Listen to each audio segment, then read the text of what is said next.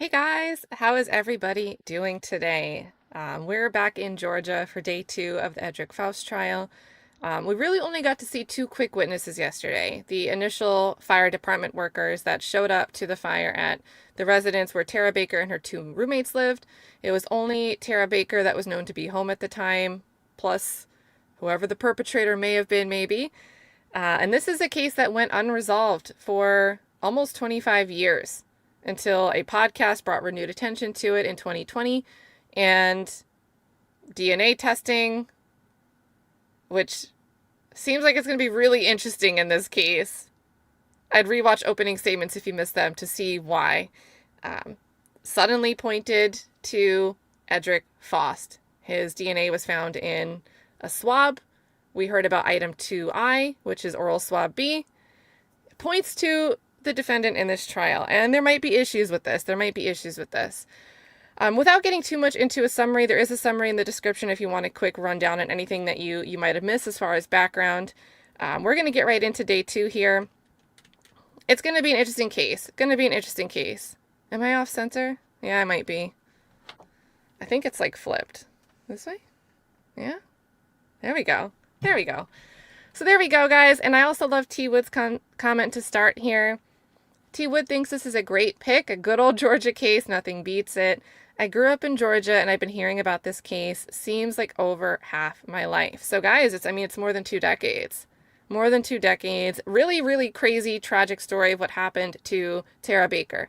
So, it seems like not only was she raped and murdered, but she was found in a burning room. The fire was so hot it was burning through the sheetrock and through the roof. So really, really horrible crime.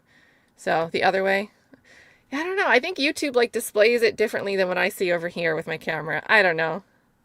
I was fine. Let me go back this way. We'll just do this. We'll fix it this way.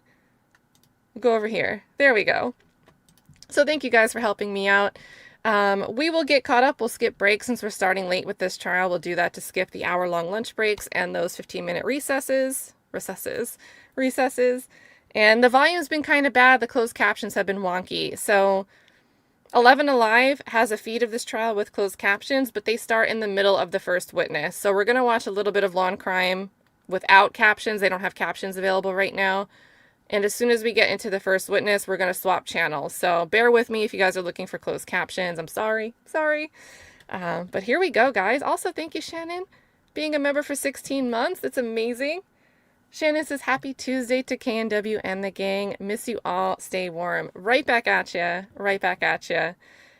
This was January 19th, 2001 is the date of the crime. So, yeah, very different world back then. We've already heard about dial-up internet, and it's not the type of 2001. It wasn't that you could just go see what somebody's Facebook or Instagram or Snapchat activity was to see where they might have moved throughout the day, throughout the night, throughout any timeline that's in question.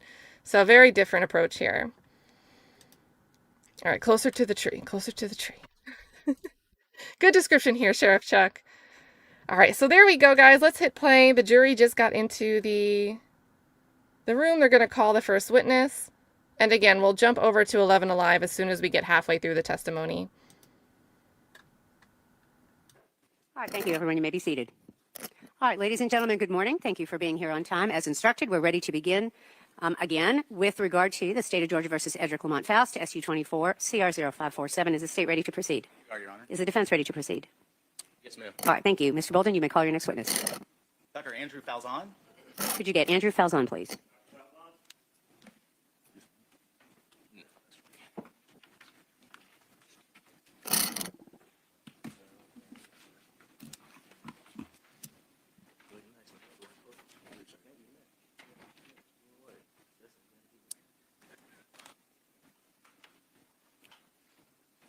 Sir, if you could raise your right hand, please. Do you swear or affirm your testimony in the matter pending before the court shall be the truth, the whole truth, and nothing but the truth, so help you God?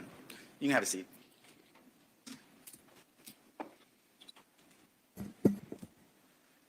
Sir, if you could state and spell your name for the record, please. Sure. My name is Andrew. Last name is Falzon. Falzon. And Sir, where are you currently employed? I am currently employed as a consultant pathologist with Mater Dei Hospital in Malta, Europe.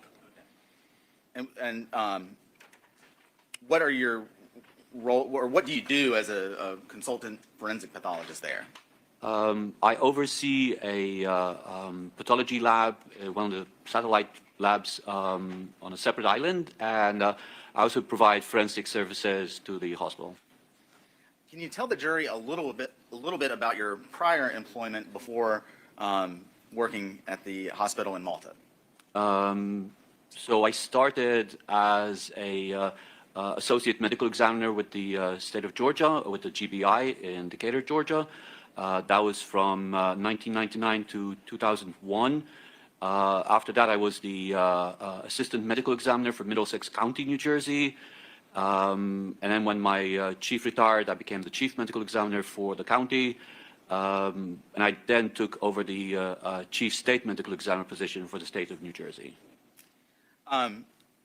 Throughout your career, has it been part of your job to conduct autopsies when requested by law enforcement or otherwise? Yes. Approximately, if you know, over the course of your career, how many autopsies have you performed? Over 3,500 postmortem examinations. Can you speak a little bit to your professional experience? I graduated as a doctor of medicine and surgery from the University of Malta. I did a rotating internship there. I then started a master's degree program at the University of Mississippi Medical Center, and I graduated with a master's degree in anatomy in '92. I then enrolled in a pathology, anatomic and clinical pathology residency program at the University of Mississippi, and following that I did a one-year fellowship in forensic pathology at the University of Alabama, Birmingham. Have you also had an occasion to teach in the area of pathology and forensic pathology? Yes, it did. Can you speak just briefly to that, sir? I usually, whichever locality I'm working at, I teach forensic pathology to various classes, usually undergrad classes. Do you serve on any boards, sir? As the chief state medical examiner, I served on the domestic violence fatality near fatality review board, and also the child fatality review board, both the state board and the suicide subcommittee. I still serve on the suicide subcommittee of the child fatality review boards. Again, briefly, do you have trainings and certifications in the area of forensic pathology? Once I completed my training in pathology, I took the American Board of Pathology certifying exams. I am board certified in anatomic, clinical, and forensic pathology. Have you spoken at conferences related to the area of forensic pathology? I've presented at mainly at the National Association of Medical Examiners meeting, you know, on any research that myself or the office was conducting. And have you previously testified in court before as an expert in the area of forensic pathology? Yes, I have. Do you know how many times? Over 100 times, mainly in the state of New Jersey, but also in the state of Georgia. Your Honor, at this time, the state would tender Dr. Falzon as an expert in the area of forensic pathology. All right, any objection by the defense, or would you like to voir dire the witness? No objection, Your Honor. All right, thank you. This witness is declared an expert in the area of forensic pathology. You may continue. Thank you, Your Honor. Dr. Falzon, I'd like to turn your attention back to January the 20th of 2001. Just to be clear, where were you working at that time, sir? At that time, I was working with the Georgia Bureau of Investigation in Decatur, Georgia.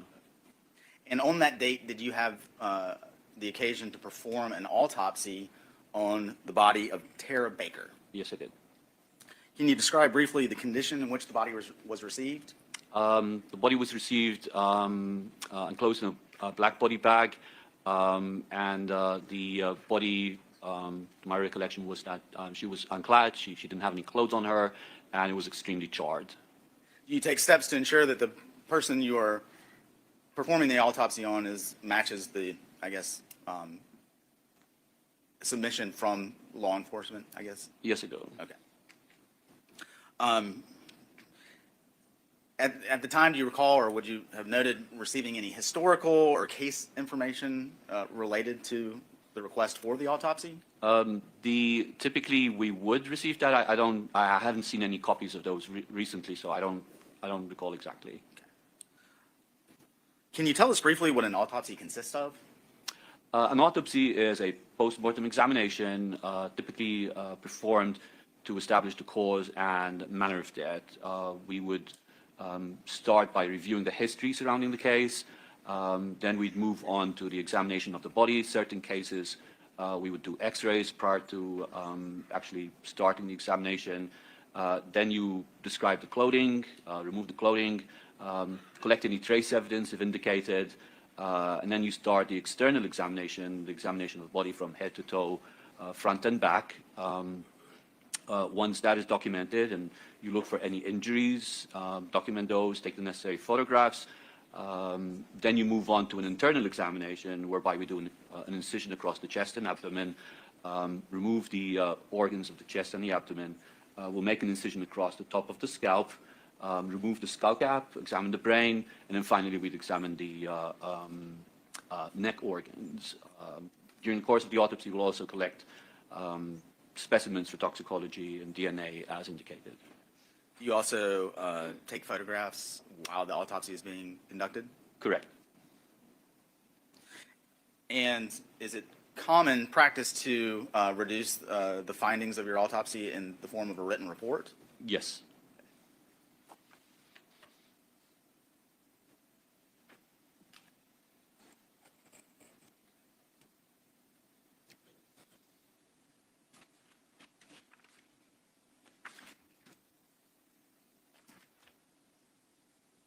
I'm so ready to switch to the feed with closed captions. Dr.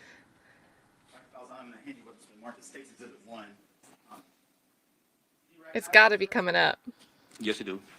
What is State's Exhibit 1? It is a copy of the autopsy report drafted and signed by myself. Is that the autopsy related to the case involving Tara Baker? Correct. I move to tender State's 1 at this time, Your Honor. Any objection, Mr. Cruz? No, ma'am. It is admitted. Dr. Falzon, I'm going to go through your report kind of sequentially as it's outlined in State's Exhibit 1. Let's talk a little bit about the receipt of the body. I think I kind of just touched on this earlier, but if you could speak to what your report reflects as to how the body was received.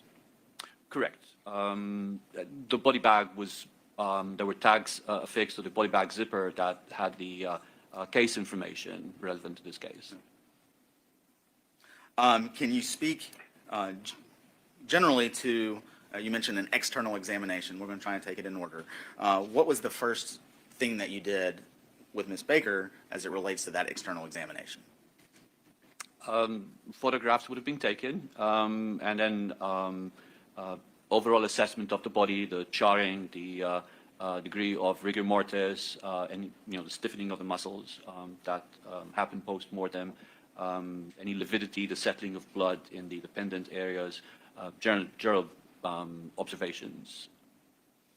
Let's talk a little bit about the injuries that you noted to Ms. Baker's body, starting with those on the head and neck, sir. Can you describe those in general?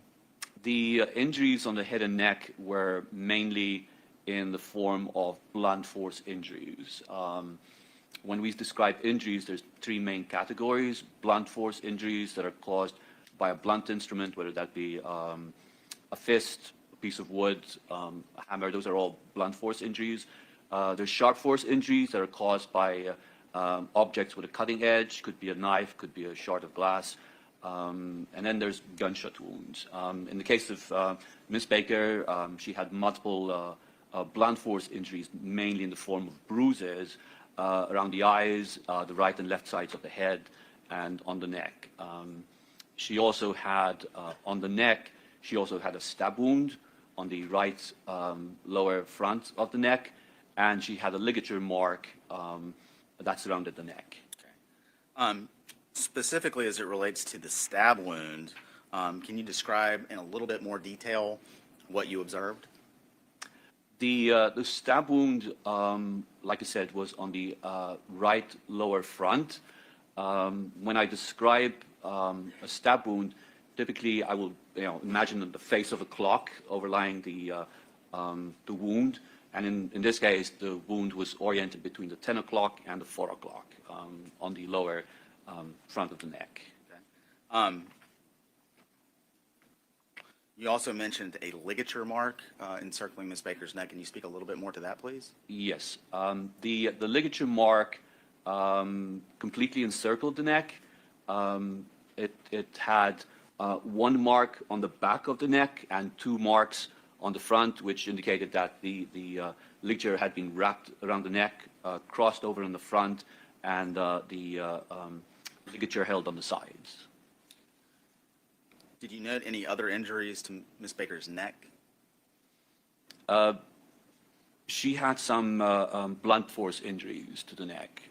Not sure if there was something specific here, if I may look at the report.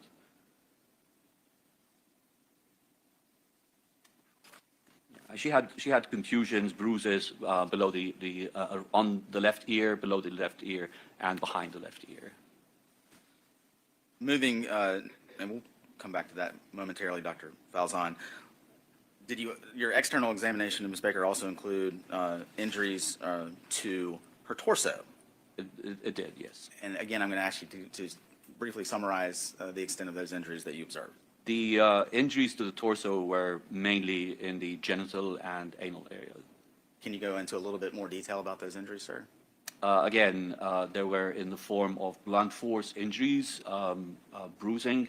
Are you guys getting, like, I'm just getting a feel that this prosecutor is really bad at asking his questions. We just had a question about blunt force injuries to the neck, and he's like, yeah, I think I recall that. Can I look? And then he's like, well, there's bruising behind low and left ear. So I guess that is kind of neck, right? I can give an exception to that. But asking a question about injuries to a torso to elicit information about what was observed in the genital and anal area, I wouldn't call that a torso area. Is that, would you? I would think of like the groin area, pelvic area.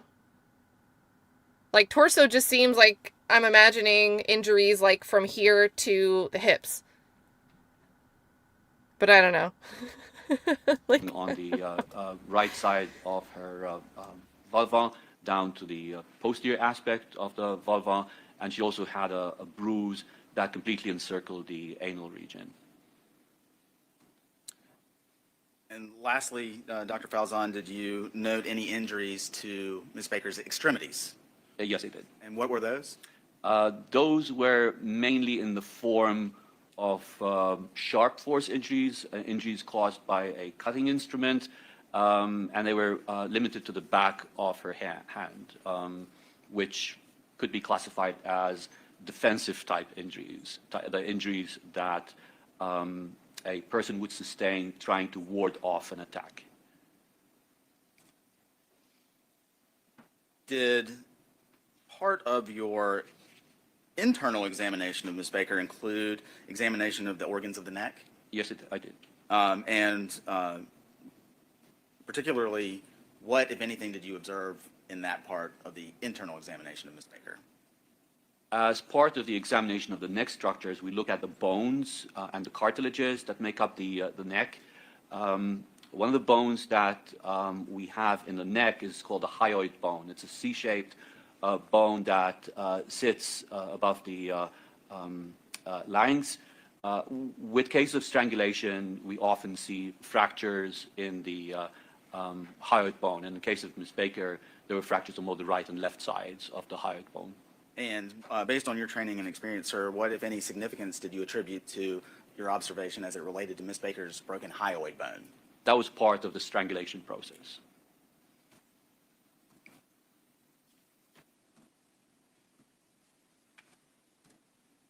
We just jumped from defensive to As part of the, an offensive.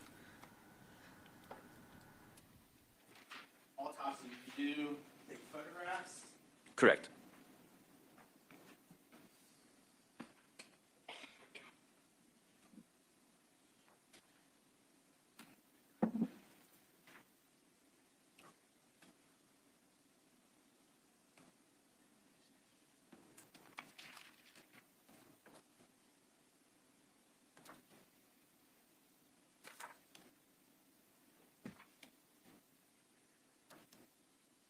I agree, positive QB. Like, my gut instinct says crime of passion.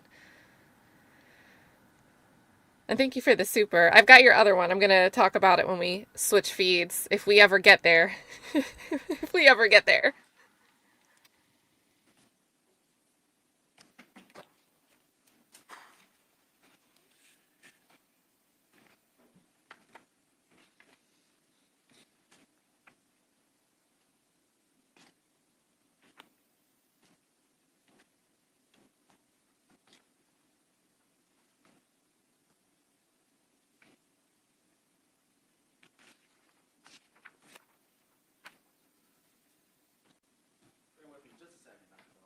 God.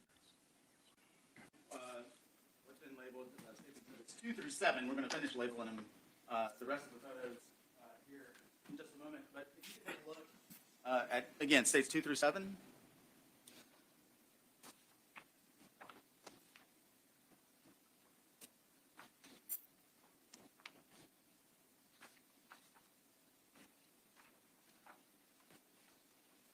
Do you recognize those, sir? I do.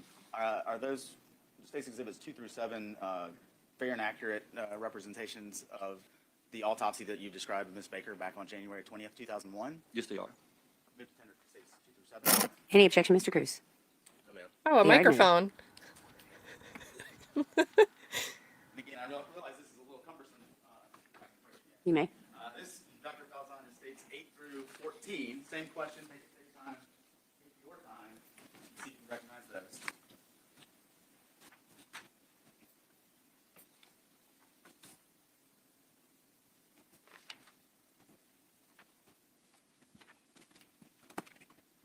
And then, You may. this is States 15 through 22. But wait, there's more.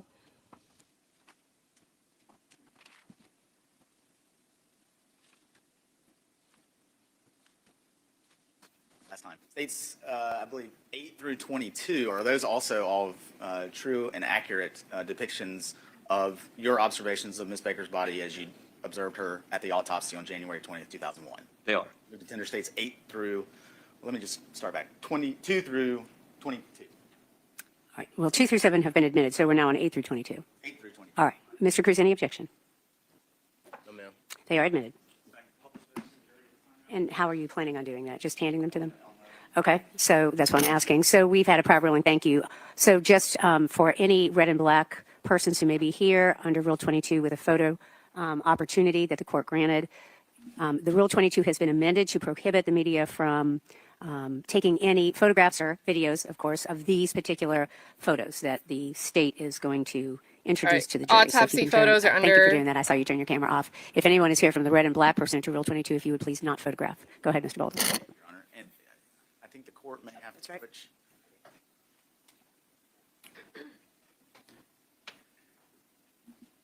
So, Dr. Falzon, you should have a monitor down there to your right.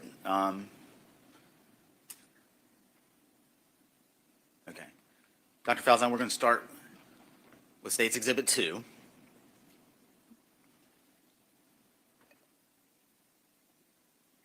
What is State's Exhibit 2, sir? It's a photograph of the body of Miss Baker as received, and it depicts the face, the torso from the chest down to the hip area, and the upper extremities. State's Exhibit 3, same question. This would depict the lower aspect of Ms. Baker from the upper chest, including the lower extremities, and you can see the charring of the body in this photograph.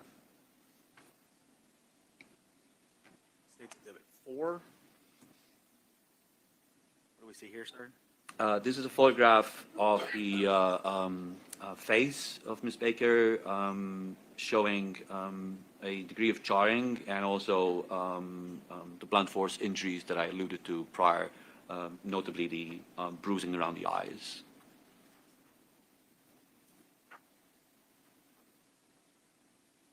State's Exhibit 5. Is that just a slightly different angle of her face? Correct. It's a slightly closer up view of the face. Same question as it relates to State's Exhibit 6. Again, closer up view, focusing mainly on the right eye. State's Exhibit 7. This depicts the left side of the face, and there's, again, jarring, and you can see there's a braided laceration, kind of like a U-shaped, inverted U-shaped lesion on the left side of the chin. State's Exhibit 8. Okay. This is a photograph depicting the left side of the face, neck, and the left shoulder, and you can see the ligature mark on the posterior aspect of the neck. State's Exhibit 9, is that just kind of a closer up photograph of what you just described? Correct, and you can see the single linear mark that extends over the posterior neck, and you can also see the bruising behind the left ear. This is State's Exhibit 10. What do we see here, Dr. Falzon? It's a photograph of the neck aspect. You can see the ligature mark on the top, which is an electric cord, and you can see the plug aspect, the prongs on the left-hand side of the photograph. And Dr. Falzon, I think you can actually, if it would be helpful, the screen in front of you, you can touch and circle things. Just to clarify what you just described as it relates to the ligature, and I think Your Honor might have to, Mr. Dickey explained that there's a, within, yes. All right. So you made some drawings on. The U-shaped, I need to erase that. Okay. But so I'm marking here the cord, and that's the prong aspect and the plug attached to the cord there. In this photograph, is the stab wound that you previously described also identifiable in this photograph? That would be... Thank you, sir. State's Exhibit 11. What do we see here, sir?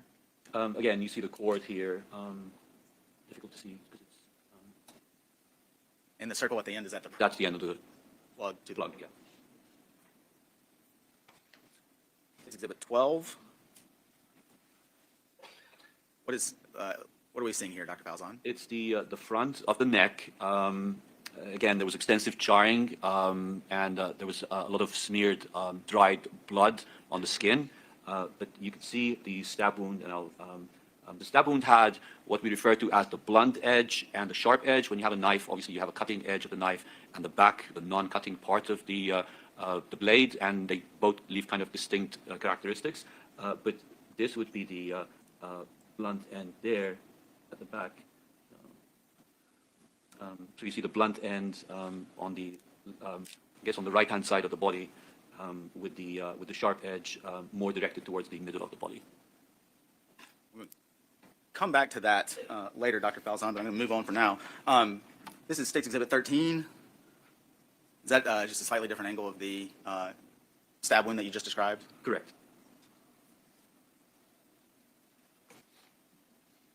State's Exhibit 14, particularly on Ms. Baker's left shoulder. Did you reach any conclusions about that area where there's no charring, sir, if that question makes sense? Right. It looks like an area of what we'd call sparing. There's no soot and charring on that area, and most likely that was where the plug was resting, kind of like protecting the skin from the soot deposition. State's Exhibit 15? Is that just a slightly different picture of different angle of Correct. Closer up view. what we just described? Okay. Okay. These are where it gets even tougher. State's Exhibit 16, Dr. Falzon, what is this photograph?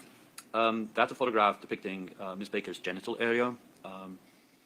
You can see the bruising. The above, this would be kind of like an area of charring, heat damage. So this is not part of the injury she sustained while she was alive. But you can also see the bruising around the introitus, the entryway to the vagina.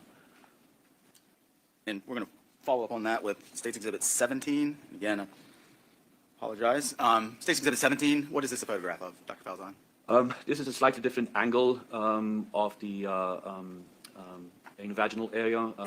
You can see a bruising that completely surrounds the anus, which would be this area here. And then you see the bruising on the right-hand side and the posterior aspect of the introitus, the entrance into the vagina. State's Exhibit 18, is that just a slightly different angle of the last photograph, sir? Correct. Almost done. State's Exhibit 19, shifting gears. What are we looking at here, sir?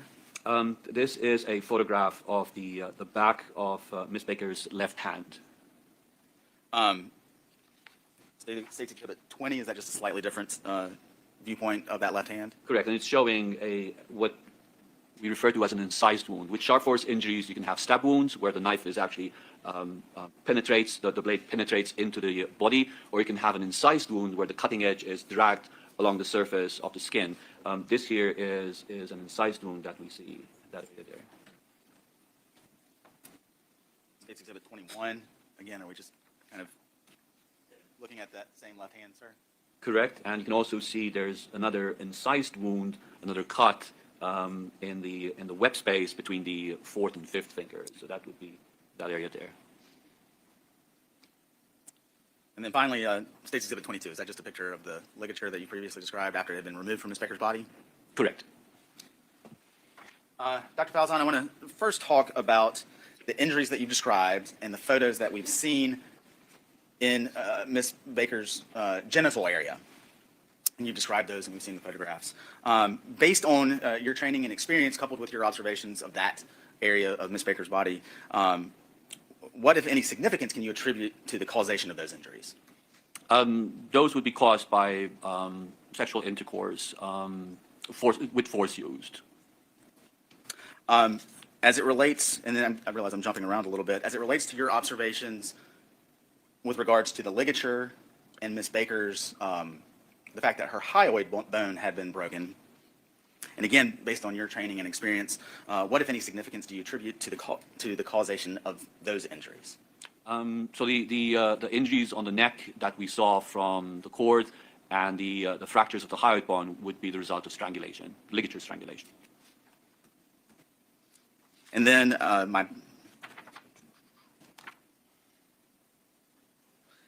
Dr. Falzon, as it relates to your observations of the stab wound that you previously described on Ms. Baker's neck and the wounds, which I believe you previously referred to as defensive type wounds, to her left hand, do you have, and again, based on your training and experience, do you have an opinion as to the mechanism by which those injuries may have occurred? Those would be sharp force injuries inflicted by a knife. Just to expand on the stab wound, because we described the injury on the skin, but once the internal examination is performed, there was actually injury to the internal jugular vein on the right side, which is a main vein that drains blood from the right side of the brain, which would explain the amount of hemorrhage, the blood on Ms. Baker's skin. And that would have been caused by a knife. Okay. And did you, were you able to form an opinion as to how that stab wound may have been inflicted?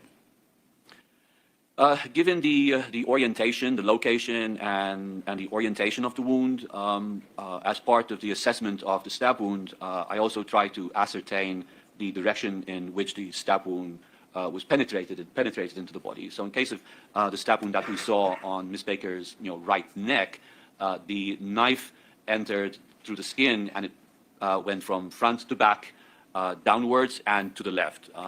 In my experience, that has often been due to somebody being stabbed with the perpetrator standing behind the victim and forcing the knife into the body cavity like that.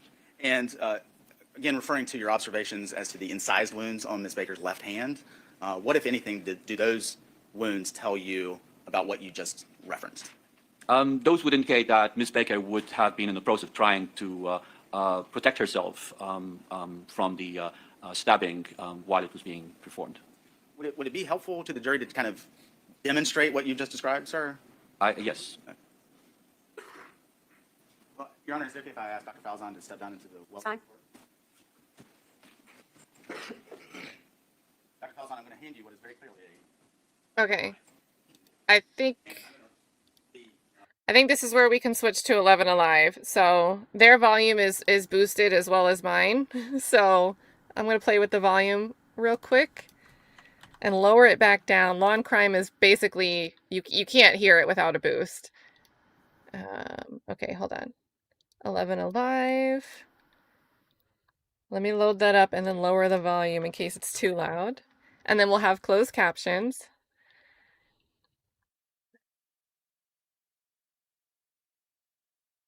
All right, so I've got that queued up, but before we get this rolling, I want to discuss something that a lot of people are asking. I don't believe there's any basis to say that Chris Melton, who seems like he's going to be a third-party culprit in this case, if the defense can introduce that, was the boyfriend, or maybe they were falling out and separating, that's also unclear, of the victim, Tara Baker, at the time of this incident. But there's been some questions, some inquiries about whether or not Chris Melton's dad was a judge at this time. That's something that I guess was being said elsewhere. We talked about it a bit yesterday as being unverified. And I don't think I don't think there's a basis to think so. First of all, this is Harold Melton, who would have been a judge of the Supreme Court of Georgia. Around this time, he was transitioning over to work as executive counsel to Governor Perdue. And before that, he was serving over in Auburn University. He's got a wife named Kim. I mean, I just don't see anything that besides the same last name that suggests that there's a relation here. So I don't think going by last name is a sufficient basis to suggest any type of relation.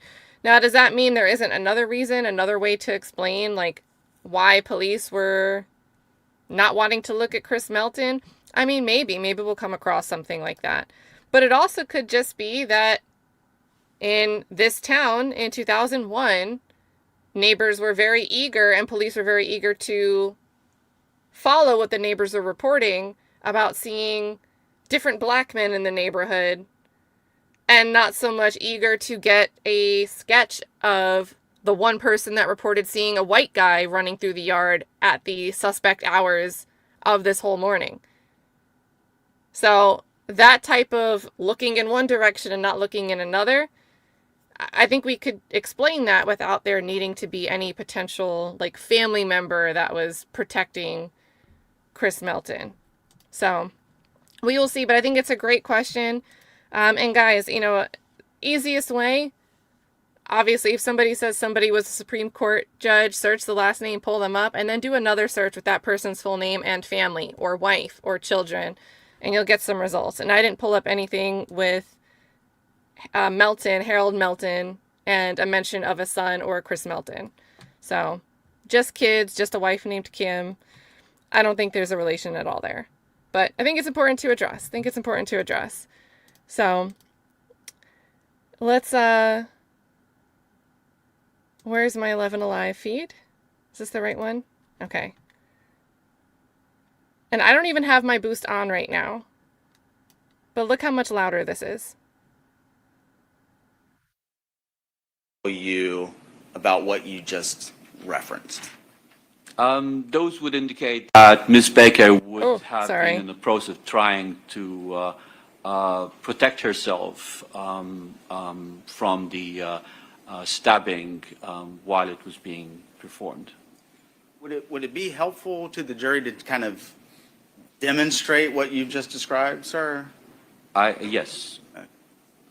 And thanks, Iceman, for clarifying that Mel's channel disproved they were related, just so you know as well.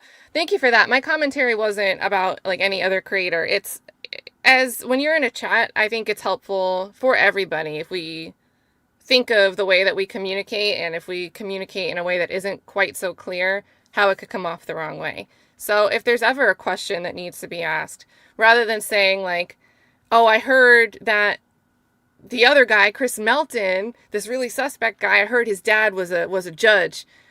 You know, maybe say, hey, I can't find anything to verify this thing that I'm hearing, so I don't think it's true. What do you guys think? The two very different approaches. Because as soon as somebody hears from somebody in the chat, I heard this, the assumption would be there's a reason they think they heard that thing and are continuing to talk about it. There's a good chance that the rest of the individuals in the chat will think it's been somewhat vetted. This person thinks that the person they heard it from is somewhat credible, or they wouldn't be repeating it. Right? It's just human nature to kind of play the telephone game like that. So if we take more caution as how we interact in other chats, I think we can prevent the telephone game a little bit. So, and there we go. Well, Your Honor, is it okay if I ask Dr. Falzon to step down into the welcome? That's fine.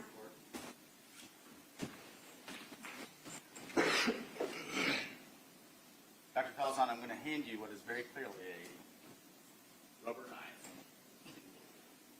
And I'm going to be Ms. Baker. And so what you just described on the stand, sir, if you could kind of describe or show exactly what you just said. So the entry wound would have been somewhere here. So with holding the knife like this, the blunt end Oh my would be God. at the 10 o'clock position, and the Look at his short face. end would be at the 4 o'clock position. And again, as it relates to the injuries to the hand, how would that, in your estimation, have occurred? So if she was trying to hold on, that would explain the cut on the space between the fourth and the fifth finger. Again, the direction would be front to back, downwards, and to the left. Thank you, sir. You guys back in.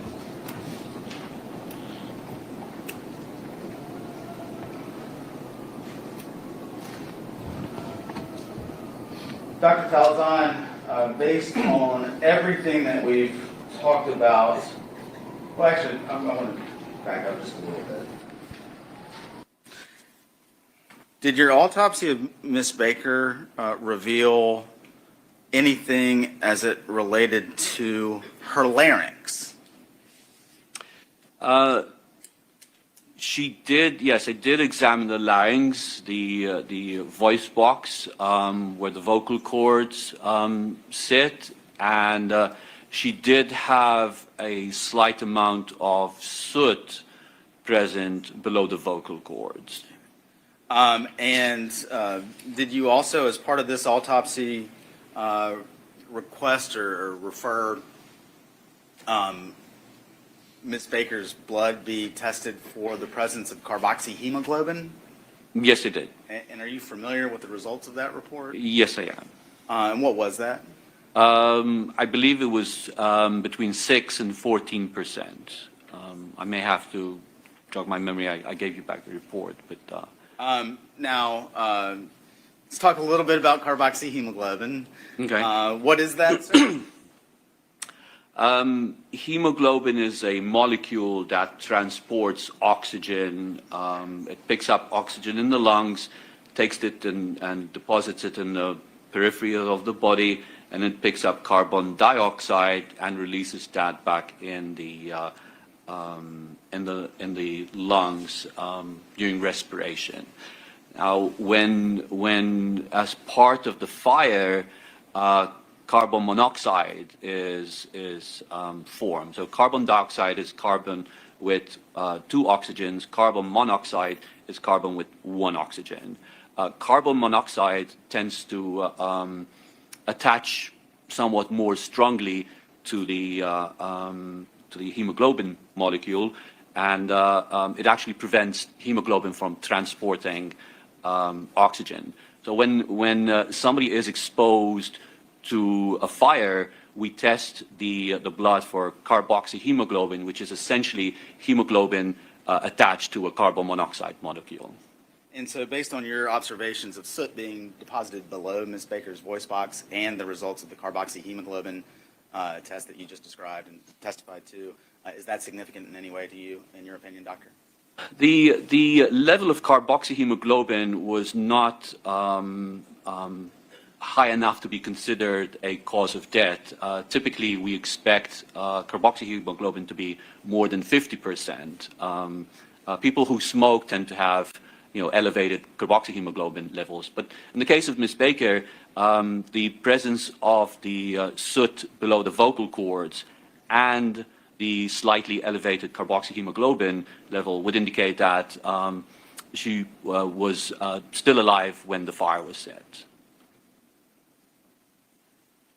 Thank you, Dr. Falzon.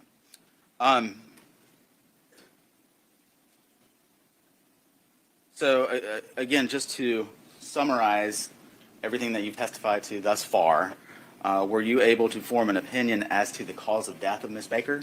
Yes, I did. What was that opinion? So she died of a ligature strangulation and a stab wound of the neck. I also described the bruising on the head, the blunt force trauma of the head. As part of the internal examination, I did examine the brain, and there was some subarachnoid hemorrhage on the surface of the brain. So the other contributory factor would be blunt force trauma of the head. Did you rule the manner of death, Ms. Baker's death, a homicide? Yes, I did. Overruled. Dr. Falzon, you mentioned that part of a autopsy may include taking an X-ray or radiograph if there is evidence of a stab wound. Did I understand that correctly? Correct. Why do you do that? When somebody is stabbed, the Yes, sir. Relevance. It's undisputed that Ms. Baker was stabbed. All right, Mr. Bolton, do you care to respond to the objection? Trying to allow Dr. Falzon to testify to everything that was done as part of Ms. Baker's autopsy. I'm going to overrule the objection. You may continue. Ask for the same courtesy during our examination, Your Honor. I'm sorry, Mr. Cruz. What do you mean by that? We just ask for the same courtesy that the Honorable State has received. When there's an objection made, I will rule on it. Mr. Bolton, you may continue. Oh my God. Do you also obtain a sample of Ms. Baker's blood? yes, I do. What is the purpose of that? That would be performed to collect the specimens to submit for testing for toxicology. And is a blood spot filter card also submitted? Yes. And All right. I'm going to sustain that objection, Mr. Bolton, if you'll rephrase. I will rephrase it, Your Honor. What other physical evidence is, I guess, obtained or submitted as part of an autopsy? To establish a reference point for DNA testing, a blood spot filter card is prepared whereby we take a filter paper card and we put drops of the victim's blood that is air dried and then submitted for analysis. Was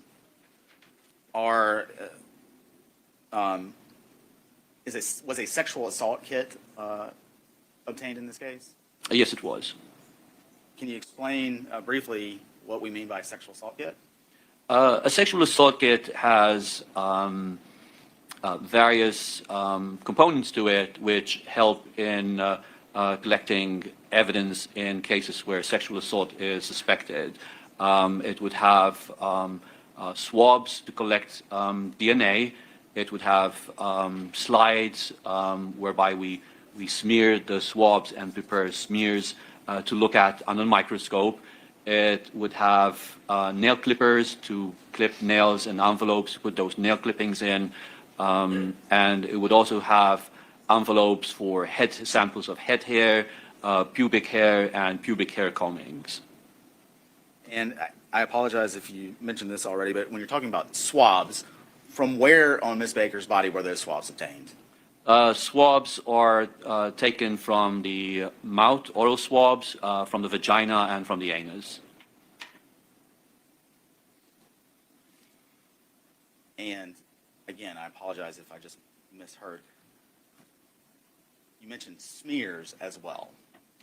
How are those smears created? The smears are created from the swabs. So we put a Q-tip with a cotton tipped end, and that would be inserted in the cavity, the oral cavity, the vagina, the anus.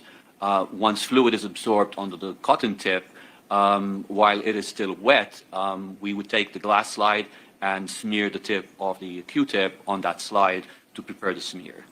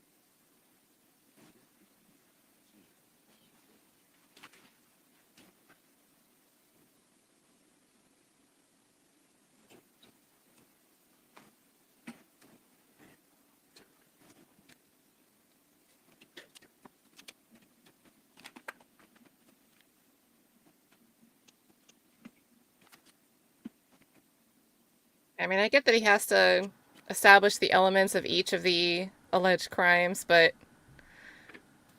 I mean, we've got the contusions to the genitals. Ladies and gentlemen, I'm going to ask that you go into the jury room. Don't discuss the case. This is a good time for a bathroom break. We will be with you shortly. Oh, here we go.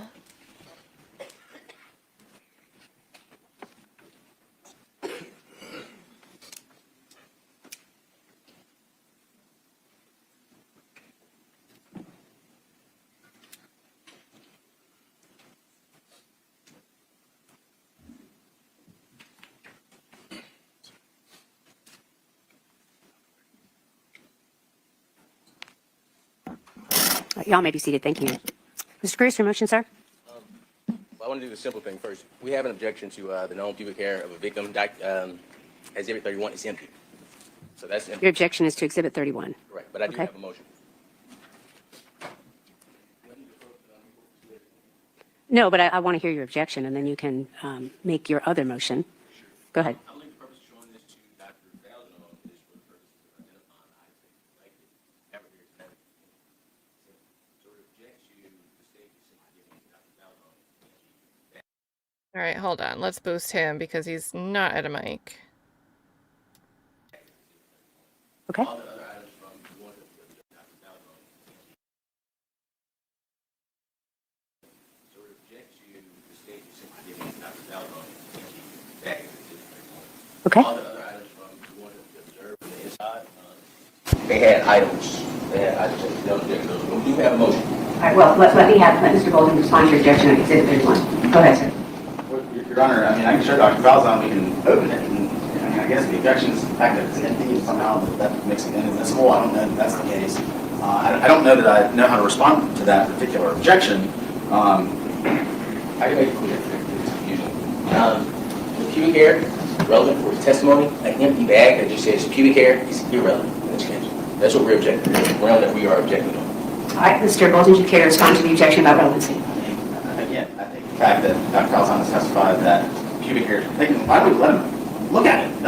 Because I mean, Mr. Cruz's assertion that it's empty, I honestly had not opened the bag, so let's allow him to do it. We can do that momentarily. I'd like to hear the motion. Sure. All right, that's fine. We'll hold off on Exhibit 31's objection. Go ahead, sir. We're moving to suppress the oral swabs due to chain of custody. In this case, it has been stated that oral swabs, vaginal swabs, and anal swabs were taken. We have the chain of custody report. The chain of custody report says that only 2 oral swabs were taken. I assumed that that was pretty much an error on the chain of on the custodian because Ms. Bigham, 2024, conducted a test on these swabs, and it was determined. It went to a company in California to do this test, and it's something we'll address on cross-examination instead of using a company here in Georgia.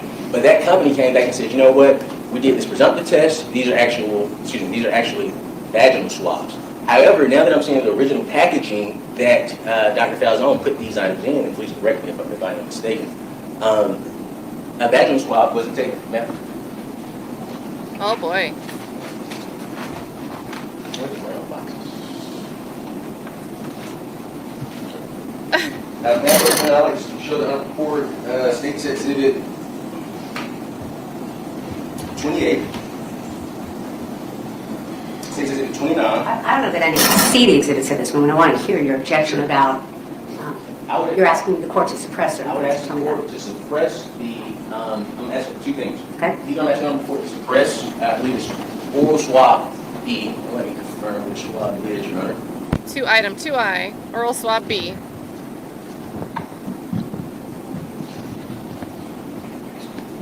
Court's indulgence. Look at the prosecutor, the DA shaking his head. LL Fool J.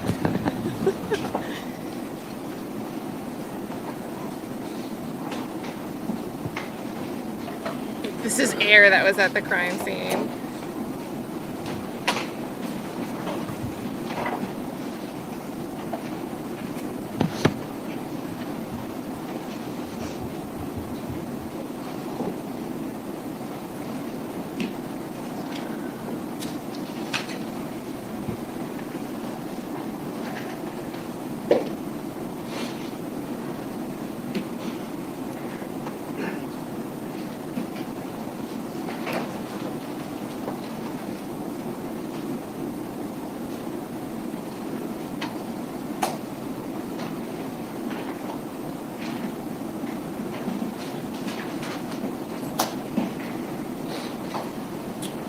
So one of these are labeled as item 2I. Court, give me a second to identify item 2I.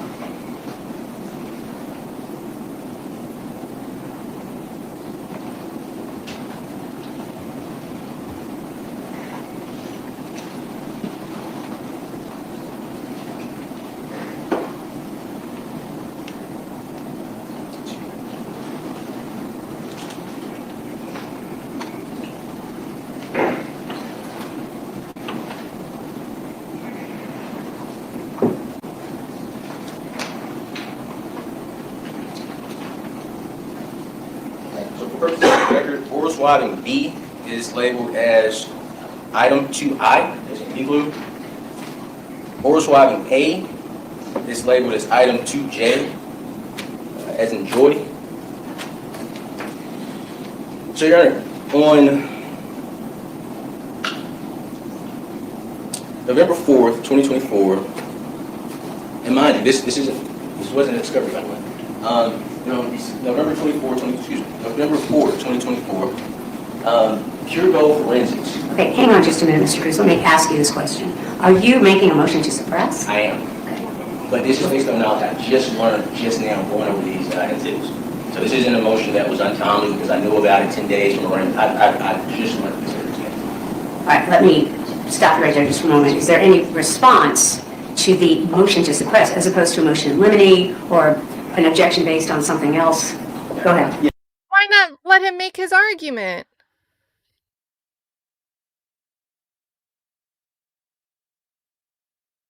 Yes, I would object to this being characterized as a motion to suppress. Well, Mr. Cruz, we've had hearings going back for months. We've discussed making any physical evidence available to him to inspect, and we would have done so at any time. He never asked. He asked in court, but never followed up with that. This evidence we would have gladly shared with Mr. Cruz at any point had he actually asked, but he did not. I don't think what he's asking this morning. Oh my God, this Again, court. I don't know a motion to suppress at this point. I don't know what legal grounds he's asking that to be suppressed. He mentioned chain of custody. I think that argument is more of a weight versus admissibility issue. It's very hard to respond when I don't understand exactly what is being asked of the court. All right, thank you. Mr. Cruz, let me ask you this question. With regard to this motion you're making now, is it, as you stated earlier, about the issue of the chain of custody? Correct. All right. I'm making a ruling right now that that is not a motion to suppress issue. You are entitled to cross-examine this witness. I'm not saying that, a chain of custody issue can necessarily suppress something from coming in at all, but you should allow an attorney to make the argument on why they believe the chain of custody issue, it undermines the credibility so much so that a motion to suppress a specific piece of evidence should be granted. And the judge is just like, nope, off the board. She's acting like there is no pathway to make a legal request for a motion to suppress based on chain of custody. Well, and I bet if he tries a motion in limine, it'll be denied anyway, but just saying. Or any witnesses with regard to the chain of custody, and I'm not going to allow it. Judge, If you have an objection to something else about the admission of this evidence, I will hear it. Judge, motion to suppress, motion to eliminate, the phrase is irrelevant. No, it is not, Mr. Cruz. Well, forgive me, Your Honor. The state, when the chain of custody issue is raised, the state has the burden to show that that this evidence is the same evidence that was collected and that it wasn't tampered with. The issue we have is that both of these items, from Dr. Falzon, Dr. Falzon, both of these items were collected by him and labeled by him. There's going to be testimony in this trial 24 years later that, actually, one of these is a vaginal swab. Dr. Falzon, as you've heard from his testimony, is very careful. He's very diligent. It sounds like he takes his time and does his work the right way. So we're moving for the state to even show a chain of custody for these items. Meet their burden to show a chain of custody for these items and that they were not tampered with. Or we ask them on the court to exclude any mention that oral swabbing B is a vaginal swab, because from what I'm seeing for the first time today in court, it is not. Your Honor. All right, Mr. Cruz, I'm going to overrule your objection, and I'm going to deny your motion, and I'm going to make the statement that the complaint that you're making in the form of an objection and the request to make a motion is certainly appropriately addressed by cross-examination. You have every right to cross-examine any witness with regard to chain of custody, with regard to the issues of tampering, anything that is relevant to the evidence that's being offered. You have every right to cross-examine with regard to those issues. And so that's the reason I'm denying your objection. And All right, so the state did not have notice of this because, the defense did not have notice of this because the state, in their response to this request for a suppression, was like, if he wanted to know this, we knew about it, but he didn't ask us. And under Brady, it's not an issue of, well, they didn't ask us. If it's something that could be exculpatory, you're supposed to turn it over. So if there was an issue that could compromise something that you're relying on very heavily for your case against the defendant here, Edrick Faust, you should put the defense on notice. So this is crazy. Jim enters the building, happily angry lawyers here. So we have a medical examiner on the stand. Medical examiner, the state wants to introduce a bunch of exhibits. One of them is a baggie that's an empty baggie. It's supposed to have had a pubic hair in it. They have an issue with that specific exhibit. They object to that exhibit. But then the defense attorney also says there's a separate motion. He's got these two different bags. And he's saying, look, we think there's a chain of custody issue. We found out that on November, even though this medical examiner seems like he was diligent, he collected everything, he did the swabs, he put them in the baggies. It was fine when they moved along. Fast forward to 2024, Miss Bingham, who we keep hearing about, sends these swabs out for testing in California. And they're sent out as if they're oral swabs. 2 oral swabs were taken, and 2 swabs were sent to California for testing. The lab in California is like, hey, these are actually vaginal swabs. And the defense attorney is like, this isn't something I could have put the court on notice and asked in advance because I'm only coming across this information today with these exhibits that the state's about to ask this witness about. So I have a motion to suppress item 2I, the Oral Swab B, that is a match to Edrick Faust, because we have no idea of this chain of custody. And the defense was like, hold on. The judge is like, defense, hold on. Are you making a motion in limine or a motion to suppress? And he's like, a motion to suppress. And she said, well, hold on, because I'm going to give state, what's your response to that? And the judge said that chain of custody apparently can never be the basis for a motion to suppress. Wouldn't even let him argue the issue. So we've got 2 issues. We've got 2 issues happening here. And one thing I will agree with the judge on, if I was sitting in the jury box, I think it'd be advantageous. Like, I get why you'd want to have this suppressed. But at the same time, if I'm sitting there in the jury box and this guy who seems to be very good on cross-examination from the little bit that we've seen so far, I think he can eat this issue up and get it in front of the jury that this oral swab, the big damning thing that they have against this defendant. Some lab was like, hey, this isn't an oral swab. I think that can be really compelling. So, I don't know. But still, as a legal issue, not making this guy make his argument, letting the defense make their argument for their motion, like, just let him make his argument. It's just nasty work. It's nasty work.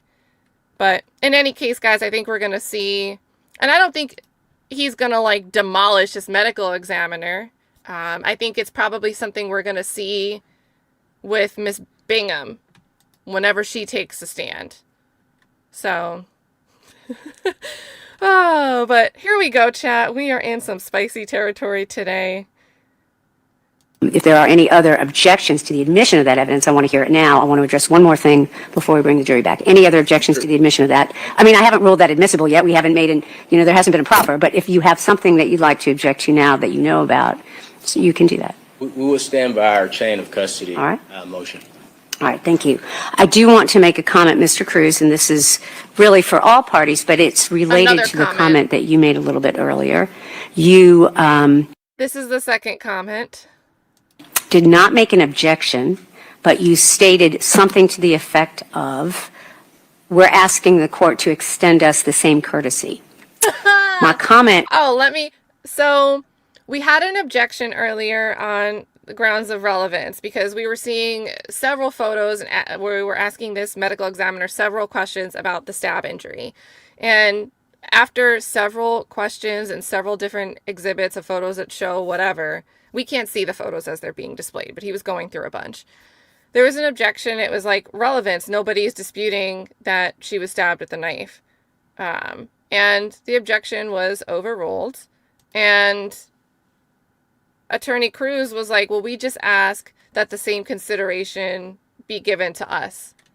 And I thought it was spicy when he said it, but I understand why he said it. And now she's making a note to address it while they're off the record, while they're outside the jury's presence anyway. So if you missed this morning, that's what she's talking about now. it's related to the comment that you made a little bit earlier. You did not make an objection, but you stated something to the effect of, we're asking the court to extend us the same courtesy. My comment to all parties, but particularly to you with regard to that comment, is this. That comment about the court's behavior is not appropriate in the manner in which you said it. The court makes rulings of law, not courtesies. The court extended, Mr. Cruz, you a courtesy this morning. It's an issuance of deference and fairness. And the court can take courtesy as a consideration. Put a 1 in the chat if you've ever heard a judge say, as a courtesy, before saying they're going to allow something. When you were 20 minutes late. I knew why you were late, and I extended you that courtesy. That's a courtesy. But in terms of this trial, and in terms of making comments in front of the jury, the only appropriate comments to be made are not comments. They are objections. They are proper examination questions, cross-examination questions, things of that nature. And the court will respond to proper objections. Any comment on the courtesies of the court or fairness or things of that nature that are not in the form of objections need to be made outside the presence of the jury. And that's my statement. Yes, ma'am. Thank you. Anything else before we bring the jury back in? Your Honor, if we could have just maybe a minute for us to take a restroom break. All right, why don't we be off the record until 11:15? That's about 12 minutes. All right, we'll be in recess until then. Thank you. Oh my gosh. This is a cursed trial already. And I can lower this back down a little. Oh, geez. Cough room hacker. Let's see. We are not very punctual here. Cruz? Yes, ma'am. All right, thank you. You may bring the jury in. All right.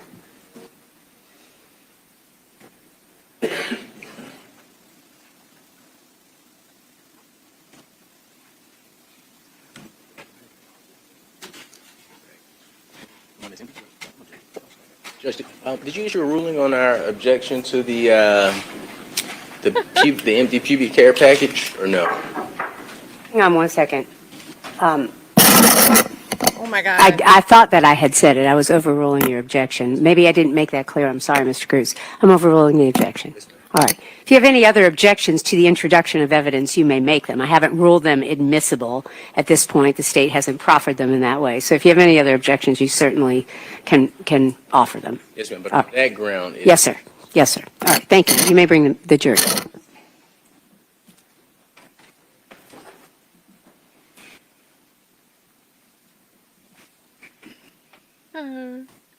Are you convinced beyond a reasonable doubt, Mavka?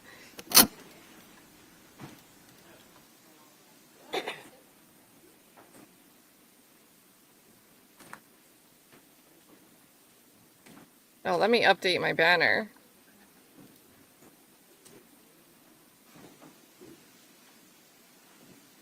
Two objections, overruled. Professor same deference, chastised for that. Please be seated. Mr. Bolden? Thank you, Your Honor. Excuse me, Dr. Falzon. I think we were talking about the collection of the sexual assault kit. Is that right? Correct. Okay. I am going to, if I may approach the witness, Your Honor. I think, Dr. Falzon, this is State's Exhibits 23 through 33. That's all right.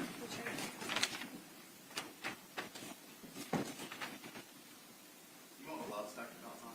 Sure.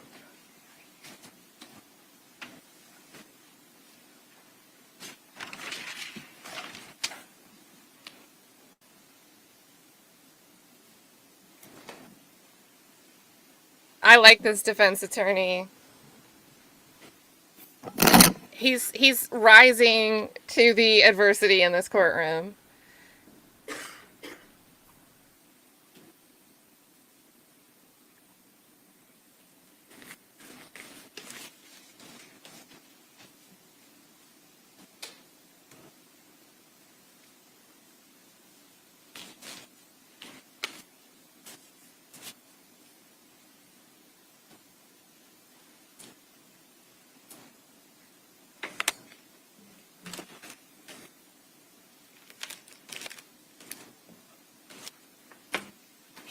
Dr. Falzon, let's start with State's Exhibit 23. Yes. What is that, sir? It's a clear plastic box with a label marked with the case information, and it's marked fingernails left hand.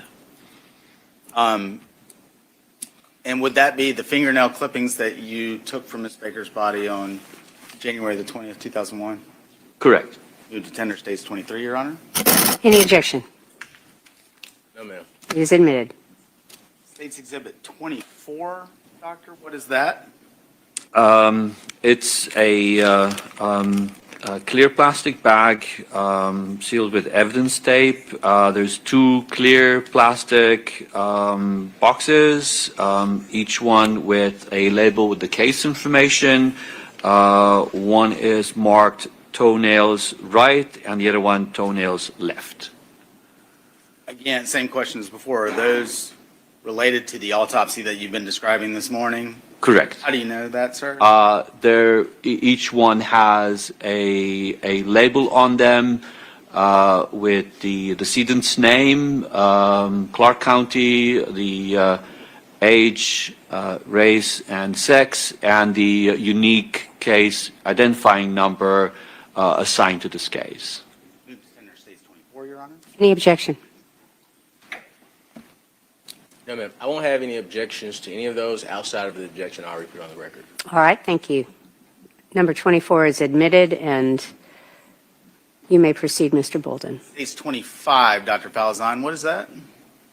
25, it's a white paper envelope sealed with evidence tape, and the label with the case information, and this one is marked Oral Swabbings B. And again, same question. Is that related to the autopsy that you performed on Ms. Baker on January 20th, 2001? It is. Move to tender State's 25, Your Honor. All right, and based on Mr. Cruz's assertion, is that right, sir, that there's no objection? Outside of my prior objection. All right, then it is admitted, thank you. And that's number 26? 25. 25. All right, 25, thank you. Go ahead. State's Exhibit 26. What is that, Doctor? Same white envelope with evidence tape and the unique case identification information. And this one is marked Oral Swabbings A. Move to tender State's 20. Now I've forgotten. 26, Your Honor. 26. Mr. Cruz, any objection, sir? All right, it is admitted. State's Exhibit 27, Dr. Falzon. What is that? White envelope, red evidence tape, label with the unique case information, and this one is marked rectal swabbings. Move to tender States 27. Mr. Cruz, any objection, sir? No, ma'am. It is admitted. States 28, what is that, Dr. Falzon? State Exhibit 28 is a brown cardboard folder, has a label marked with the unique case identification information, and this one is labeled.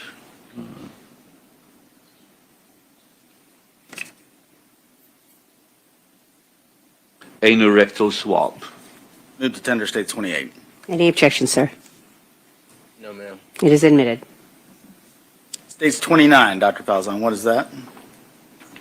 29, again, is a cardboard folder with the unique identification label, and this is marked auto swab. Move to tender States 29. Any objection, Mr. Cruz? No, ma'am. It is admitted. That was 29, yes. 29, is that right, Dr. Yeah, Falzon? yeah. Okay, good. States 30, what is that? 30 is a white cardboard box, again, marked with the label with the unique case information. And this one is marked vaginal smear. Move to tender States 30. Any objection, Mr. Cruz? No, ma'am. It is admitted. States 31, what is that, doctor? A clear plastic envelope with the label with the case information, and this one is marked known pubic hair of victim. Move to tender States 31. Any objection, Mr. Cruz? 31, the same one. Yes, ma'am. The same objection I put on the record. All right, and thank you. Any further comment by the state? All right, I'm going to overrule your objection. Your objection is noted. It is admitted over objection. States 33, Dr. Falzon, what is that? 33 is a clear plastic envelope marked with the case information, and this is the combings, pubic combings of victim. Move to tender States 33, Your Honor. Mr. Cruz, any objection? No, ma'am. It is admitted. Is that everything that I handed you? Did we do 32? Oh, 32? Did I skip that? I apologize. States 32, I got ahead of myself. What is States 32? Clear plastic bag marked with case information, and this is marked known head hair of victim. Move to tender States 32, Your Honor. Any objection, Mr. Cruz? No, ma'am. It is admitted.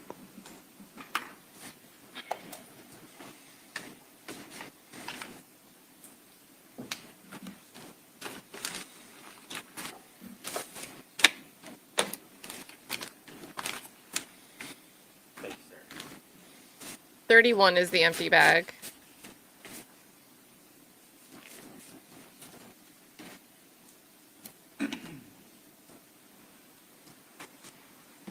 I'm going to not go through all of those pieces of evidence, Dr. Falzon, but I want to start. This is States 30. There's the sticker. I think I can zoom in. States 30. Again, what is that, sir? This is a cardboard folder and marked with the case information, and this would contain the glass slides with the smears of the vaginal, taken by the vaginal swab. How would or was States Exhibit 30 created? The first we do the swab. So like I mentioned, you have the Q-tip, swab the that we insert into the orifice, in this case the vagina, to collect the fluids on the swab. Once that is removed, we take the glass slide and we rub the cotton tip across the glass slide to transfer cells from the Q-tip onto the smear, onto the slide, and thus creating a smear. Thank you, sir.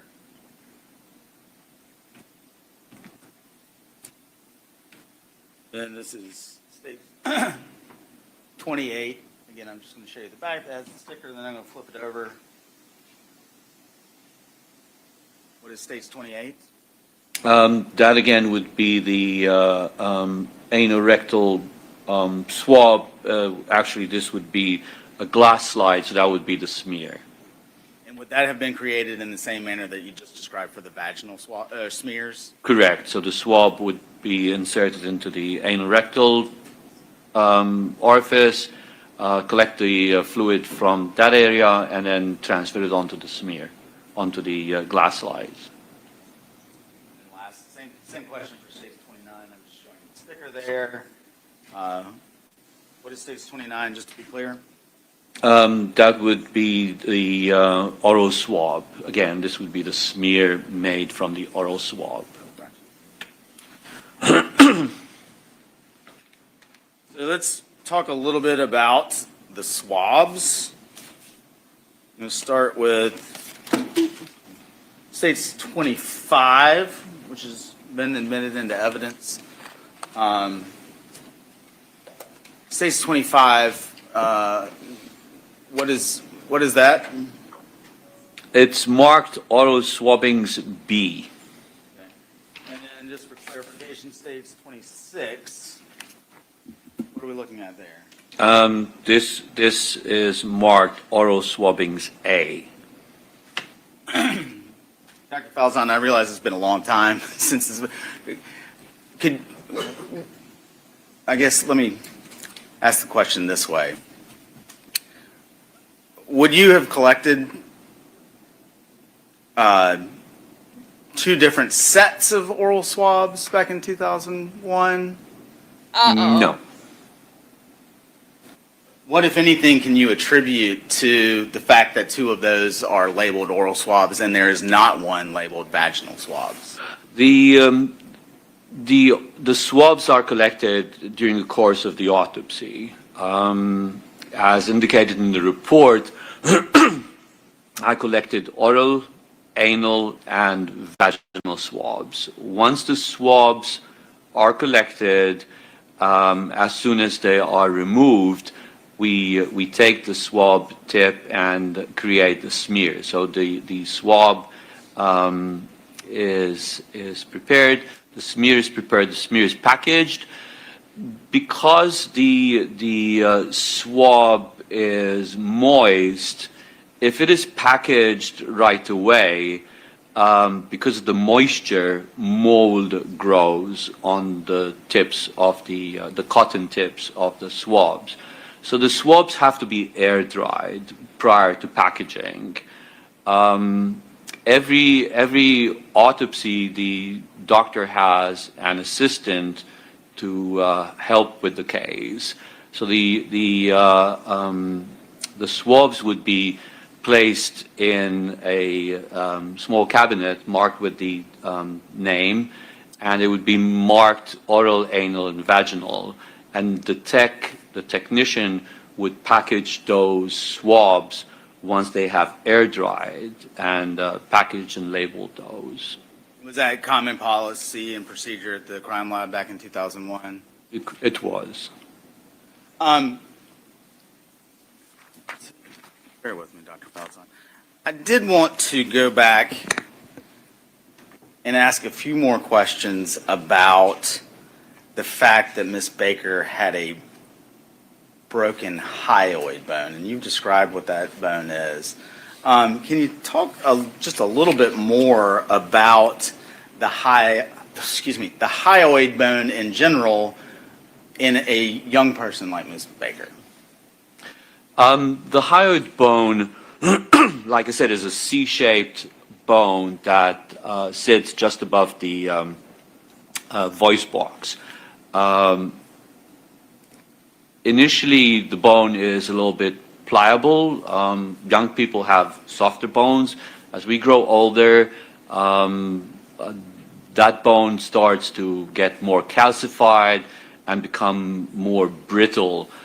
So in younger people, you're less likely to see fractures of the hyoid bone as opposed to older people.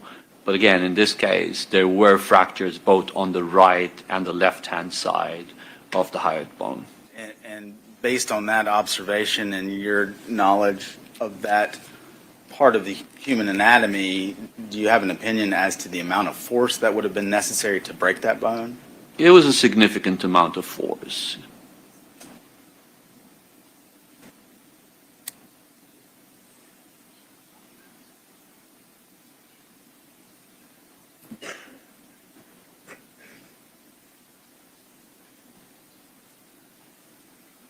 And to follow up on that a little bit more, Dr. Falzon, you've described the ligature previously and the ligature marks on Miss Baker. Now, with the hyoid bone as well, do you have an opinion as to, and again, taking into account all of your observations from Miss Baker's autopsy, do you have an opinion as to the manner in which that strangulation with the ligature occurred? Like I said earlier, the ligature encircled the entire neck, so it passed from behind, looped in the front, and then the ends of the ligature held on each side. And anything about the existence of those defensive wounds on Miss Baker's left hand that we previously described, is that significant in any way as to your findings related to the ligature? I wouldn't say to the ligature. It's more in relationship to the stabbing. stab wound. I understand. Dr. Falzon, those are all the questions I have for now. Mr. Cruz will have some questions, sir. Mr. Cruz, cross-examination. Thank you, Your Honor. Whisper, whisper, whisper. May I move the podium, please? You may, absolutely. I think he's polite. He uses his manners.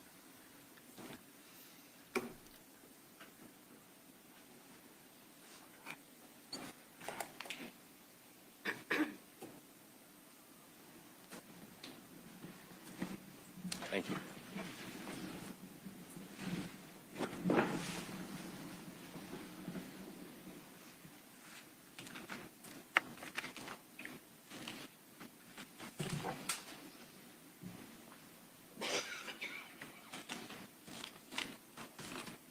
Good morning, Dr. Falzon. Morning. My name is Attorney Ahmad Cruz. I have the privilege and honor of representing Mr. Edrick Faust. Do you recall you and I speaking previously? I do. Okay. Would you agree with the statement that Ms. Baker had a height of approximately 69 inches and weighed 113 pounds? Correct.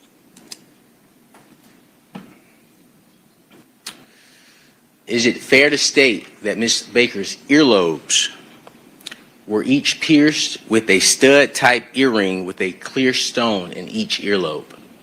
Correct.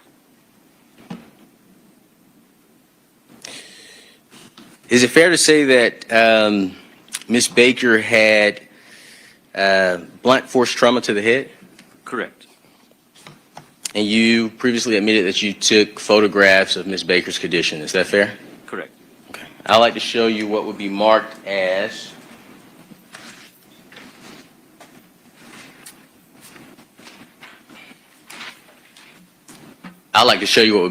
Defense Exhibit 5.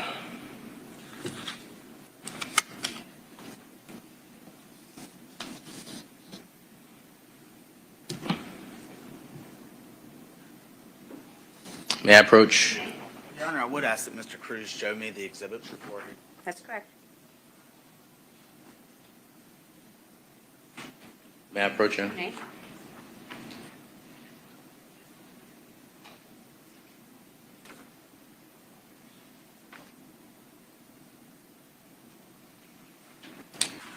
Is that photograph a fair and accurate depiction of Ms. Baker as you saw her? Yes, it is. Okay. Does that photograph, does that photograph appear to be altered in any way? Not to my recollection. I can't say that I think it's an altered, no. That's fair. Are those injuries consistent with the injuries that you witnessed on Ms. Baker? They are. Okay. Your Honor, I would move to admit Defense Exhibit 5 into evidence. Any objection? No, Your Honor. It is admitted. May I approach Dr. Falzon?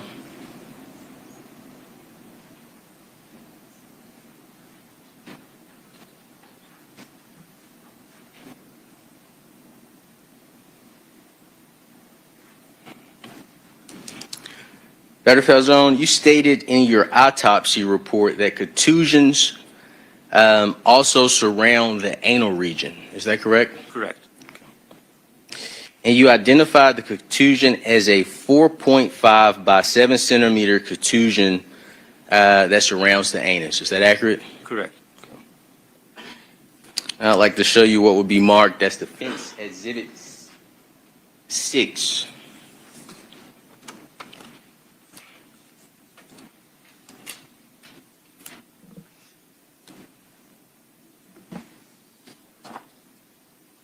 Let the record reflect that I am showing the state what has been marked as Defense Exhibit 6.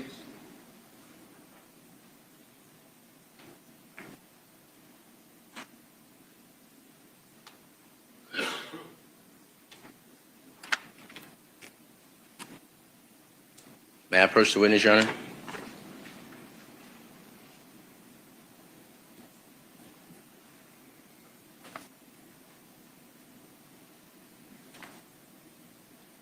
Let the record reflect that I've provided Dr. Falzon with Defense Exhibit 6. Dr. Falzon, do you recognize those photographs? Yes, you do. Okay. Is it fair to describe that there are 2 photographs of Ms. Baker's anus and 1 photograph of Ms. Baker's upper body, chest to head? Correct.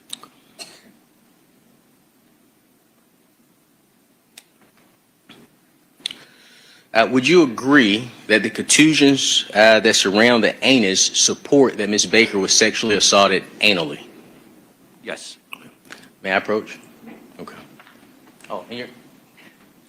Your Honor, I move to admit Defense Exhibit 6 into evidence. Any objection? No, Your Honor. It is admitted.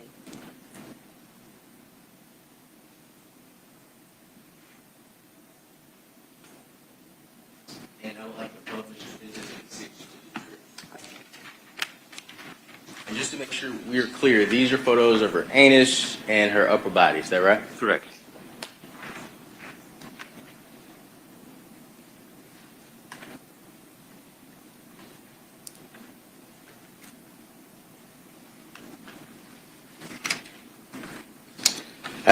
The state spoke with you about the packaging on state's exhibit. May I see those exhibits? Are those the exhibits still introduced?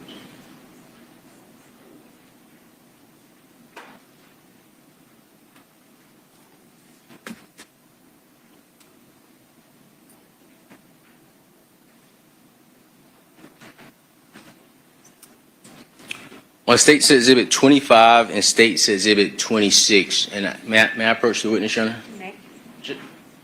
Just to refresh you on what those are.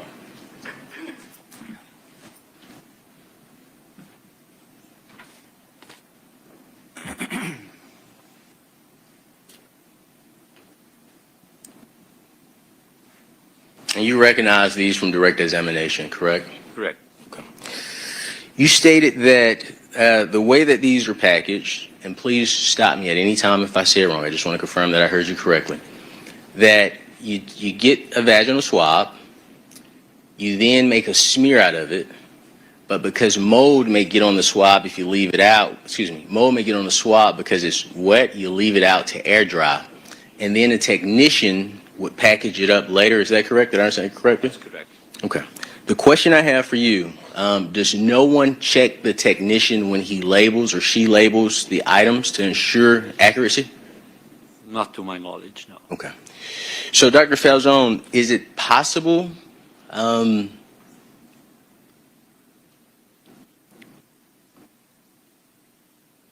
ask you this way. if no one checks, how do we ensure what's in either package? It should have O, A, and V in front of each and every swab, the respective swab. If it's checked. Obviously, it wasn't done correctly in this case. Correct. Are you aware that it is extremely important to collect and store swabs a certain way if DNA is involved? Correct. Okay. And is it fair to say that if it's done incorrectly, it could affect the results of any subsequent DNA testing of those items? Absolutely.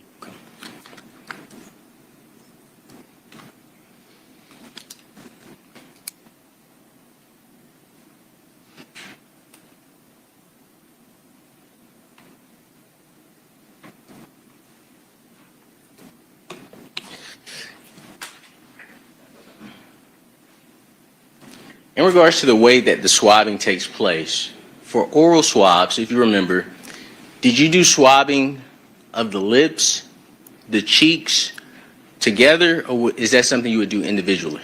It would be done individually. So we would put the swabs in the space between the cheek and the teeth, and then insert it into the mouth, or into the oral cavity. So one swab would start with teeth. Say that again one more time for me, sorry. In the space between the cheek and the teeth, and then insert it into the oral cavity itself. Okay, but we don't do the area in front of the teeth and the lip. No. Okay. So teeth and cheek and oral cavity, I'm assuming, is just Inside the mouth. Excellent. Thank you.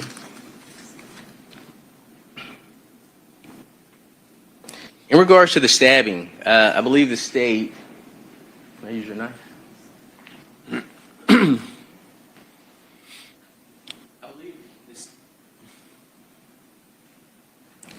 I believe the state asked you to do a demonstration of your opinion of the way the stabbing took place. Correct. Is that the only way Ms. Baker's stabbing could have occurred? Given the direction of the wound, that is the most plausible explanation for that. I don't know if you had any other, explanations that I could assess as to whether they're plausible or not. Well, I may have one. Okay. But the question that I'm asking now is the demonstration that that was performed on direct, is that the only way that the stabbing could have happened? I mean, there could be other ways. I mean, if you had a left-handed individual, So I'm left-handed, face to face, and if I was to do it this way, we would get the same result? Essentially, yes. Right.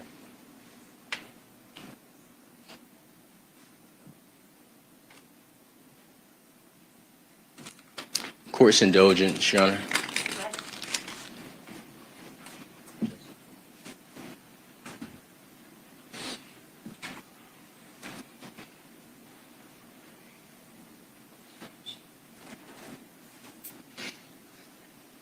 I think his glasses suit him well.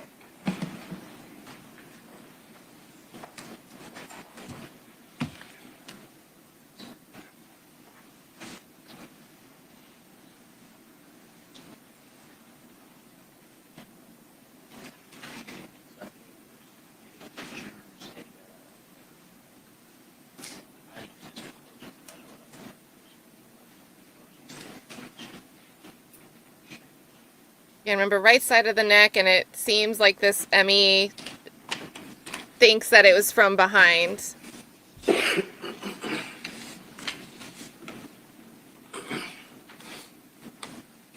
Just to confirm, the next exhibit, would that be Defense Exhibit 7? Yes. Okay, thank you. Dr. Falzon, I'd like to show you Defense Exhibit 7 and Defense Exhibit 8. Oh, I don't have a banner up, sorry.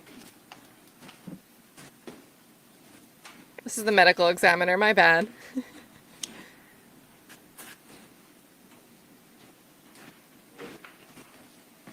May I approach the witness, Your Honor? Let the record reflect that I'm showing Dr. Falzon what has been marked as Defense Exhibit 7 and Defense Exhibit 8.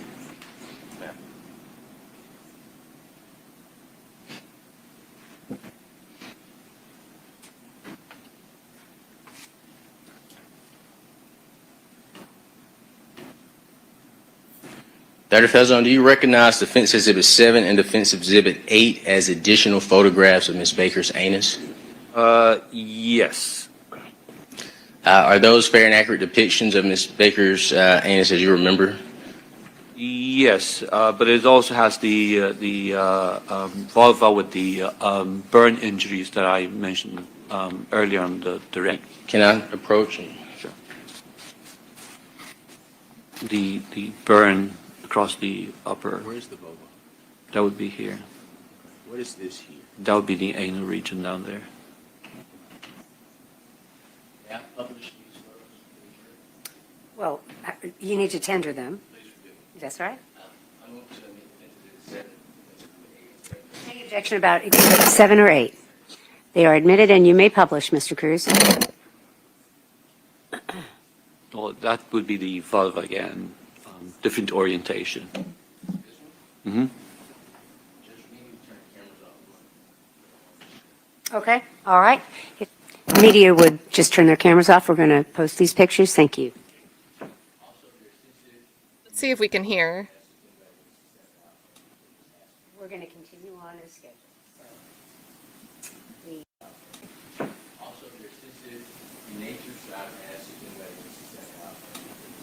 We're going to continue on as scheduled.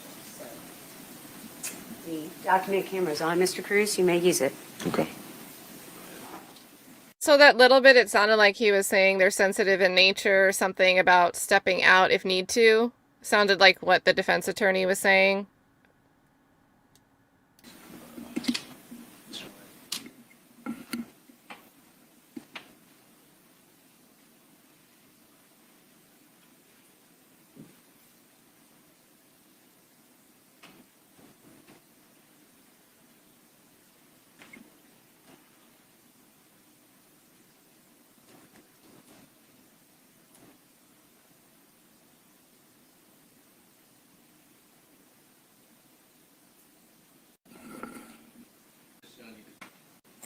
Is it already on the screen?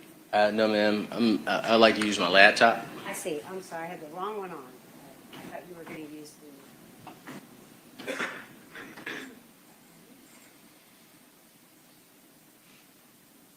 I thought you were using that machine. Hang on just a minute now.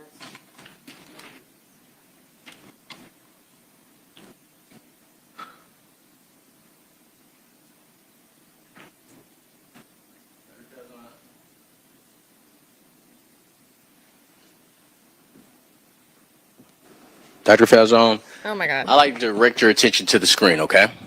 I believe when you were on direct examination with the state, and can you look over here, Doctor, just so I can point to it for you? Just bring the resolution down. Just make it just a tad bit smaller. A little bit bigger. A little bit bigger. A little bit more. All right, about right there. You mentioned that this area was her vagina. Is that right? Correct. Her introitus, yeah, the vulva. Okay. And you said this area here is her. Anus. And this would be above her pubic area where the purple area is. That's a post-mortem burn artifact. Okay. So the question I have for you, and I may need to use another exhibit if you don't see it, is it possible that she would have pubic hair around her anus but no hair around her vagina? Okay. I have no other questions for this witness, Your Honor.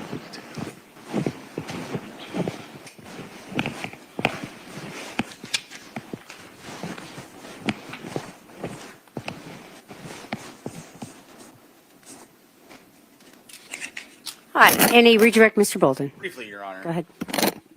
Are they going to let us back in? Dr. Okay, there we go. Falzon, I think in connection with Defense Exhibit 6. Thank you.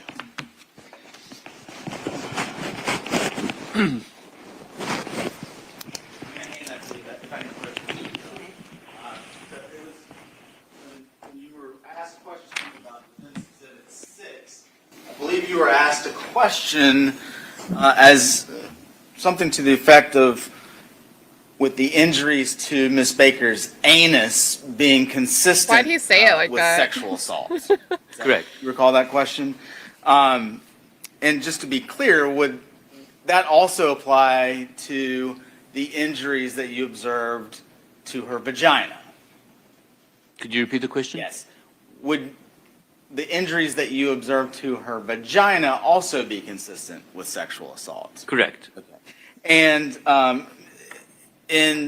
as it relates to either of those, does a sexual assault necessarily indicate that there's going to be the presence of any physical evidence recovered on that sexual assault kit? Not necessarily. What could be some reasons why that might be, sir? I mean, one would expect to find DNA related to semen, but there may not be semen present there. I mean, the individual may not have ejaculated, a condom may have been used, a foreign object may have been used, so there's multiple explanations as to why DNA may not be recovered. And are you familiar with the idea of, or the, I guess the phenomenon of drainage, sir? Fluids travel by gravity. Okay. So, yeah. That's all I was asking. Thank you. And then also on cross. Wait, was that question to try to address the like anal swab? Because we heard during opening statements that gravity is going to explain a swab from the anus.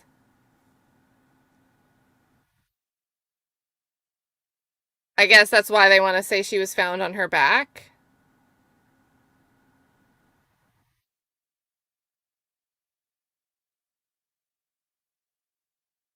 Examination, you were asked if the labeling of the items, the question that I heard was that the labeling affects the results of the DNA testing.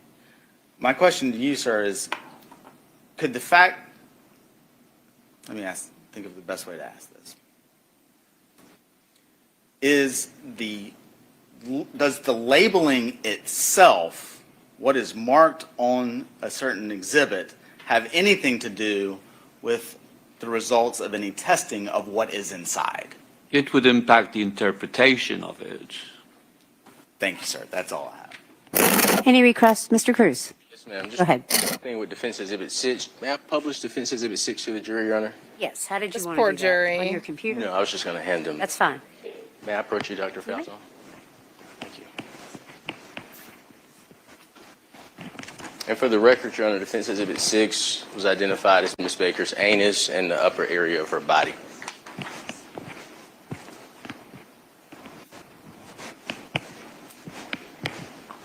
But otherwise, Your Honor, I thank you. I have no other questions for Dr. Falzon. Thank you so much for your service, sir. Thank you, Mr. Cruz. Mr. Bolden, any other questions of this witness? May this witness be excused.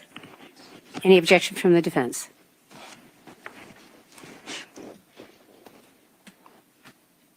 No objection, Your Honor. You are free to go, sir. You may call your next witness. State calls Katie Lahnstein. Did you get Katie Lahnstein? Thank you.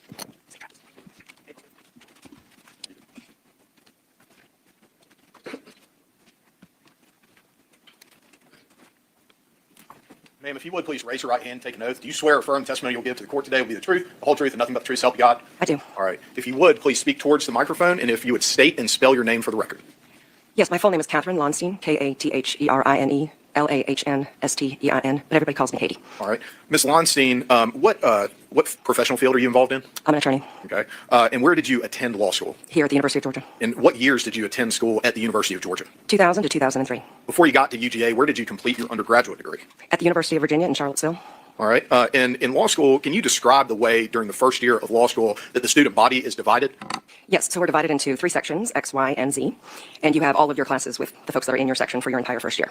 And while you were in law school, did you ever meet an individual named Tara Louise Baker? Yes, I did. Okay. And when did you meet Tara? Very first day of law school, we were in orientation, and that was the moment. And so when you say that was the moment, it seems like it was a quick friendship. Can you talk to us about that? Yes, literally from that moment, Tara and I and another woman named Jenya became very good friends. I don't remember many moments of law school after that we weren't together, studying, walking, anything. All right. So can you explain to the jury kind of the academic rigor involved in that first year of law school? Yes, exhausting. You are in class 5 to 8 hours a day, then you are studying another 5 to 6 hours a day. If you're lucky, you sleep some, eat some, but it is one of the hardest things I've ever done in my entire life. That experience, and in particular, sharing it with the same people in every class, did you find that to increase or impact the way relationships were forged at all? Yes, you form these bonds through the stress that you're going through. You're all learning the same thing, you're all studying the same things, and you're all exhausted in the same way. People would form friendships that would turn into marriages. People would form friendships that turn into lifelong friendships. It's just unlike anything I've been through before. It's like being in the trenches, I suppose, although, I don't know other way to describe it. All right. And so would you say that you would you characterize your relationship with Ms. Baker as falling into that category of relationships?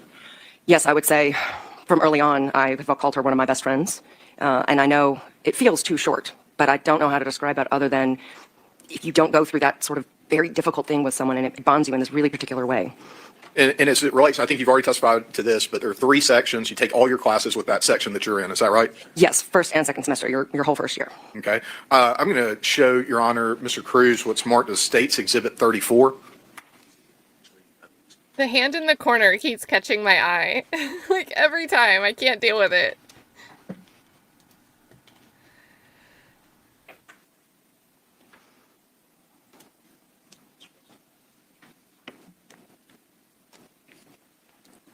Yeah, my bad. I had it on a higher Your speed Honor, I ask because for permission to approach the witness and then continue to move freely through the well of the court as I question her. I thought it was going to So be I'm like seeing a handy stick an expert witness at first. Take a look at that. Once you've had a chance to review it, let me know. Yes, I have seen it. Okay. I've looked at it. Do you recognize it? Yes, this is the schedule from our second semester, so in beginning of January 2001 here at law school. Mhm. Does that appear to be a fair and accurate depiction of what your schedule was for that semester of law school beginning in January of 2001? It does. Judge, I move to tender State Summary 4 at this time. Any objection, Mr. Cruz? It is admitted. And, Your Honor, I'm not going to necessarily ask to publish this to the jury at this point, but I'm going to hand it back to Ms. Lahnstein. As it relates to Fridays for y'all, did y'all have classes on Fridays? Yes. All right. And what classes did you have? We had property tort and civil procedure. Okay. And property, was that the first class of the day? Yes, All right. And what time did that property class start? 9:30 in the morning.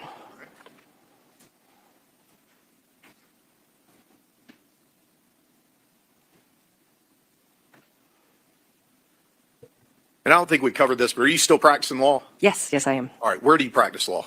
I live in Washington, D.C., and I work for an agency called the U.S. International Development Finance Corporation. And so backing up now, back to January of 2001, I want to ask you about a Thursday evening, which would have been January 18th of 2001. Would you and Miss Baker ever study together? Frequently, if not every day. Okay. And so where would y'all study when you studied? So the law library always, but there are different parts of the law library. There's this sort of first room you come into that has these big windows and it's very sun-filled, but it's a more casual part where people sometimes have conversations. So sometimes you would study there if you were doing a study group or if you were just reading and it wasn't too intense. And then there's this walkway you can go through and you go into the quiet part of the library, and that's where you would go if you were studying for an exam, trying to write a paper, trying to focus. Okay. And so that evening on that Thursday, were you and Miss Baker studying together? Yes, we were in the quiet part of the library. Okay. And as best you recall, I recognize as we sit here, it's been over 25 years since that night.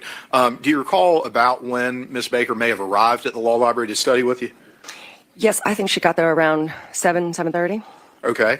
And do you recall what y'all may have been working on? I believe it was a paper. It was definitely more than just like marking our law books because we both had our computers. So I believe we were writing something. And I know it sounds early because it was early in the semester, but that's just law school for you.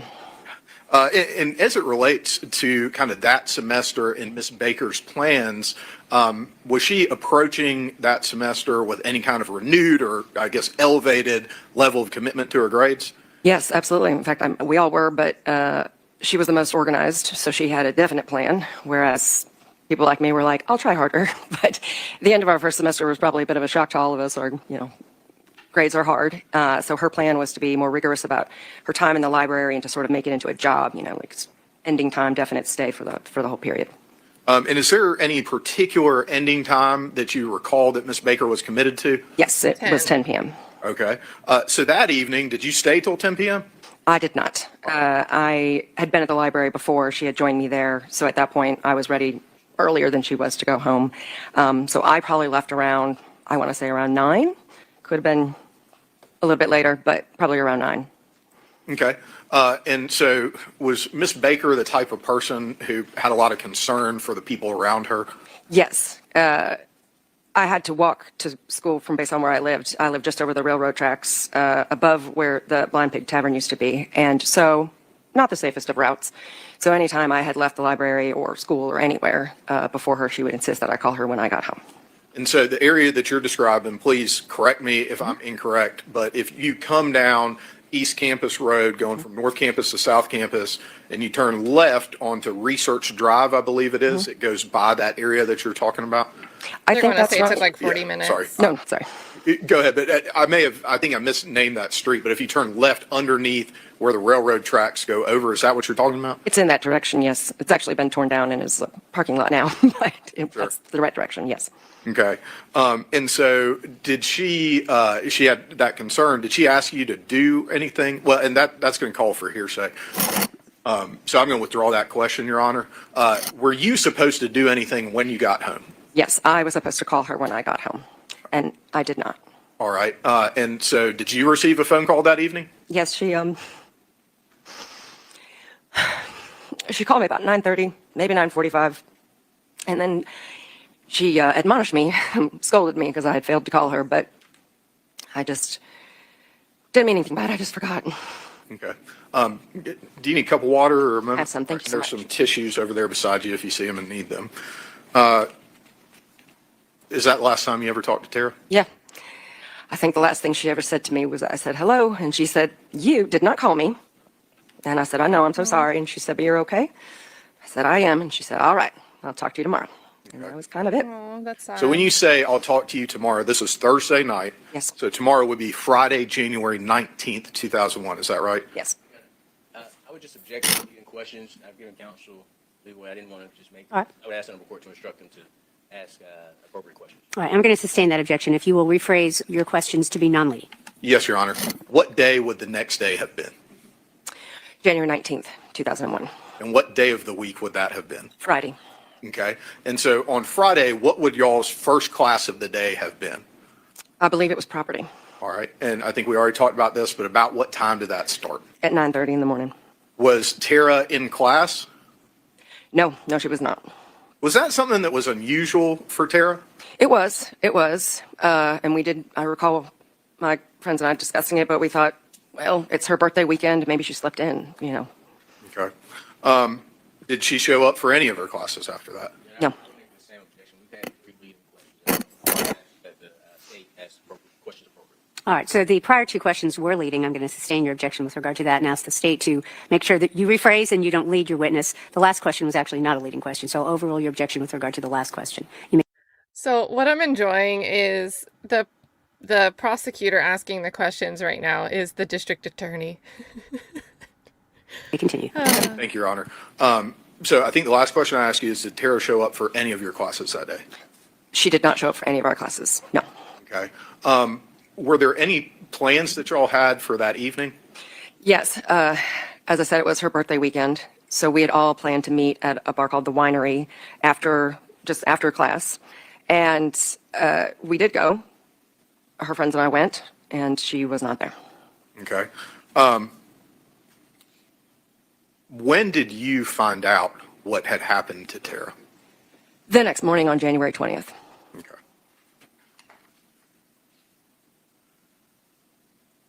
How is it that you learned about Tara's murder? A friend of mine from law school named Jim Davis called me, and he said, Katie, I'm so sorry, but Tara's died. And I yelled at him, and I was very mean. I told him he was not funny, and then I hung up. What did I do? on him. There we go. And then I called our friends. We called them The Eric's hand, because they guys, the hand grabbed me. That's what was happening. It was like yoink. lived in the same house. So I called the Erics, and one of them answered. And I said, Eric, Jim has said the most insane thing to me. And he said that Tara died. So I need you to go get your paper and tell me he's wrong. And he did. He went out, and when he came back onto the line, he was just very shaken. And he said, Katie, I'm sorry. She died. I don't remember her. Any response, Mr. Yellowman-Shilley, with regard to the hearsay objection? Ms. Lahnstein, I think the court's Not for the instruction truth. to you would be, and my instruction is that please don't talk about in your answer anything anyone else said to you. Fair enough. Any objection? Continue. I apologize. After that, I asked the friend that I was with to get me a newspaper. So that person did purchase me a newspaper. And then I saw the headline, Student Slain, and then the next thing I remember is I fell down, and then I started crying, and I don't know when I stopped, but that's how I found out. I want to ask you a little more about your relationship with Tara. And I think, Jenya also seems to have been part of this group. Is that right? Yes. Okay. Would Tara share things with y'all that she didn't share with kind of the rest of the law school section and class? That is my perception, yes. Okay. Was there anything related to her last name that she shared with you that she didn't share with the rest of the law school section and class, to your knowledge? Yes, to my knowledge, this was something she kept a little more private. Her name had been Barker. It was the name of the man who was her biological father, and she had changed it pretty close to law school, from my understanding, to Baker, which is the man she calls her daddy, his last name. Okay. Were you aware of whether or not Tara was dating anyone? Yes. Okay. And who is that person, if you know? His name was Chris. I'm sorry, I don't remember his last name, but yes, she was dating Chris, and she'd been dating him for a while, as far as I knew. Did Tara, and I'm not asking you to get into anything Tara said to you, okay, but did she ever talk to you about Chris? Yes, in a very normal way. We talked about our friends, we talked about our families, we talked about our relationships.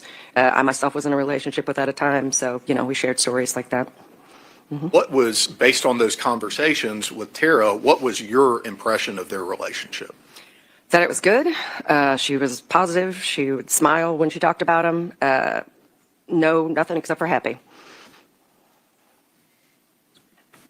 I don't have any other questions. Thank you very much, Ms. Lahnstein. Cross-examination, Mr. Cruz. Sorry for your loss, Ms. Lahnstein. Your Honor, I do not have any questions, but I would ask if we could approach. All right, may approach.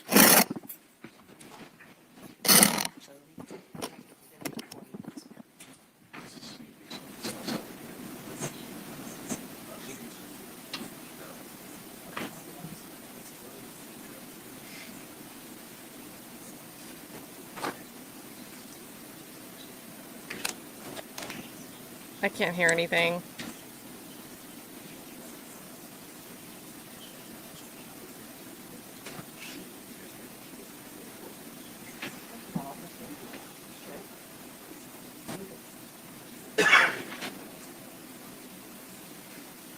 Sorry, guys.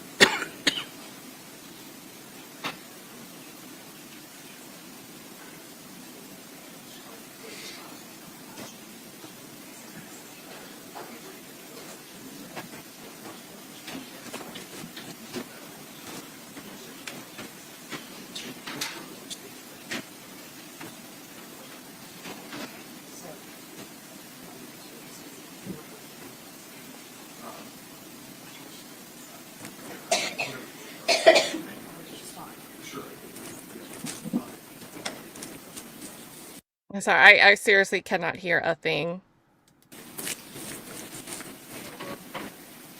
It's a super whisper, whisper, whisper.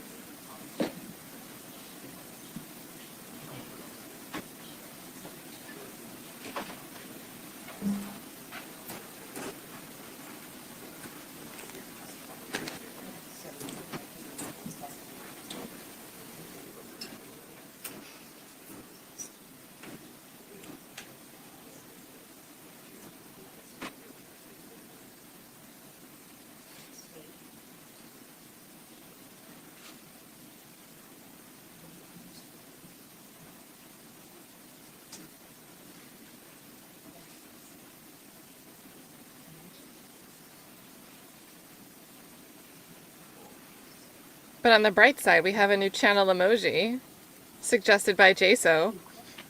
You might have to refresh to use it, but it's there, it's live. You guys can tag each other in the chat.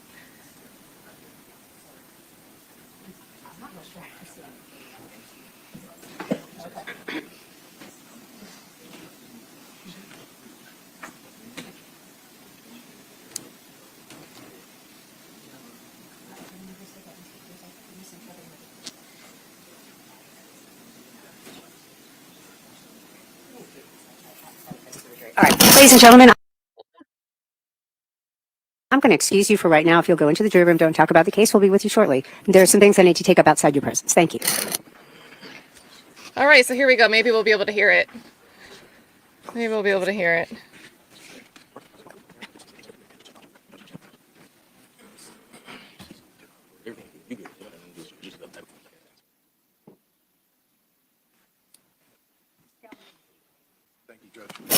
All right, Mr. Cruz, do you want to clarify your question and see if I understand what you're asking? Yes, ma'am. Go ahead.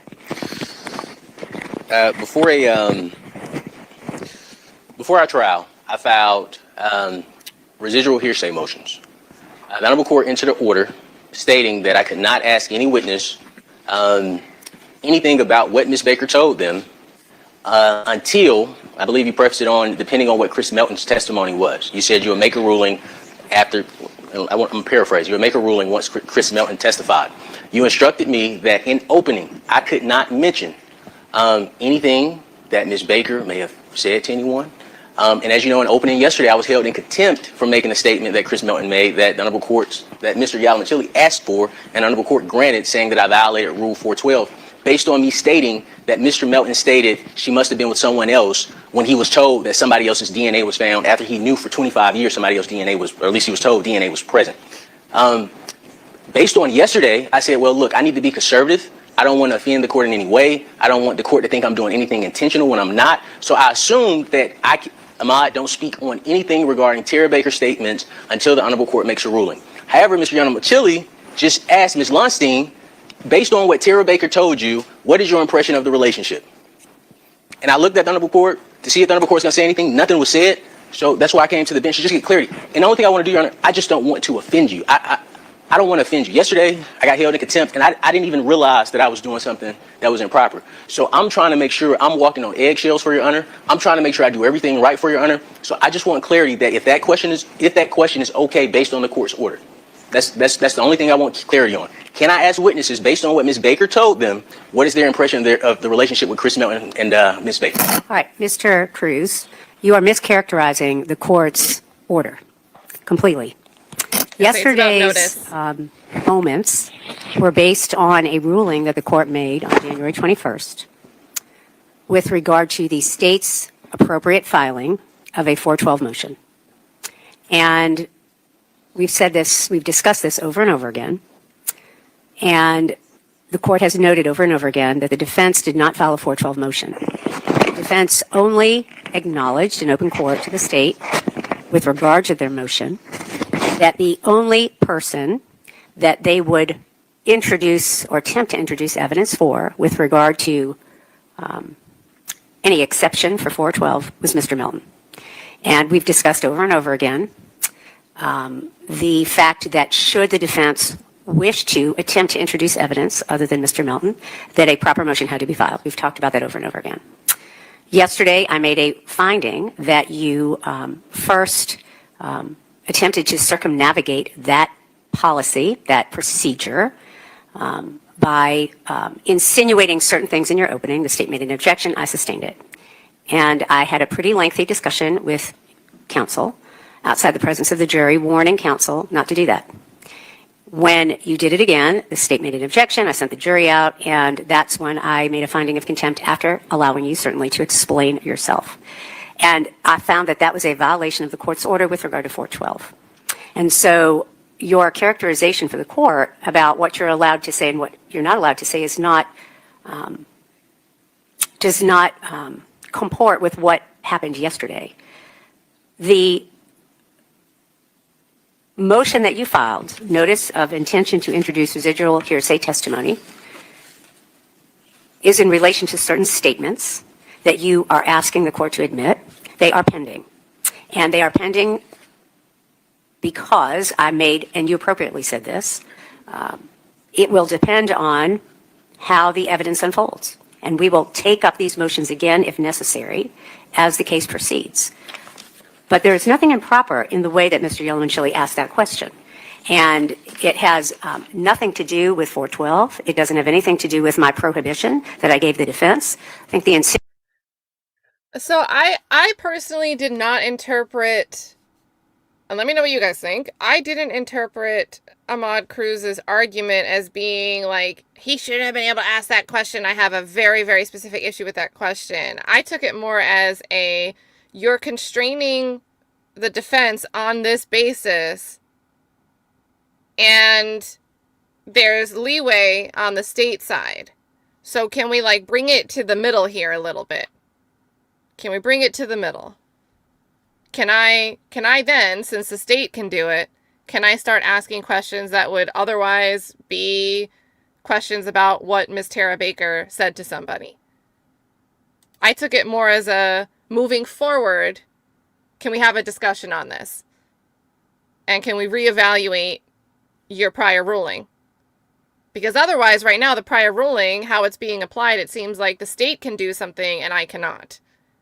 That's how I took the argument. And she's taking it as if it's just an analysis on one specific thing in a bubble. So, I don't know. insinuation that the court is being unfair and allowing one side to do something and the other side not to do something is absolutely mischaracterizing my order. And so I'm responding to your comments, Mr. Cruz. If you have an objection to the state's questions, you certainly may present it right now, and I will make a ruling. This is the situation the defense is in. I am handcuffed. Being held in contempt is a very severe sanction against an attorney. It is very severe. So what I have to navigate is being respectful to the court, also following the law, but most importantly, following the court's orders. The state, they have no prohibitions on him. I can't argue consent. The court has said, well, you can't say anything about consent in regards to the DNA. Mr. Yallama-Chili, who got up yesterday and said, oh, Mr. Cruz is so disingenuous. This prosecution is disingenuous. This guy is innocent. The evidence will show he's clearly innocent. So, but I won't go there. But we have restrictions on us that the state does not have. So what I have to do, because I've been held in contempt, is I have to make sure I don't do anything that'll surprise me like it did yesterday. Okay. So Mr. Cruz, I would like to respond this way. Your characterization of being handcuffed, so you speak, is very unfortunate. And I think that is an unfortunate way to address the fact that the only reason that we're having this discussion is because you have not filed the appropriate motions for the court to take up. Oh, we are going to pause right here. So I was saving this either for like an evening stream or one of the days when we do like the 8-hour streams in real time. We always have the lunch break to kill. Where is it? Where is it? Let me pull up and we'll go through the full thing another time. First of all, there is a wall here of like denials of defense motions and granting of states motions. Falling right after a motion to recuse this judge. Let me just search for recuse so I can find it quickly. One of the issues raised, I think, is really relevant to what we're hearing discussed here. You've not raised everything, and yesterday you need to file timely notice. Well, there was a specific issue that they raised in the motion to dismiss with different dates given that really stood out to me. Where was it?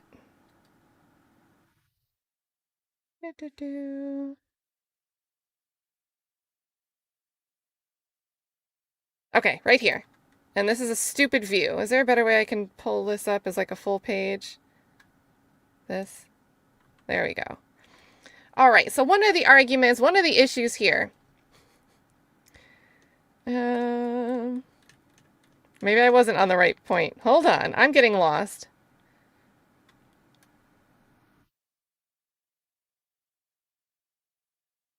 Okay, wait, I have a better idea. I have a screenshot of it. I'll just pull that up instead. So, pattern of non-responsiveness to defense communications. So this is in a filing from the defense. The court has demonstrated a pattern of ignoring communications from undersigned counsel regarding pursuing defense motions. The court has engaged counsel only when the court's scheduled dates conflict with other judges' scheduling, while responding promptly to communications from the state. Specifically, on October 2nd, 2025, undersigned counsel submitted a motion and proposed order prior to the filing deadline. No response was received. On October 16th, 2025, undersigned counsel advised the court by email that a ruling was required before November 3rd, 2025. No response was received. On October 22nd, 2025, undersigned counsel emailed a filed motion for a subpoena return date requesting a stay. No response was received. On October 24th, 2025, the state emailed the court regarding a joint continuance, and the court responded within 24 hours, including on a Saturday. On December 30th, 2025, undersigned counsel sent an emailed letter inquiring how to best communicate with the court. As of the date of this oath, no response has been filed. No response has been received.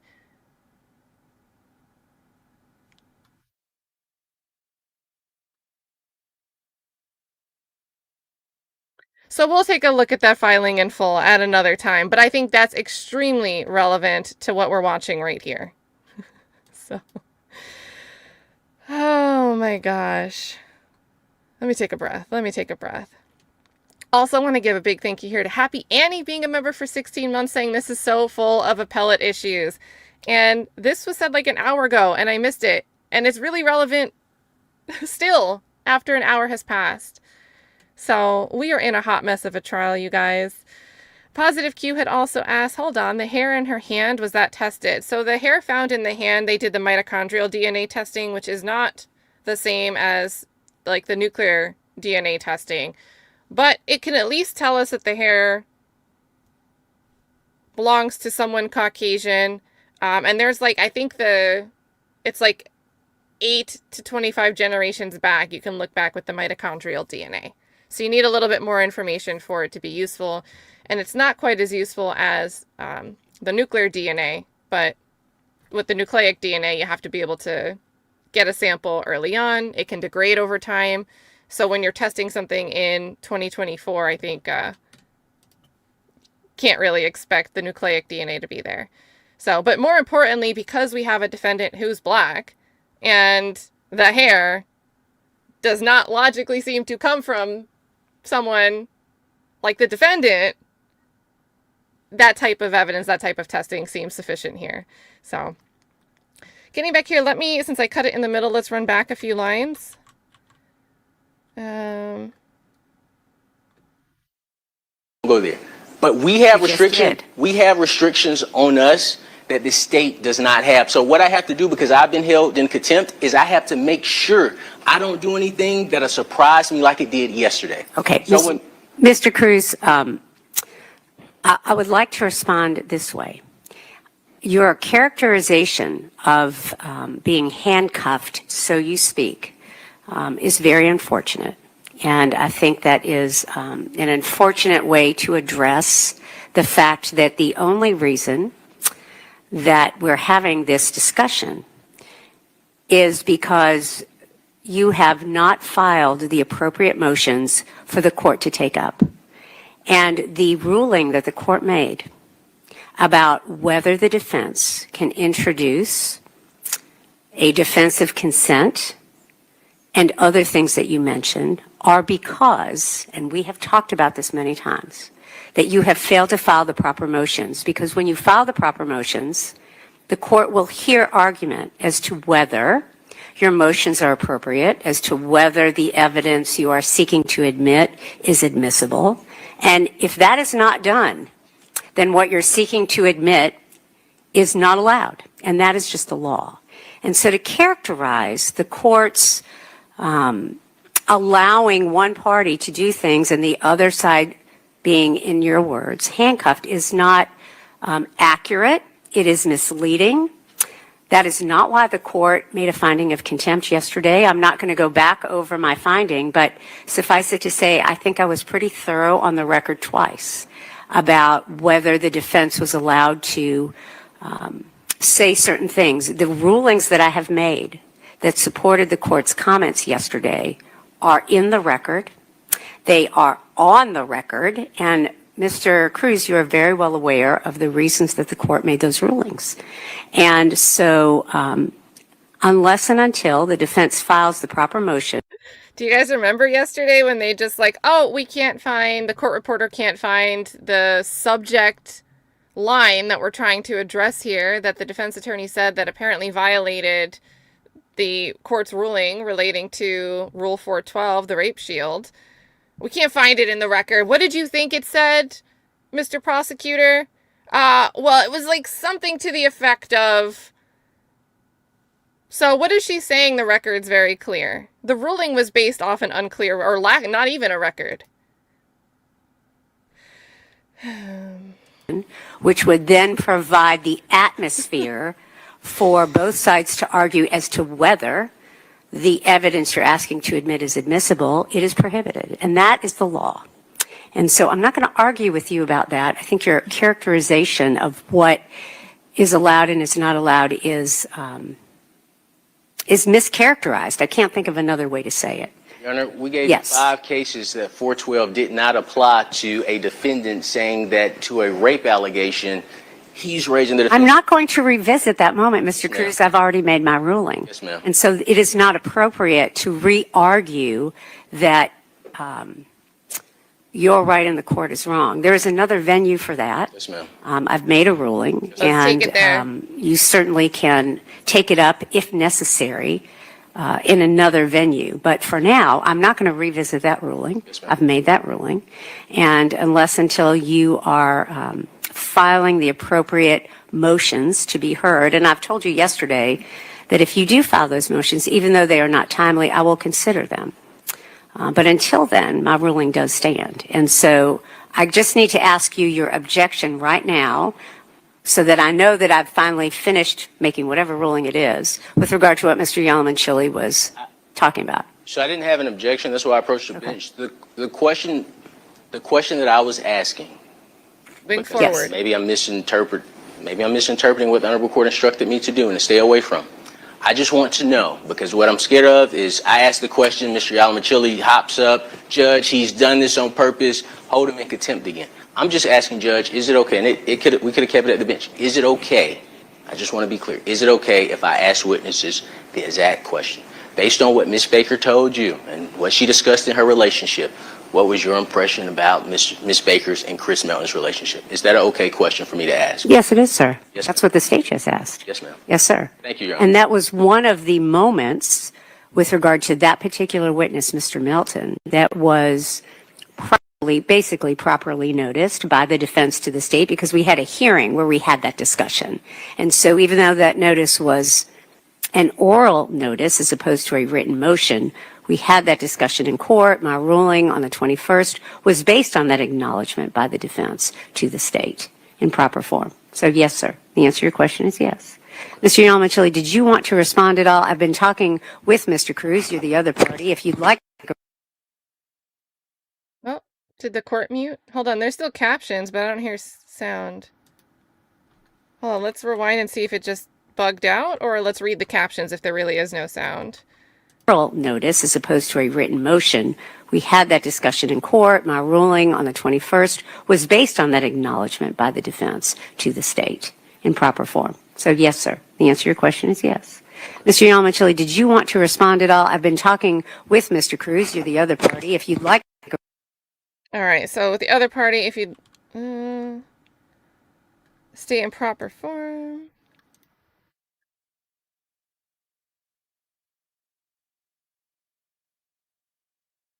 So the answer to your question is yes. Do you want to respond at all? I've been talking with Mr. Cruz. You're the other party. If you'd like.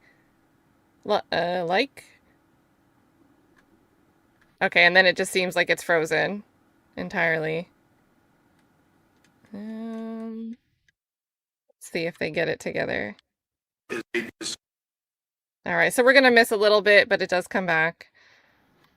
Is there has been testimony from the witness, and some of the predicate requirements may be met about truthfulness, and then the court, obviously, it will be in your discretion even to admit or deny the introduction of those statements. But I just want to establish for the record, the state did not elicit any hearsay statement regarding Ms. Baker saying what it was about the relationship. We established foundation that this is a person who had discussions with Ms. Baker about her relationship, and we laid a foundation that they had a close and trusted friendship, and then just asked her about her impressions of their relationship. So I just want to make that clear for the record. Right. And I think that's an important distinction. So, Mr. Cruz, with regard to your question, let's go back to your question.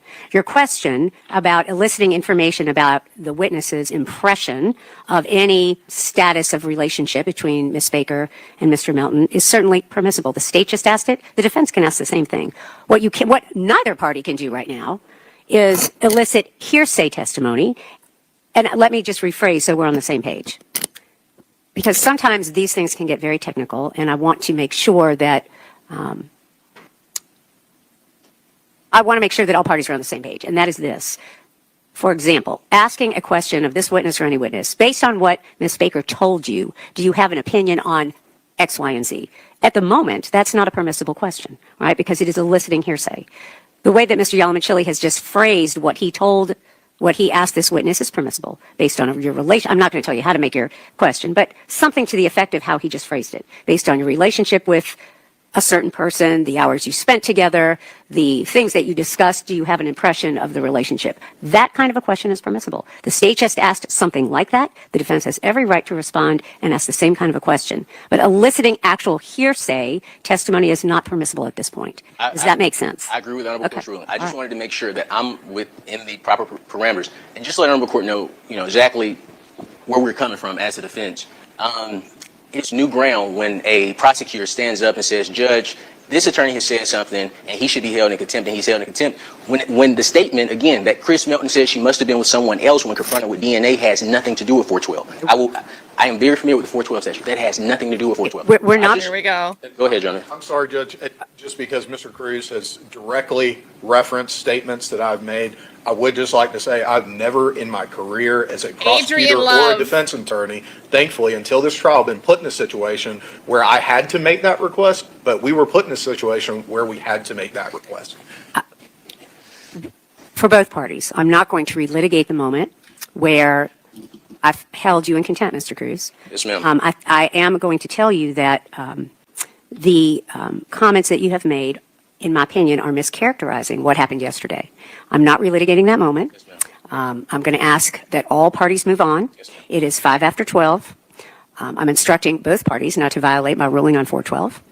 If there is a motion filed, even though it is untimely, I will consider it. But other than that, we need to move along. So is there anything else, Mr. Cruz, you would like to ask the court? No, ma'am. All right, thank you. Your Honor. Yes. Just to let you know, I am walking on eggshells, so if I have concerns about something, I'll just ask to approach the bench. It doesn't even have to be on the record. I just want to make sure I don't violate anything that the Honorable Court puts in place. Well, Mr. Cruz, I'm sorry to hear that.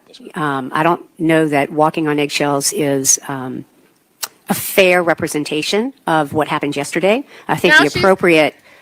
Now her recall is so perfect. Like, she's not going to forget to nitpick every single thing that the defense attorney says that seems offensive to her.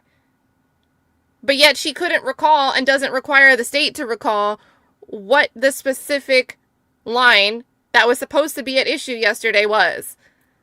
Like, what are we doing?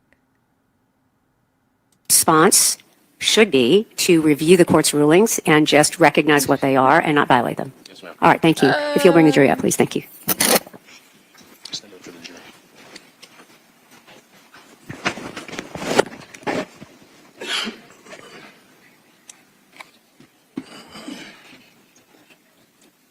Yes, it feels very personal.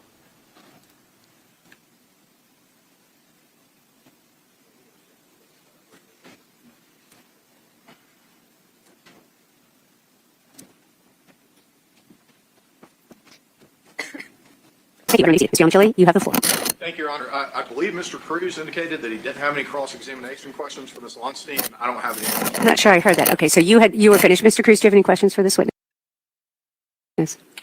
I do not, Your Honor. All right. Mr. Yonchile, anything else? I didn't hear that. Chat, did you hear? Because I heard it. I'm pretty sure he reiterated it. He even reiterated it to make a point that his gripe wasn't about just one specific question, and that he already said he didn't have any cross questions for this particular witness, but that he was looking forward at the rest of this trial about the residual hearsay issue, if he will or will not be allowed to ask stuff that could get into residual hearsay from Miss Baker. And she's like, I didn't hear it, I wasn't listening to that part. But she remembers all these other little things. Like, what are we doing? What are we doing? This is very selective hearing. This is very selective hearing. I get that you might miss something here and there once in a while. I'm glad you're caught up, Kathy. You can be all in this with us together. Like, oh my goodness. Yeah, I also really dislike the judge's mic because it has that, like, scrapey metal noise. Else from this witness? No, Judge. May she be excused. We'd ask that she is. Any objection from the defense? No, ma'am. All right, you may be So they excused. could've- Thank you. May I see counsel at the bench now that we are excusing that witness? What a mess. Oh my goodness.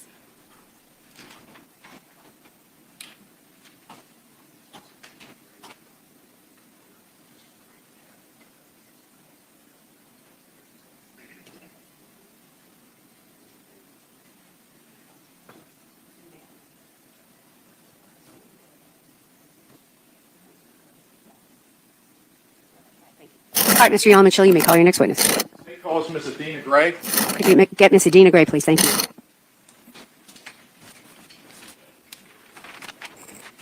We're on 35, is that? Okay.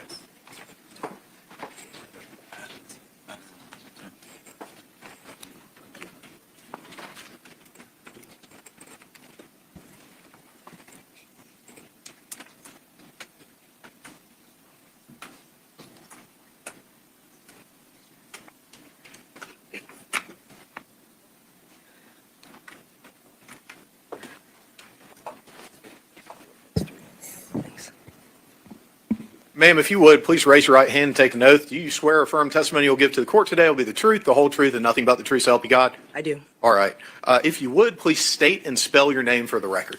Athena Gray, Athena, last name Gray, Gray. And ma'am, where are you currently employed? Athens-Clarke County Police Department in the Communications Division. And is that sometimes referred to as the 911 center? It is. Okay. And what does the 911 center do in Athens-Clarke County? We process incoming calls for service. And how long have you been working there? About 11 years. What type of training have you received for your current position? I am post-certified as a communications officer with the state of Georgia. I have received training for communications training officer, senior communications officer, and several supervisory skills management courses. And what is your current title? I'm the 911 training coordinator. Okay.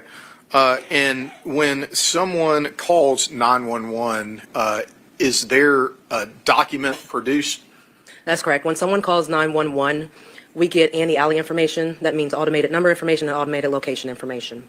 What that means is if someone calls in from a cell phone, then we get the latitude and longitude of the GPS coordinates that the cell phone tower is bouncing off of. We also get the phone number and we get the provider. So whether it's AT&T or Sprint, if it's calling from a landline, then we get the subscriber information, whether it's a business or a residence. We also get the phone number and the address that it's registered to. Now, in order to create a call for service, we need to know two things. We need to know what the address is, and we need to know what the problem is. Once we get that information, then we can create a call for service in something called CAD. CAD is acronym for Computer Aided Dispatch. It's a system that we use to create the calls for services. As the call taker is gathering the information, they can enter that into the CAD system. And another person in the room will dispatch it out for service.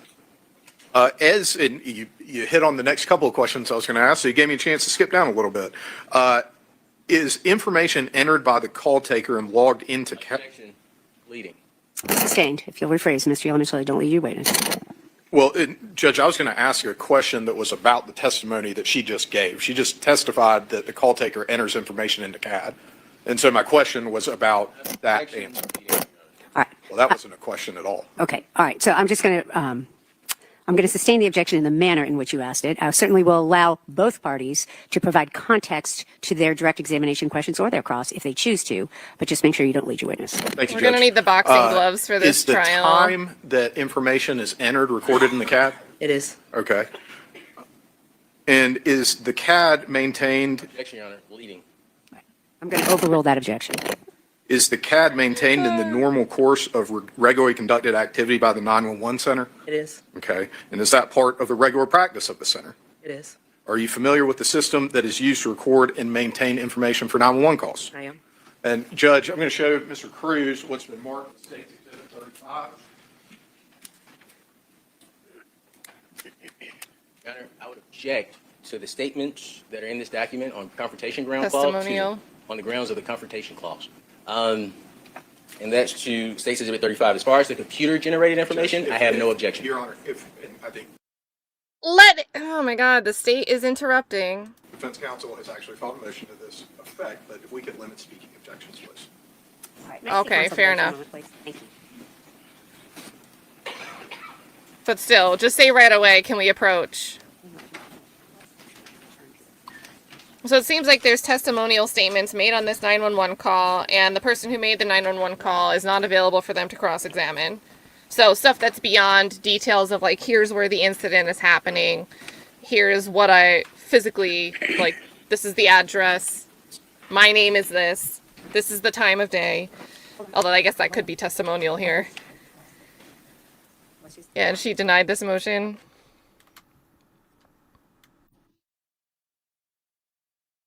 Yeah, just stay at the bench. Try the whole case from the bench.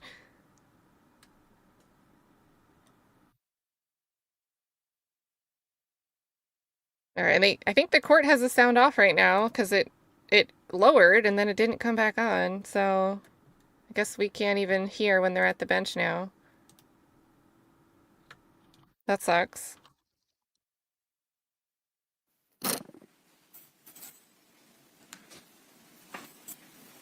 And here's Aaron to back Adventure Aaron up here. The motion in limine to prohibit speaking objections in the present comes now. Defendant, Mr. Faust, hereby files this motion in limine to prohibit speaking objections in the presence of the jury. And then we've got a denial there. So it's interesting. Like, I feel like the judge could have said right away, even when it was just the defense attorney speaking, do you want to approach? Right? And then the state wouldn't have to have interrupted to even start explaining and mention that a motion had been denied. Like, the court on their own could have just said, come on up, because the jury's still here. Sir, I'm going to hand you what's been marked as State's Exhibit 35. You can review that and let me know when you've had a chance to review it.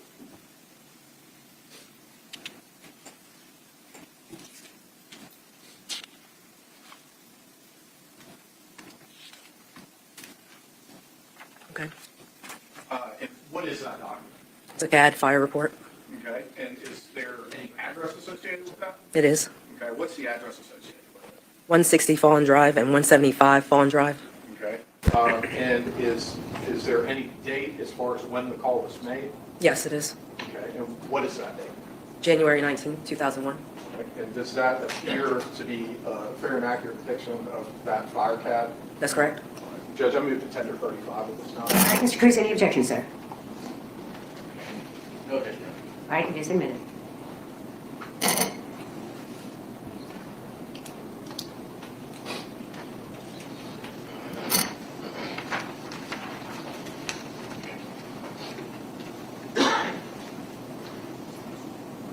And Your Honor, I move to publish the CAD at this time. Let me do so. You want to do it on the computer? I mean, on the screen? Yes, Judge.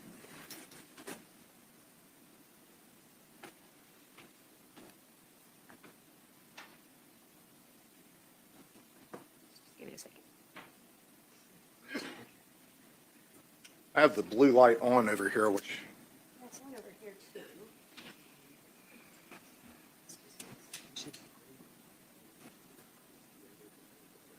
well, and Your Honor, I think for purposes of the questions that I have for Ms. Gray, we could do it without publishing it at this time, Judge? All right. Sure, I'm going to hand this back to you. So there are multiple dates on that CAD. And we've already talked about the incident date from the call. Are there any other dates in the top left-hand corner of that document? Yes, it is. Okay, what is that date? That's when it was printed out, Okay, and so, but what specifically is the date? March 24th, 2006. All right, and so just to clarify, you just testified that that's the date it's actually printed, is that right? That's correct. Okay, but what was the date of the actual call? January 19th, 2001. Okay, and is there a time associated with the call? Yes, What is that time? 11/22/23. Okay. And as information is entered into the CAD, are there timestamps associated with that? There is. Okay. And I want to ask you about a timestamp from 11/22/41. What is the information entered by the call taker at that time? 11/22/01. I had it in my notes as 11/22/41. Objection, Oh, I see. Your Honor. Objection. Counsel, ask question, witness gives testimony. All right. I'm going to overrule the objection. I think you're clarifying your question. Go ahead. Says called in from 175, said he's across the street, looks like 160 is on fire. Okay. The entry at 11/32/50. Per command, get investigator. At 11:33:36. Command advise victim in structure. And then at 11:34:36. Command advise need forensics. Okay. And those times that are noted, is that AM or PM? AM.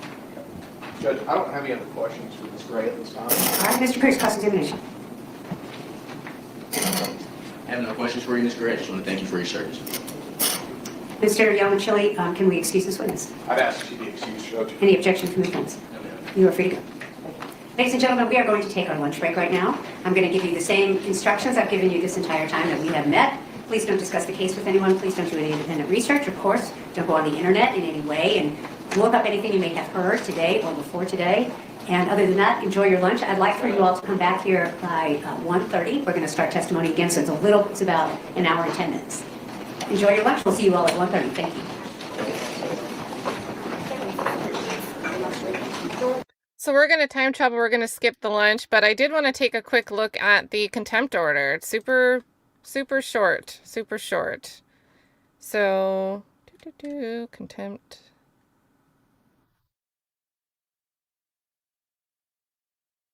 Full screen. So this is the information that Mr. Cruz would have to go on as to what he should not do again and what he did wrong. So, the court held defense counsel in direct contempt based on defense counsel's multiple willful and intentional violations of OCGA 24-4-412, the rape shield statute, during his opening statement. Let's see. Counsel was warned of violations prior to being held in contempt. Defense counsel was afforded the opportunity to respond after the state's motion asking the court to find defense counsel in contempt. Defense counsel and his co-counsel both stated on defense counsel's behalf that the violations were unintentional. The court hereby finds respondent in contempt and orders that the respondent pay $1,000 into the court registry by February 9th, which is different. Yesterday she said by tomorrow. So maybe it's required of 7 days somewhere. And then so ordered, 2nd day of February. So there's that. And we will skip this lunch.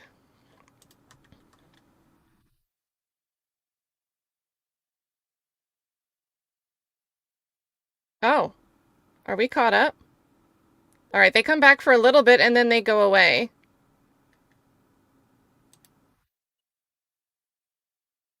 Okay, maybe 11 Alive was just gone. Let's check Law and Crime. Let me check Law and Crime, because I think 11 Alive was late coming back from the break. Let's see. So we'll find out who this witness is.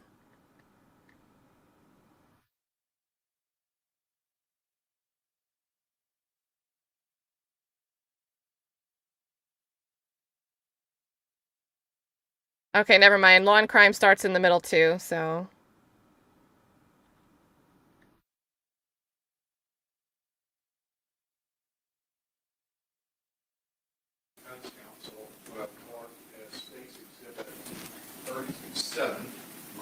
Because I was about to mislabel it as 36 number 2. I don't know, maybe there is a little bit more over here. All right, so Law and Crime has no closed captions. Well, let's just double check that we're not going to miss any context, though. Because it's different when they step in here.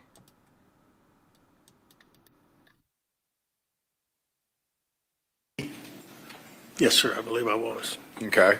And did you receive any information regarding an incident at 160 Fawn Drive?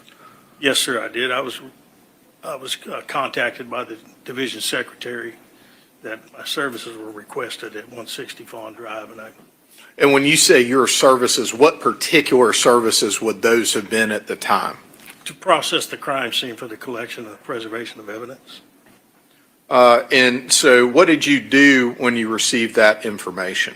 I went to the scene and made contact with the officers and detectives that were already on scene, as well as a few of the firefighters, and discussed the situation that we had and began the process, after the arrival of a GBI agent to assist, began the process of processing the crime scene for evidence. And I want to pause for just a second and talk about something kind of separate from the crime scene itself. Do you recall what the weather was like on that day? It was kind of cool and rainy. We'd have sections of heavy rain to mostly light rain, but I believe it's in the 50s, mid to low 50s, up to as much as 60 degrees. Okay. And so when you arrived on scene, well, let me ask you this question first. Is there a typical process that you go through when you're about to prepare to process a crime scene? Usually the first thing I'll do, I'll take video if it's necessary. We didn't do it on all crime scenes, but on the major ones we did. And then I would do photographing of the scene before anything was moved or disturbed. We would try to document the scene through photographs and video. And so I'm going to hand you what's been marked as State's Exhibit 36 after I show it to Defense Counsel. Your Honor, may I permit you to approach the witness and move freely through the well of the court? Granted. Thank you.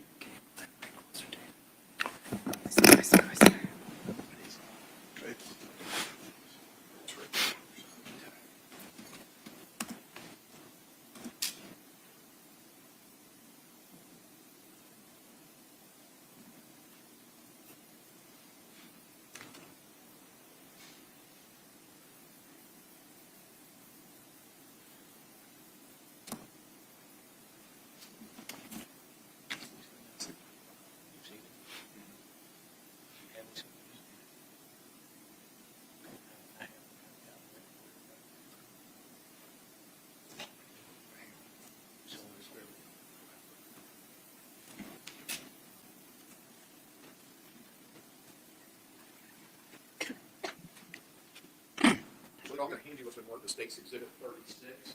Would you take a moment to take a look at that and tell me if you recognize what it is? I do.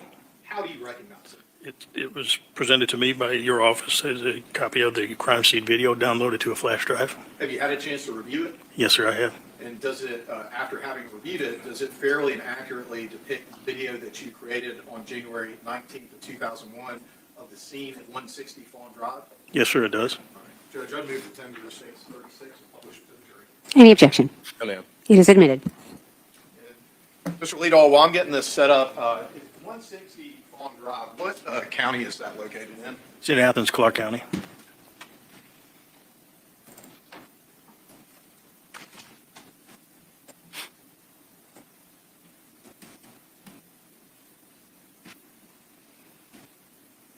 Is that better?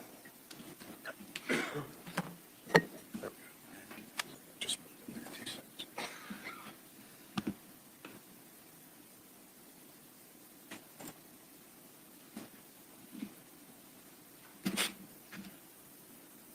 Your Honor, I'm ready to publish States 36 at this time. Lawyer left on, I'm assuming that that's what is happening. There we go. Yep. Oh my God, a witness that knows how to blow their nose instead of sniffing into the microphone.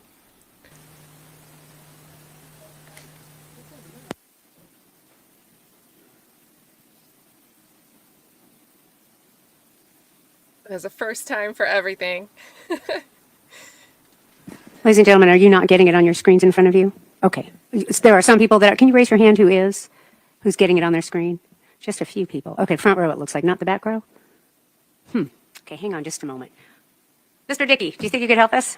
Thank you so much. Thank you for letting me know. See if we can get that working.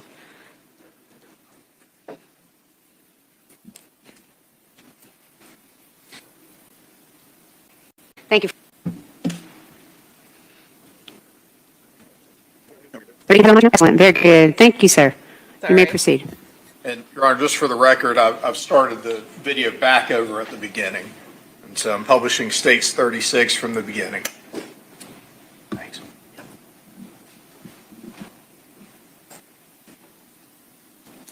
We're going to hear it. I'm going to lower it in case it comes in blaring.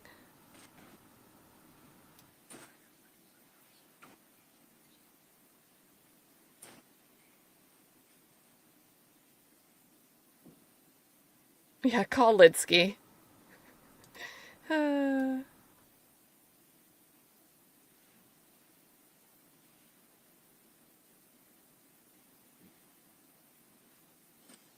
This witness is so still.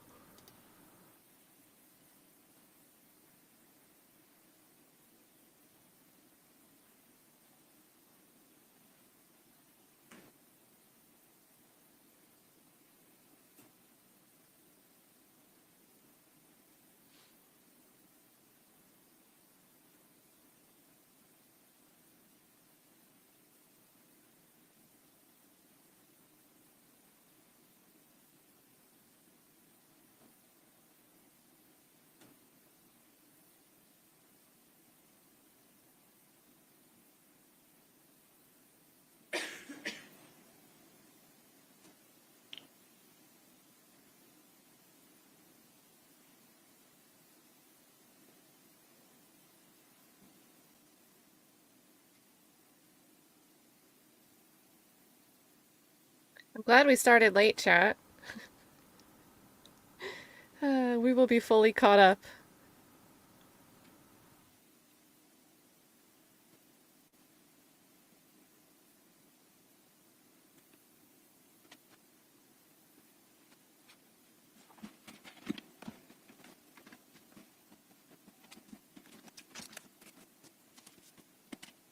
All right, this might be going on for a while.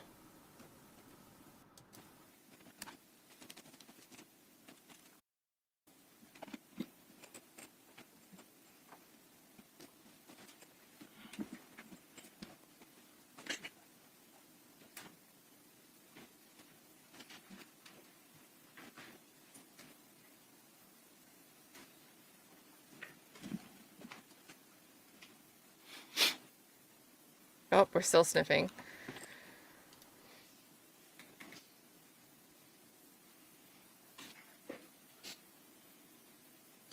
Aw, KP, thanks for the reminder. It says, don't be like me and forget to hit the like. Hit that like button, guys.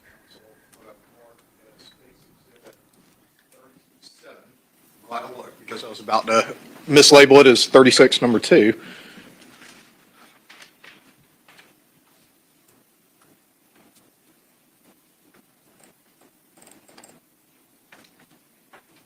So I'm going to hand you States Exhibit 37. Please review it and let me know when you have an opportunity to do so. Yes, sir. Do you recognize States 37? Yes, sir, I do. And what do you recognize that to be? It's an aerial photograph of the development at Fawn Drive and adjacent streets, including all the residences there. All right. And are you familiar with that area of Athens during that time period? A little bit, yes. Yes, sir. Do you believe that is a fair and accurate depiction of that area during the relevant time period? Yes, sir, I do. Judge, I move to tender States 37 at this time and publish it to the jury. Any objection, Mr. Cruz? No, ma'am. It is admitted. Your Honor, for the record, hand Mr. Cruz States 38, 39, 40. May I publish this using the Elmo, Judge? You may. The Elmo. All right, counsel, we're going to take a 5-minute recess. And so, jury, please go into the jury room. Don't discuss the case. We'll be with you shortly. Thank you. All right, so a very productive day.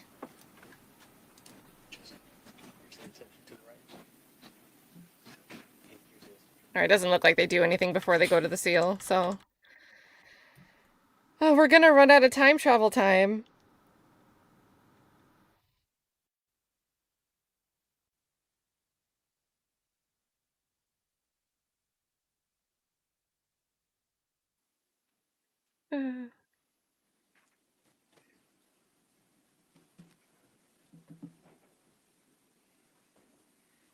The jury's getting their steps in.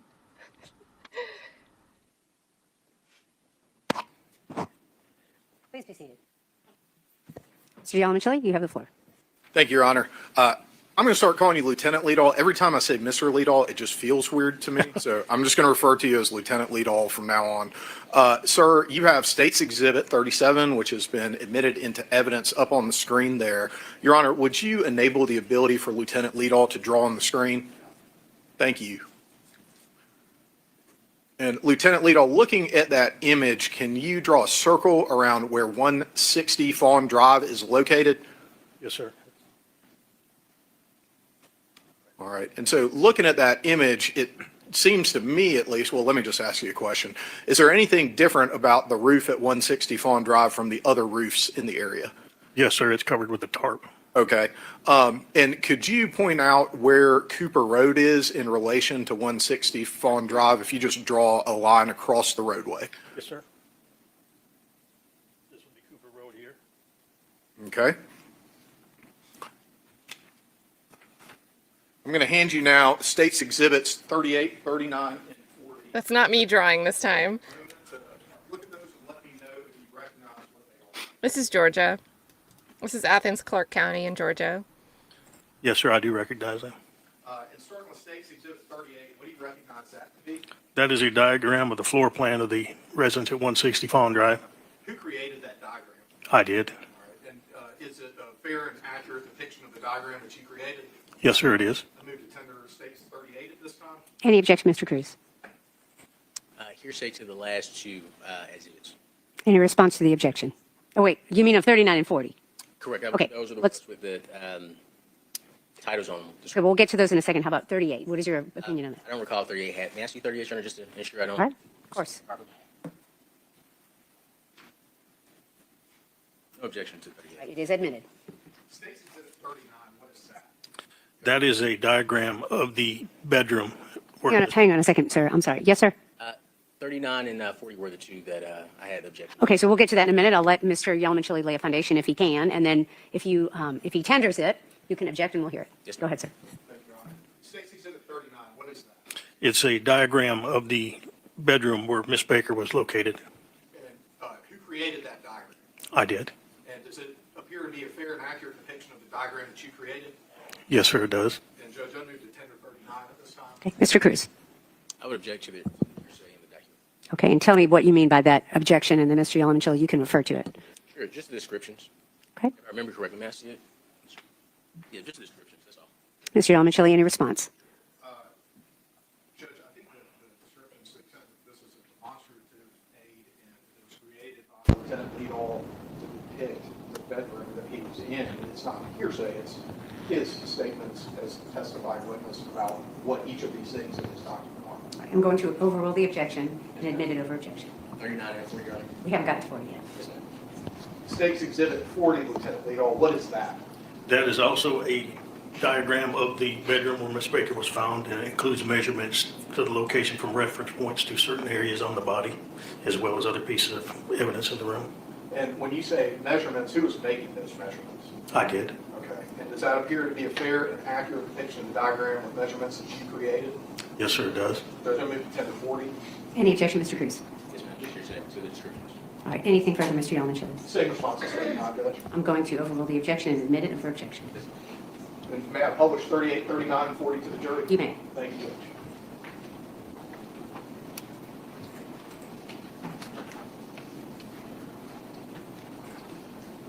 So, Lieutenant Leedahl, starting with, oh, froze up on me.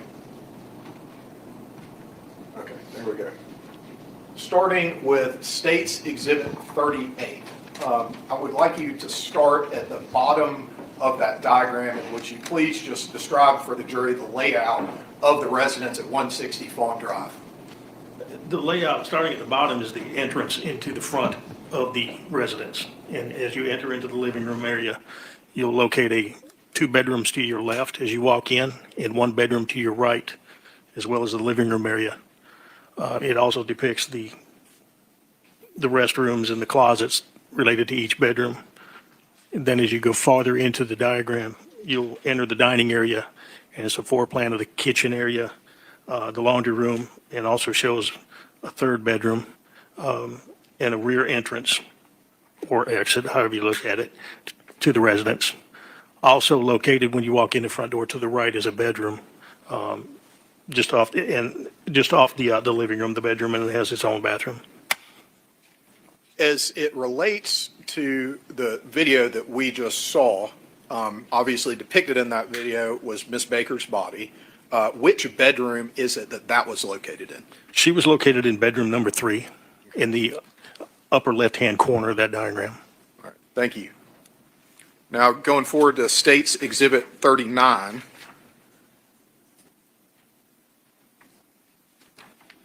I'm going to point down, obviously, there is a human-shaped drawing here. What is that? That depicts the location of Miss Baker. All right. And then there is an item that appears to be to the left as I look down of her head. What is that? That would be a knife that was found on the floor beside the body. All right. And then moving up towards the top of the document, what is the next arrow pointing towards and identifying? That is the printer cable and power transformer that went from the printer to the body of Miss Baker, and the cord itself was wrapped around her neck. And then as we move up, directly up from there. So the cord is still attached to the printer?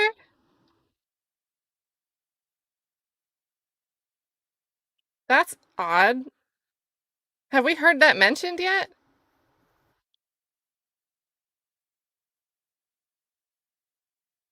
What is that arrow and what is it depicting? That's showing the footboard of the bed, that it was broken away from the frame of the bed.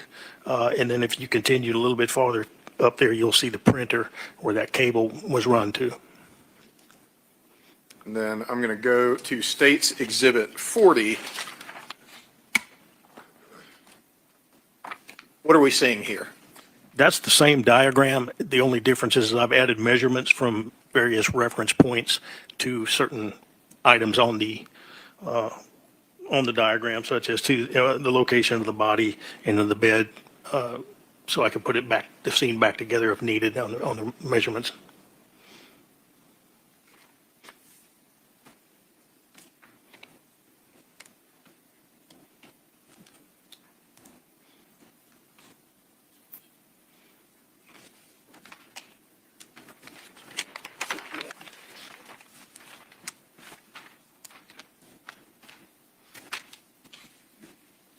Yeah, and that's true. You in mentioned 2001, because now I can remove the cables pretty much from every device, but I think this is a good point from Tree 90 Official that maybe the cord was attached and you couldn't remove it from the back of the printer. Which would kind of suggest not pre-planned. You're just there and you're looking for something that you can use. taking a video, and you mentioned also taking still photos. I'm going to hand you, after I show them to Mr. Cruz, what I'm going to label as states 41, 42, 43, and 44.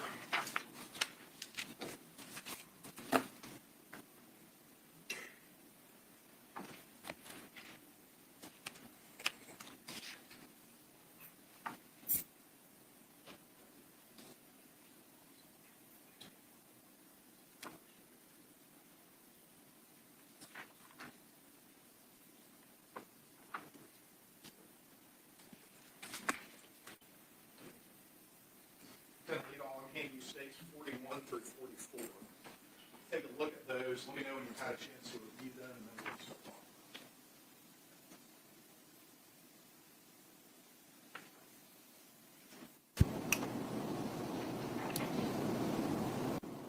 I viewed them as.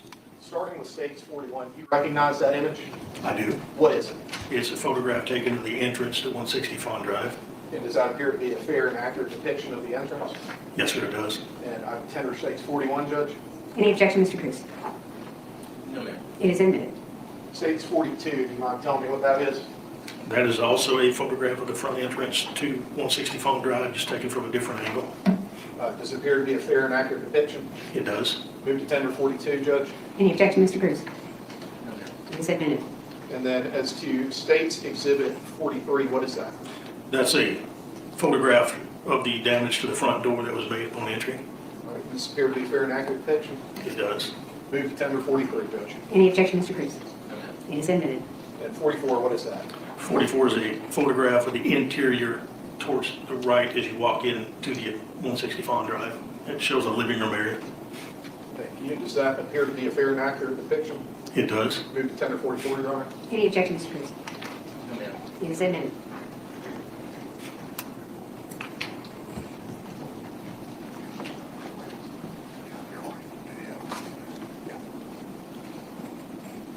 And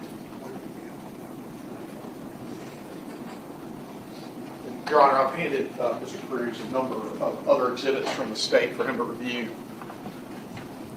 And I would just ask court to be allowed to publish States 41 through 44 for the jury at this time using the element. Granted. So States Exhibit 41 being published now.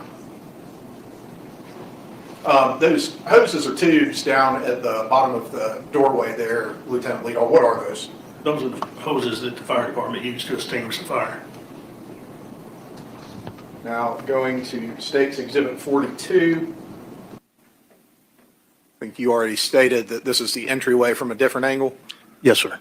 Okay. States Exhibit 43, do you mind restating what that is?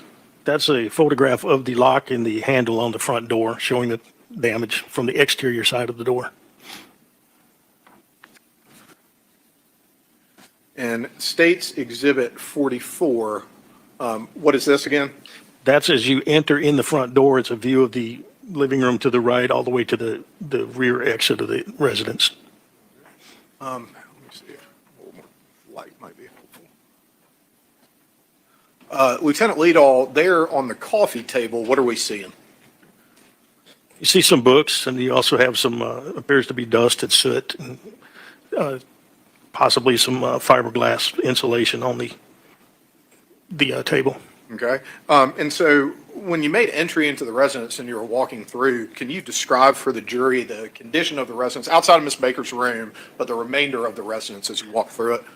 It was kept very well. However, it did have a lot of sooting and dusty damage as a result of the fire and the debris from the fire, as well as some water damage. And also showing, in this case, insulation and some drywall from where the fire department had the open holes into the ceiling and pull some of the sheetrock down to vent up into the roof.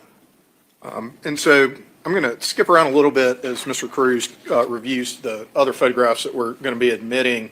What is trace evidence? Trace evidence is small pieces of evidence or minute pieces of evidence such as hair, fingerprints, fibers,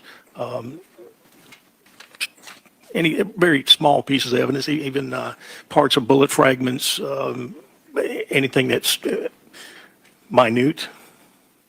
Can environmental factors at a crime scene impact the ability to collect trace evidence? Oh, yes, absolutely. Okay, and how so? Well, like for example, when you're dealing with fingerprints and you introduce water to an area that can help wash down fingerprints, or it affects the ability to recover fingerprints, because we typically use a powder to try to recover prints, and the water itself could cause damage to it and prevent you from recovering it. Also, you've got issues where you have, like in this case, the fiberglass insulation, blown insulation falling down. It would make it extremely difficult to recover hairs and fibers and things on the underneath that insulation. And it'd be almost virtually impossible to go through every little piece of fiber insulation to try to determine if there was any trace evidence attached to that. And also you've got temperature can affect, heat and humidity can affect the ability to recover fingerprints, and it also does damage to other items and makes it extremely difficult to recover trace evidence. Did you end up processing this scene for trace evidence? Yes, sir, we did. Were environmental factors, I'm going to use the word factor twice, but was the environment a factor in trace evidence processing in this case? Very much so, yes. Okay. What is a known sample? A known sample is a sample that you get from a known source, such as an individual, or, for example, if you were comparing paints, getting a known reference sample of the paint that you're to compare with the paint that you're finding, or something to compare with the item that you're collecting at the scene. Is it important to collect known samples from people who have been at a scene as part of their normal life? Yes. Okay. And why is that important? You can use it for process of elimination, where you can, if you've got known samples of the people that live there, for example, you can use that to compare to the items that you collected at that scene to determine if it belongs to them or if it belongs to an outsider who may not typically have access to that residence or that location. So you would want the known samples to do those comparisons to eliminate some of the evidence that or trace evidence that you've recovered, to see what you're left with and to compare it as a possible unknown. Would it be expected or normal to find trace evidence from people who had been at a scene as part of their normal life? Oh, yes, absolutely. Okay. I'm going to hand you now State's Exhibits 45 through 62. And instead of asking you one at a time, I'm just going to let you go through all of them. Just let me know when you've had a chance to do so.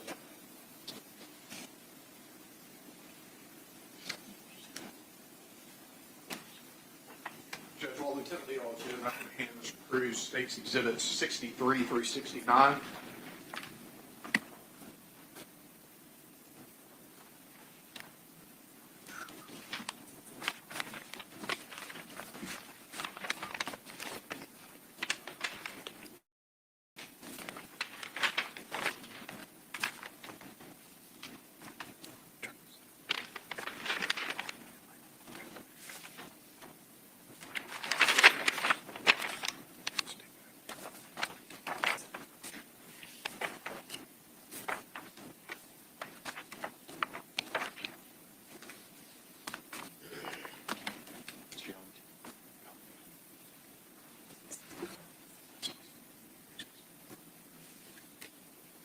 Okay. Kind of collectively, what are these exhibits 45 through 62 that I indicated? They're photographs of the interior of the residence at 160 Fawn Drive, of the various rooms, as well as the bedroom area where Miss Baker was found. And do they all appear to be fair and accurate depictions of various parts of that residence on January 19th of 2001? They do. Judge, I move that tender 45 through 62 at this time, publish them to the jury. Any objection, Mr. Cruz? They are admitted. And your permission is granted. Thank you, Judge. All right, I'm going to start with State's Exhibit 45. I've just put it up on the Elmo. Can you describe for the jury what's depicted in 45? Yes, sir. That's as you enter the front door of the residence, that is to your right, and it shows the doorway leading to what I've labeled as bedroom number 1 on the diagram. Thank you. And just for orientation purposes, I'll briefly put back up on the Elmo State's Exhibit 38. You said bedroom 1, is that correct? Yes, sir, that is. All right. And State's Exhibit 46, what are we looking at there? That's a photograph showing, taken from the front door area, going directly back to the rear of the residence. To your left would be the entrances to bedroom number 2 and bedroom number 3, where Ms. Baker was located. And I am going to show you 47 now. Is that just a slightly different angle of what's depicted in 46? Yes, sir, it is. And 48, can you tell the jury what that is? Yes, sir, that's a photograph from the doorway entrance to bedroom number 2, which would, as you walk in the front door, that would be immediately to your left. Okay. And I think the jury has seen the diagram. I won't do the reorientation again. Can we go to State's 49? What is that? That is also a photograph of bedroom number 2, showing as you walk in the door of the bedroom, it'd be immediately to your right, and it goes back to the bathroom for that bedroom. State's Exhibit 50, what are we looking at here? That's a photograph showing the kitchen area and the rear exit or entrance to 160 Fawn Drive. Okay. And in particular, I'm pointing down at the picture to the bottom here. What is that at the bottom of the picture? That is soot and water on the floor of the residence from the fire, as well as the firefighters and other personnel walking on the floor, disturbing that soot pattern. So it just kind of mixed everything up. Would that be something you would consider an environmental factor? Yes, sir.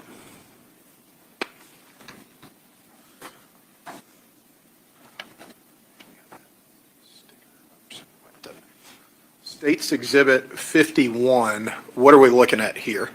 That is a photograph of the entrance to bedroom number 3, which is Miss Baker's bedroom, and immediately to your left is a shot of the doorway going into the bathroom there that enters into that living room that is also shared through Miss Baker's room. Sir. State's Exhibit 52 here, what are we looking at? That's a photograph from the doorway as you enter into bedroom number 3 or Miss Baker's room, showing the wall immediately to your right as you enter. And I'm going to point down here. What is my finger pointing at there? That is the computer printer.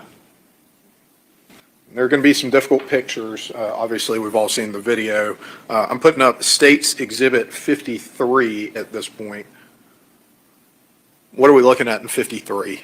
That's a photograph showing the position of Miss Baker as she laid on the floor of the bedroom. Okay. Right here is, what is that? That is a strap that belongs to either a purse or an overnight bag or something that's immediately below the left hand of Miss Baker. And it's difficult to see, but I'm going to point here, and then Judge, if I could circulate this picture to the jury. What is that around her neck? That is the printer cable, the power cable that leads from the transformer of the printer and is wrapped around the neck of Miss Baker. Judge, if I could, just because it is difficult.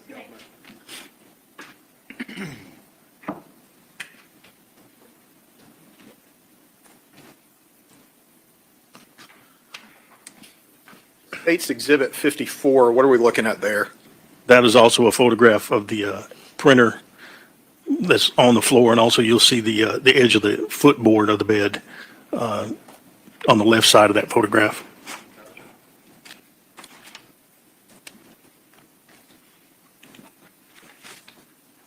And so for orientation purposes, I'm putting State's Exhibit 39 back up. So as you come in the doorway to the bedroom from the hallway, which way would you turn to see the printer that was just depicted in State's Exhibit 54? You would turn to your right. All right. State's Exhibit 55, what are we seeing here? That's a photograph taken from the doorway going straight back to the rear of the room. The door that you see there is the door to the closet. And to your right would be the headboard of the bed, as well as, I believe, a picture frame that's hanging there. And here, right here at the front of the picture, what would that be? That's part of the sheetrock ceiling that was pulled down.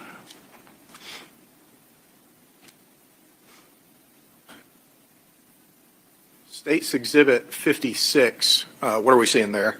That is also taken from the doorway as you enter the bedroom, and it goes like to a 45-degree angle to the back corner of the room, showing the area where the fire burned through the ceiling into the roof. And State's Exhibit 57, is that just panning up a little higher? Yes, sir, that's correct. Okay. And so here, is that, what are we seeing there? That's the trees off in the distance. It's the shot, it burned through the ceiling, and it's a shot showing the sky. State's 58, I'm going to point to the middle of the image there. What is that? That's a wall clock. Okay. Did you have an opportunity to observe that wall clock yourself outside of having taken a picture of it? Yes, sir, I did. Okay. Was it functioning when you observed it? No, it was not. All right. And were the hour hand and the minute hand stopped in any particular location? They were stopped at 9:32. State's Exhibit 59, here in the middle here, what is this? That is the bed spring of the bed that belongs to Miss Baker, and the yellow item that goes across the bed is a fire hose. Okay. And then State's Exhibit 60, which bedroom is that in? That is also bedroom number 3, which is Miss Baker's bed. And then 61, what is that depicting? And that's also a photograph of the entire bed in bedroom number 3, and a little bit of the portion at the bottom shows a portion of Miss Baker's arm. And which arm, right or left, would that be of Miss Baker's? It would be her right arm. Okay.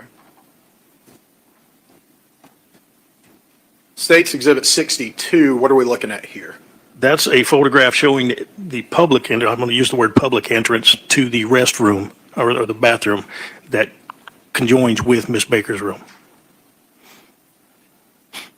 All right, sir, I'm going to hand you what's been marked as State's Exhibits 63 through 69.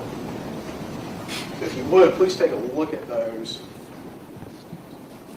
And let me know when you've had a chance to review them. And Your Honor, I'm handing Mr. Cruz States 70 through 76 of this.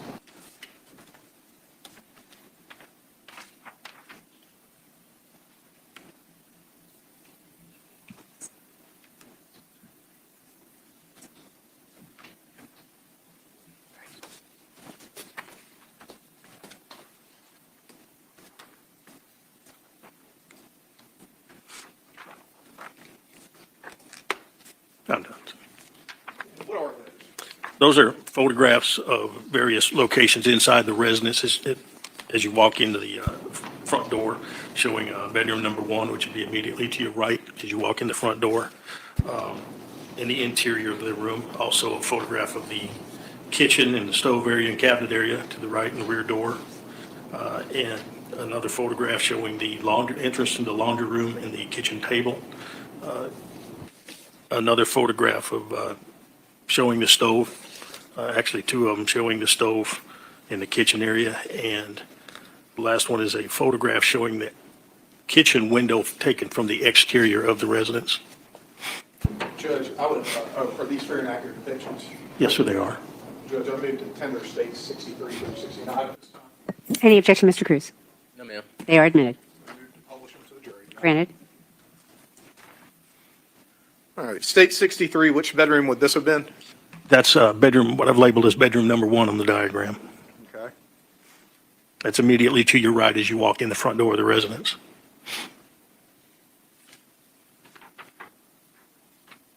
And then States Exhibit 64, what are we looking at there? That is a photograph also of bedroom number 1 showing the entrance to the bathroom that's attached to that room. States Exhibit 55, we've moved to a different part of the house. Where are we? That I'm standing kind of at the edge of the living room, dining room, showing a photograph of the kitchen area and the rear exit of the residence. And States Exhibit 66, what is that depicting? That's a photograph of the kitchen table area and the entrance to the laundry area of the residence. And then States Exhibit 67, what are we looking at here? That is a photograph of the stove in the kitchen. Can you see anything around the eyes of the stove? Yes, sir. On the front left corner, you can see some charred remains of something on, around the eye and along the edge of the eye. It'd be the eye on the, I'm sorry, it'd be the eye on the front left corner. So as you face the stove, the front left corner? Yes, sir. Okay. State 68, what are we seeing here? That is a closer shot of the eyes of the stove and also including that front left eye, showing the items that were there. And then State's Exhibit 69, what is this item? That's a photograph of the rear, taken from the exterior of the building of the window leading to the kitchen of the residence. In particular, at the top and on the left side, is there anything about that screen that stuck out to you? Yes, sir. And what was that? The screen appeared to be bent downward along the top and then inward on the side as if someone was put in there to pull it down and away out of the frame. As you began to process and investigate the scene, or I guess it didn't begin, but as you are processing and investigating the scene on January 19th of 2001, was that something that piqued y'all's interest? Yes, sir. All right. And so what, if anything, did you do to investigate that further? Well, that item was collected. It was taken out of the frame and it was collected to be fingerprinted or processed later because it was wet. It also, we used it to kind of look at how that frame itself was bent and broken. Okay. Was there any testing done on other, well, that's the wrong question. The testing on this particular screen that was taken, did that yield anything of evidentiary significance? No, it did not. As it relates to other screens, You have an objection, Mr. Cruz? I would just object to leading. I tried to make that objection too many times, but I just asked them. All right. I'm going to sustain that objection. Don't lead your witness. yes, Judge. Would you like me to re-ask the questions? Yes, please. Thank you. Lieutenant Leedahl, was the screen collected? Yes, sir, it was. Was it processed? Yes, sir, it was. What, if any, results were yielded? There was no identifiable prints or anything found on the screen. As it relates to the other screens at the home, was anything done to test those screens? Yes, sir. I myself and another investigator attempted to remove the screen from the exterior side to see how it would pull out. And during that testing, we could not remove the screen without fracturing the frame of the screen somewhere because we had to bend it so far to remove it from that window from the exterior side of the building. And so how did the screens that y'all tested out removing them compare to the screen that we just depicted in State's Exhibit 69? They were identical screens made of the same type of material, which I believe was aluminum, and they were approximately the same size from each one of them. And so after you tested prying them out, did that do anything to those screens? Yes, it broke them and bent them. Okay. And how did those breaks and bends compare with the screen that's, that we depicted in State's Exhibit 69? Very similar. Okay. And I'm going to hand you State's Exhibits 70 through 76, which have already been shown to Mr. Cruz. And once you get done reviewing them, let me know.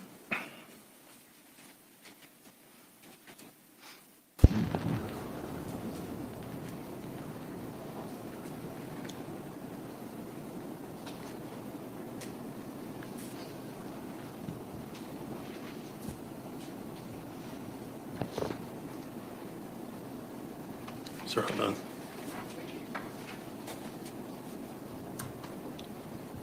And just kind of collectively, not individually, what are these? Those are photographs of various items. The screen itself is, or the rear window, and photographs of Miss Baker and the area around her body, as well as entrance to the bathroom, I believe. Are they fair and accurate depictions from January 19th, 2001? Yes, sir, they are. Judge, I move to tender States 70 through 76 and ask to publish those to the jury. Any objection, Mr. Cruz? No, ma'am. They are admitted, and yes, you may publish. State 70, what is that? That's a photograph of the upper torso of Miss Baker as she was found. It also includes a photograph of the straps that was found on the bag, that matched the bag to the left, her left, as she's laying there. And you see a portion of the transformer that belonged to the printer there. State's Exhibit 71. That's a closer photograph of the cord that went from the transformer to around the neck of Miss Baker. State 72. That is a closer shot or another angle of the cord as it's around the neck of Miss Baker. And State's Exhibit 73, what are we seeing here? That's a photograph of the broken screen from the window as it enters into the kitchen of the rear of the residence. And State's Exhibit 74. That's another photograph of that same screen, but that's showing as you're facing the screen, showing the left-hand edge of that frame of that screen. And State's Exhibit 75. That's a photograph of the window leading into the kitchen, showing the entire screen as it was found. And this is jumping around a little bit, I'm sorry, but State 76, what are we looking at here? That's a photograph of the entrance to the bathroom. I call it the public bathroom from the main room, and also the one that's shared by Miss Baker's bedroom. And when you say public bathroom, I'm just going to put the diagram of the floor plan layout up again.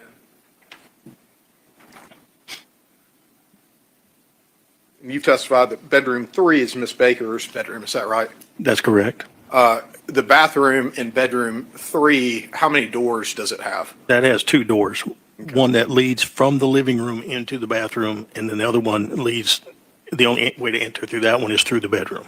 Okay. And so the other 2 bathrooms in the home, how do they differ from the bathroom in bedroom 3? The only way you can enter those bathrooms is by going inside their bedrooms.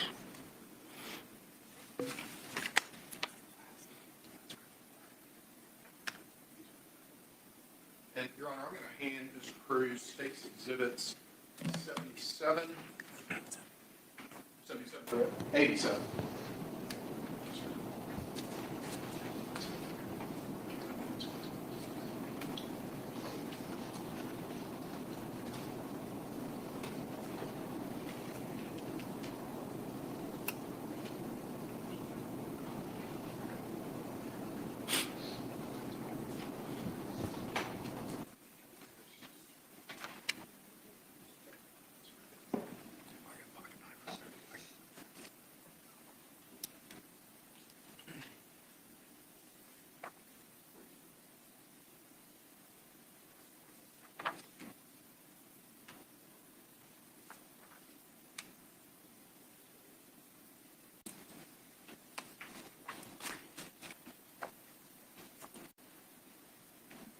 All right, so, I'm sorry, I should show these to you. State's Exhibit 77 through 87, Lieutenant Leedahl, I'm going to hand those to you now.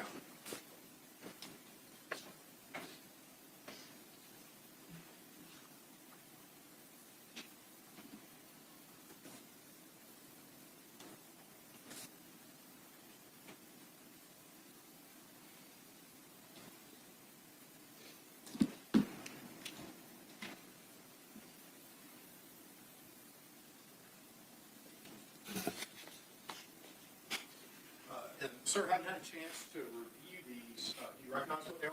Yes, sir, I do. Okay, and I don't need you to necessarily describe each of them right now, but kind of in general, where are they pictures from? Those are photos that are taken inside the bedroom of Miss Baker, showing some of the items of evidence that we collected. And did they appear to be fair and accurate depictions? Yes, sir, they do. Judge, I move to tender 77 through 87 and publish them to the jury. Any objection, Mr. Cruz? And then, They are admitted. And you may publish. thank you, Judge. State's Exhibit 77, what is that? That's a photograph of the knife that was found near the head of Miss Baker. Okay. And State's Exhibit 78, what is that? That's also another photograph of the knife. Okay. And let me ask you a question real quick. Was the blade on this knife longer than 3 inches? Yes, sir. Okay. State's Exhibit 79, what are we looking at here? That's the photograph of the knife as it was found on the floor adjacent to Miss Baker. Okay. And so immediately to the left of the knife handle, we see something. What is this here? That is the right arm of Miss Baker. Okay. I just want to ask you a question real quick. We see in 79 the knife handle right there. And then we see in 78, Like, why would you leave the knife and then wipe down the window? And like, you just set a fire.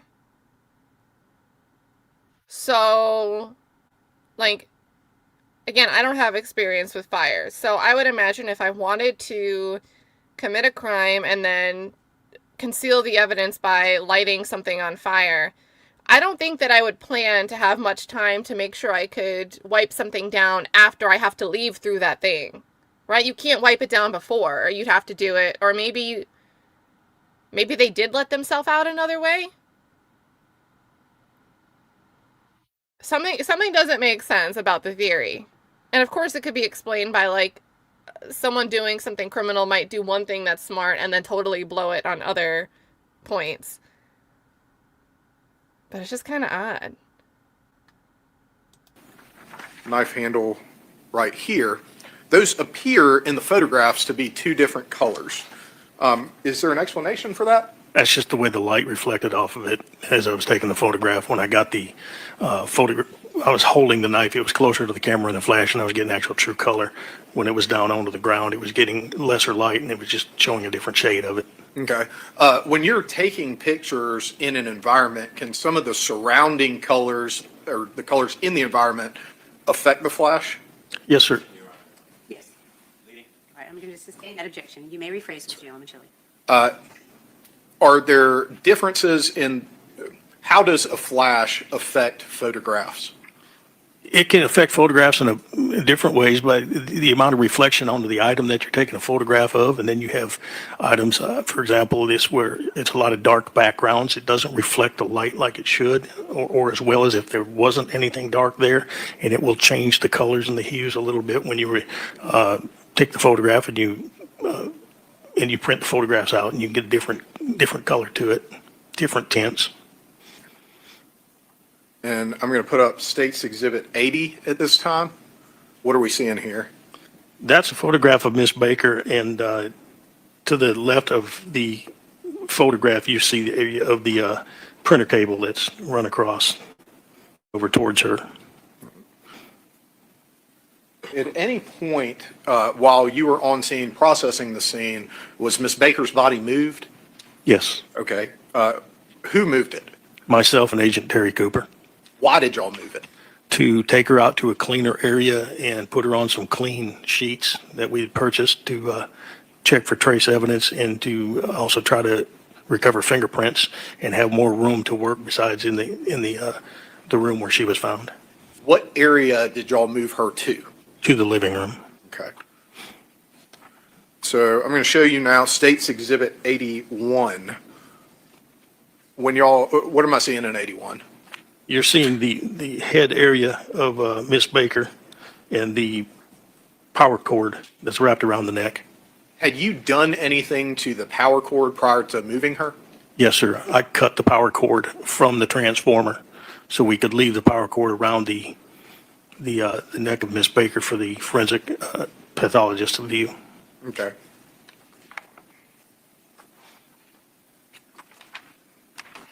State's Exhibit 82, what is that? That is the right hand of Miss Baker. State's Exhibit 83, what are we seeing here? That's a photograph of the left hand of Miss Baker. Was there anything of significance to you as a forensics detective about her left hand depicted in State's 83? Yes, there were some wounds, defensive type wounds to the hand. Okay. And then State's Exhibit 84, what are we seeing here? That is the leg of Miss Baker. I believe it was the right leg of Miss Baker. Okay. And in particular, what are we seeing in this area here? That appeared to be a blood transfer pattern that was on the leg, kind of in the shape of a hand, made by someone touching that leg. Did you make any effort to try and process that area of her body? Yes, sir, we did. What did you do? We tried several methods of trying to recover that to see if there was any fingerprint ridge detail in it. We used a chemical called TMB, and I apologize, I don't know what that TMB stands for, but it's a reagent that reacts with blood, similar to like phenolphthalein or luminol that's used to detect blood. We also applied Polaroid film to that spot in hopes that the TMB and the blood would transfer the pattern to the Polaroid film and have a chemical reaction. And then we also dusted that film with magnetic fingerprint powder, as well as processed that straight on the skin with fingerprint powder to try to recover fingerprints. Were you successful? No, sir. Okay. We talked about environmental factors earlier. How would the environmental factors at this scene affect, if at all, your ability to process for fingerprints? Well, fingerprints on the body is very difficult to recover. I've only done it once or twice in my life, and that was doing it during testing on myself. It's never worked out on the scene, but it is possible. In this case, we did not have any luck because you also have environmental factors such as the water from fire, the heat from the fire. The heat made the skin almost dry out to like it was leather. Fingerprints are usually left behind by oils and dirts and stuff from the fingers when you touch a surface. In this case, the heat dries that up, and also it absorbs those chemicals and that water and things into the skin because of the heat. The fire department putting the fire out, the fact that the water's there can wash off any of the oils or trace evidence or things on the skin. But it's extremely difficult to recover fingerprints from a body, but it's not impossible. I'm going to show you State's Exhibit 85, ask you if you recognize that. Yes, sir, I do. What do you recognize that as? That is showing some of the heat damage to the side of Miss Baker. And then State's 86, what are we seeing here? That is the right knee and upper thigh of Miss Baker that was burned. Did y'all process any other surfaces inside of the residence? Yes, sir, we did. We processed the doors and the window areas looking for fingerprints. Was there anything of significance that you noted in your processing of the doors and window areas? We found what appeared to be white marks on the front door near the peephole, as if somebody had taken a cloth of some sort and wiped the area down. We found other areas where you had mostly water damage and things as far as fingerprinting, which fingerprint powder and water, the powder is consistent with baby powder. So when it gets wet, it clumps up and it's completely ineffective in trying to recover fingerprints. So it made it difficult.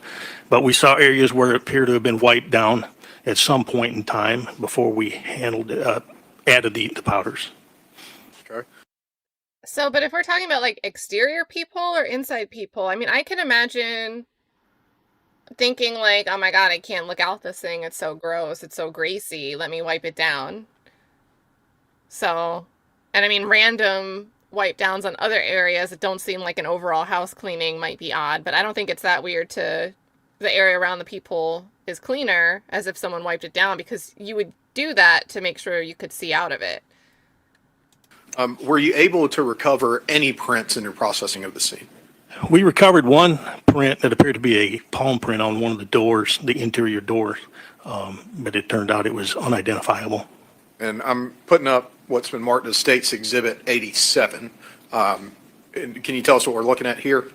That is a fingerprint that was found on the door. I'd have to look at my report to tell you exactly which door it was, but it was one of the doors inside the residence, one of the bedroom doors, if I recall correctly. Yeah, bedroom number 2, which would have been the first door on your left as you walk into the residence from the outside. So they're going to You say this made wasn't reference cleaned to down. a print being unidentifiable just a moment ago. Are you referring to this print or a different one? To this print. Okay. And I think, I'm sorry, earlier we talked about the APHIS system at the Athens-Clarke County Police Department. What involvement, again, did you have with that? Well, I was the project manager that started the program when we first got it, but then I was the APHIS operator for 7 or 8 years before I was promoted and moved on up, and I had other people trained to do it, and I took more of a supervisory responsibility. And could you remind the jury what APHIS stands for? The Automated Fingerprint Identification System.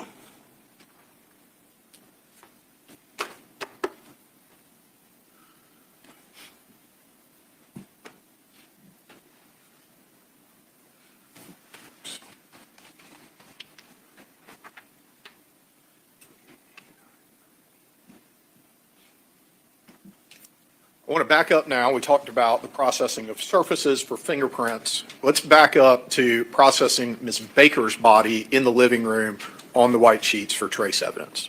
Sure. Were you able to find any trace evidence on Ms. Baker's person? Yes, sir, we did. Okay. When we're using the terminology trace evidence, does hair fall in that category? Yes, sir, it does. Okay. I'm going to show Mr. Cruz what's been marked as State's Exhibits 88, 89.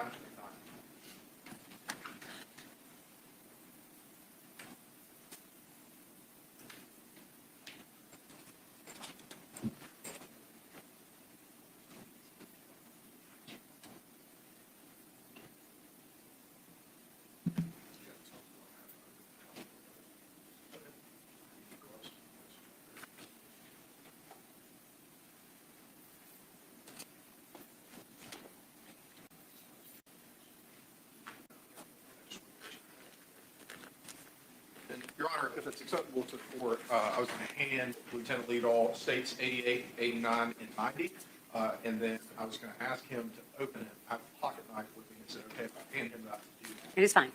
Thank you, Your Honor. It's all right.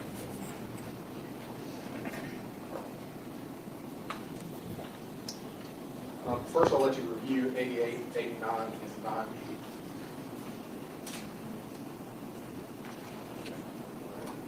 And then I'm going to hand you this pocket knife. You might open those up. And then before I ask We you have any other gloves. questions, How nice. I'll take it back to the defense counsel for answering.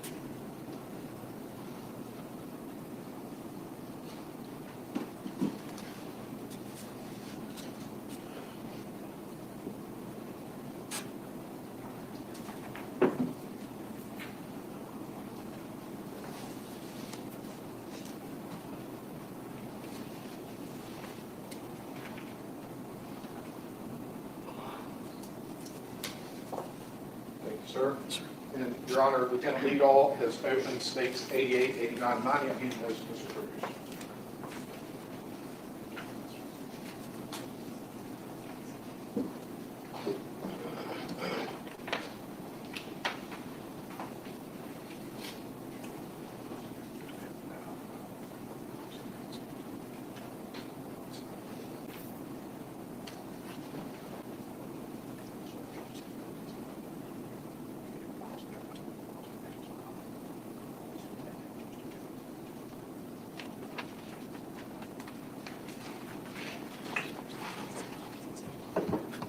I don't think so.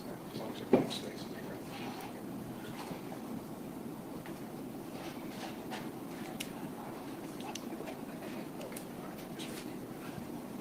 Sir, I'm going to hand you 88, 89, and 90. And if you could, reach inside the envelope marked States 88 and let me know what is inside of there. It's a sealed envelope with my handwriting on it, depicting hair recovered from the torso of the victim. Okay. Does that appear, based on the labeling, to be the hair you collected from the torso of the victim? Based on the labeling, yes, that's correct. My seals are still intact and my initials are over the seals. And Judge, I moved to tender States 88 at this time. Any objection? Yes, ma'am. Go ahead. On the basis of authentication, I spoke to the state. He said that on cross-examination, I could go through the process about authenticating what's in the envelope. So I would ask at this time not to admit that the items into evidence, but on cross, I will open it up and authenticate it with the witness, and if the other court finds it appropriate, I'll admit it at that time. Yes, sir. Thank you, Mr. Cruz. Mr. Yelmenchili, any response to the statement by defense counsel? It's been appropriately authenticated to the admitted, Your Honor. I'm going to admit it over objection, but certainly, Mr. Cruz, you can do any of those things that you'd like to on cross-examination. Yes, ma'am. All right, you may continue. States Exhibit 89, same thing.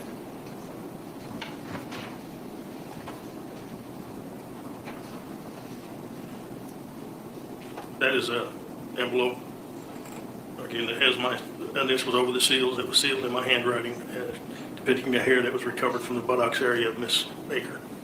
And does that appear to be the sample that you collected and sealed in your processing of the crime scene? Yes, sir, it does. Judge, I move to tender 89 at this time. Any objection, Mr. Cruz? Just the objection, Judge. All right, thank you. I'm going to overrule the objection, admit it over objection. And then State's Exhibit 90, same thing. That is also an envelope that has my initials over the evidence seal that contains the hair that was recovered from the left hand of Miss Baker. And does that appear to be substantially the same shape as when you collected it and sealed it inside that evidence? Yes, sir. Judge, I'm moving tender 90. Any objection, Mr. Cruz? Only the prior objection. All right, thank you. I'm going to admit it over objection, but you certainly can cross-examine the lady's defense counsel's time.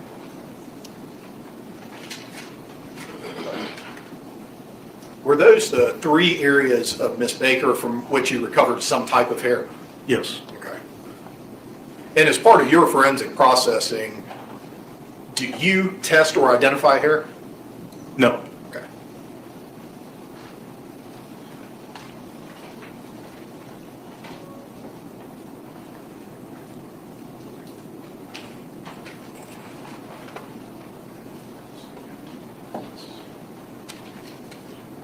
And I'm sorry, Judge, if we could add just a moment.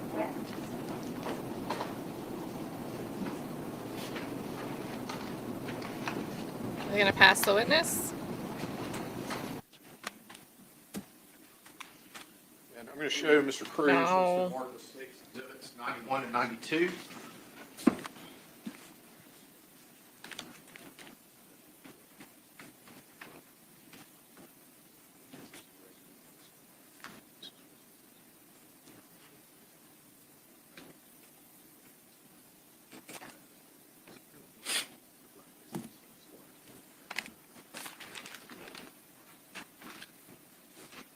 So first I'm going to hand you State's Exhibit 91 and ask you to recognize that.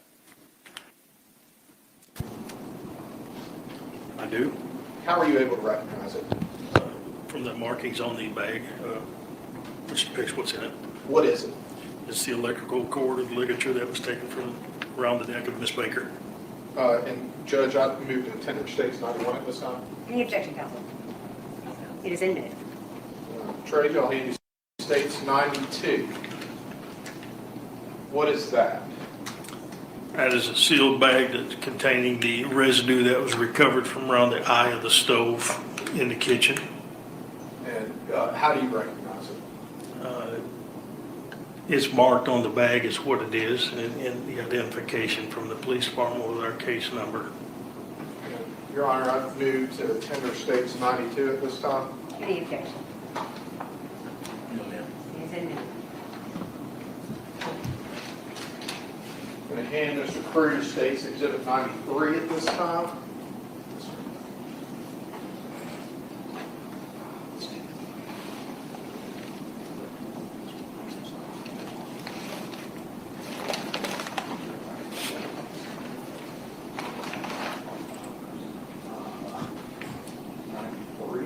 It's on 93. This is 93. Thanks.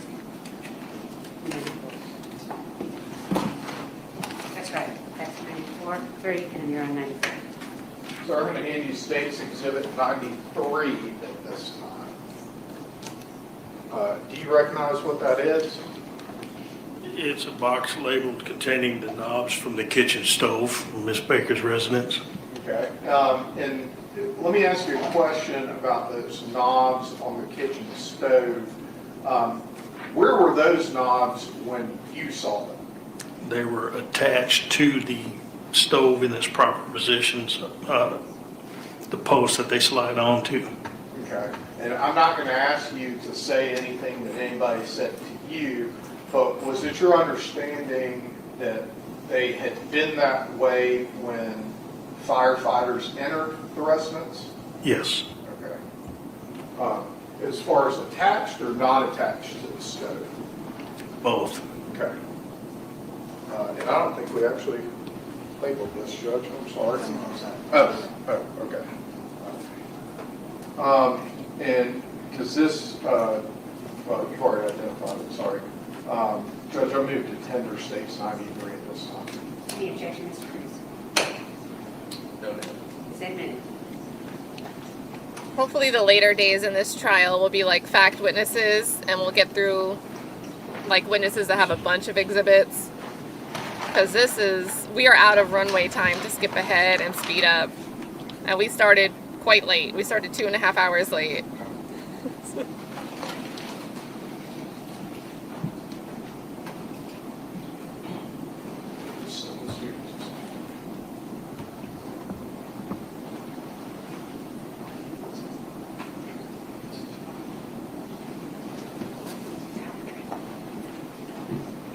This bag looks like it's been through some things.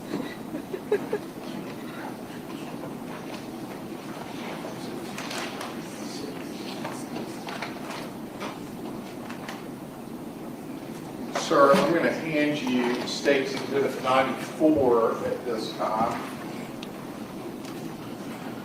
Do you recognize what that is? Yes, sir, I do. And what is it?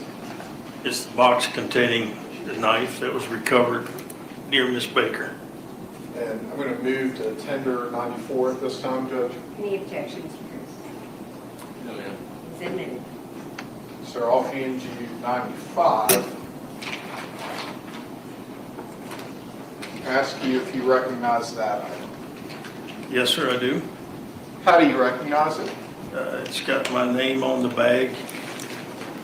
Is entering it into the evidence room. Okay.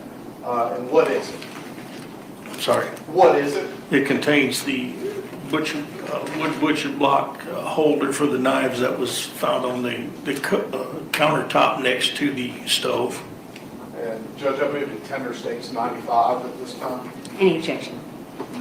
It is admitted. Sir, when you were processing the scene and collecting this evidence, do you recall the brand or manufacturer of the knife block? If I recall correctly, I believe it was Farberware. Okay.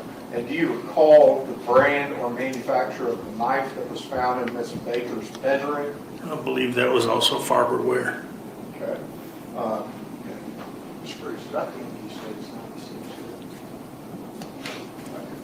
I'm handing So- Mr. Cruz States so the knife- 96. The knife came from inside the house, which, again, doesn't... Well, I guess you could pre-plan and do that.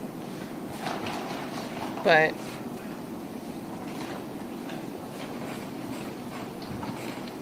Lieutenant Leedahl, I'm going to hand you now States 96. Do you recognize that item? I do. And what do you recognize it as? It's a bag that's containing the power transformer to the printer, which I cut that portion off that was around the neck of Miss Baker, and this is the remaining portion of it. Judge, I move to Tender States 96 at this point. Any objection? Admitted.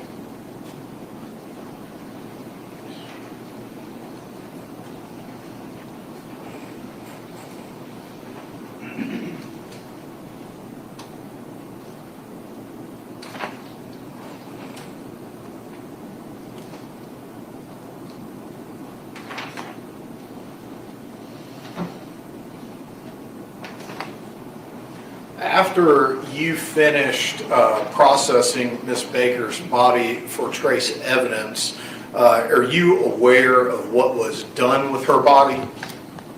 Yes, she was placed into a disaster bag, and she was transported to the GBI crime lab for an autopsy.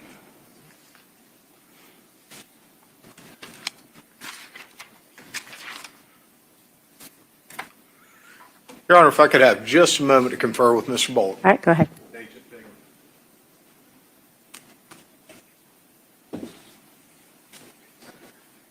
So, I don't remember hearing that there were prints found on the knife during openings, but, you know, the results of any type of testing, right now we've really only had witnesses come in to say, like, hey, we collected something from the scene. Or this was a photo from the scene, and this is what I remember seeing, or this is what I put in my contemporaneous report. But I don't remember them saying an opening, and the state seems to be going in the direction that anywhere that you'd look to find prints that you would think an assailant would have put their hands on, they're suggesting that they could have cleaned it down. So. Wait, for real? TMZ got a ransom note for Savannah Guthrie's mom? That's scary.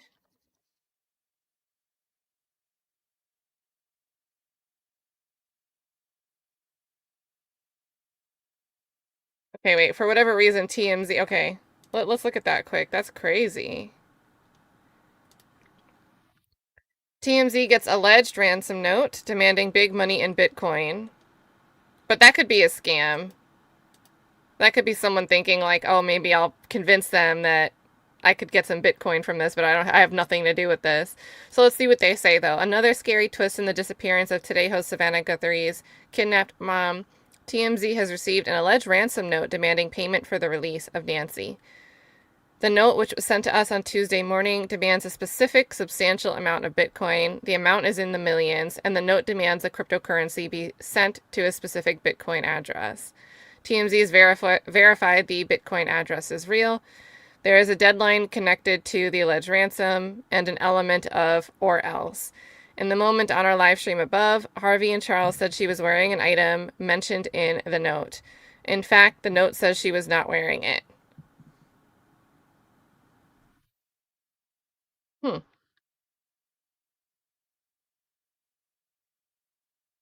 The alleged ransom note also describes another item the sender says was damaged at her Tucson area home. We forwarded the alleged ransom demand to the Pima County Sheriff. Nancy was reported missing Sunday, and her disappearance has been labeled as an abduction, and homicide detectives are on the case. So that's odd. I mean, obviously they're gonna, if there's no other information out there, have you guys heard any information that a specific item was damaged at the home? That narrows down the range of people who might know that information if it's not something that's been widely reported. So that's kind of interesting. I'm imagining they're going to try to verify something with that. But again, if that doesn't pan out, like as a hint of here's how we have personal knowledge, it could just be someone that's preying on the opportunity to get someone to send money. So, but that's crazy either way. Like, kidnapping and holding a ransom, or using a kidnapping story as an opportunity to come up with a ransom scheme. No bueno. And back to another, like, wild, sad thing.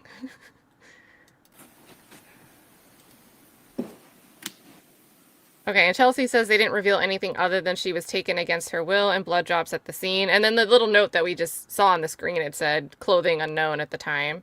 So, yeah, very interesting, because if they are aware of something that nobody would really know, that narrows it down and could make that ransom note carry some weight. Lieutenant Leedahl, as you were processing the crime scene and also Ms. Baker's body, were there any odors of significance? Yes. And what was that? I distinctly remember the smell of the shampoo that emitted from her hair. The smell of the shampoo. I don't know the brand name or anything like that, but I can smell it to this day. Judge, I don't have any other questions for Lieutenant Leedahl. All right, thank you. I think before we, Mr. Cruz, we do cross-examination, we're going to take a break. I agree. All right, thank you. So, ladies and gentlemen, we're going to take a break for a little less than 15 minutes. If you'll go into the jury room, there are, of course, snacks there. The restroom, please don't discuss the case. We will be with you at 3:45. Thank you. All right, we can't skip the break. Oh, wait, we can a little bit.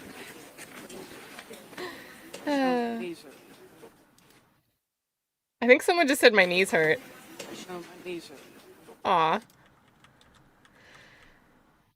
So we are caught up. We are caught up. They will be back in 8 minutes. So that's a time.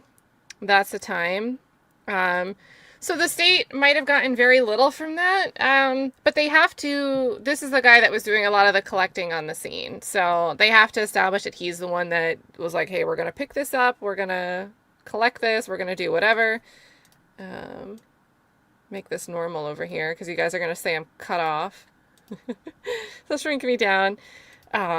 We also were hearing this shampooed hair, and the idea that her hair was still intact, maybe that means it's wet, but also they were able to collect other pieces of hair that were like in her hand that they're attributing to the perpetrator, or at least they're saying that it's not from Tara Baker herself. So those hairs seem to have survived enough. So I still don't know if the theory is that her hair was soaking wet, so, she was ambushed while she was in the shower, or her hair was wet and she usually took a shower earlier in the day, so we can infer that this likely happened earlier rather than closer to the time that the fire was reported. I still think it's a bit odd that the fire is reported at 11:22 and the state's trying to rely on the clock on the wall and suggest that the clock stopped that day because of the fire.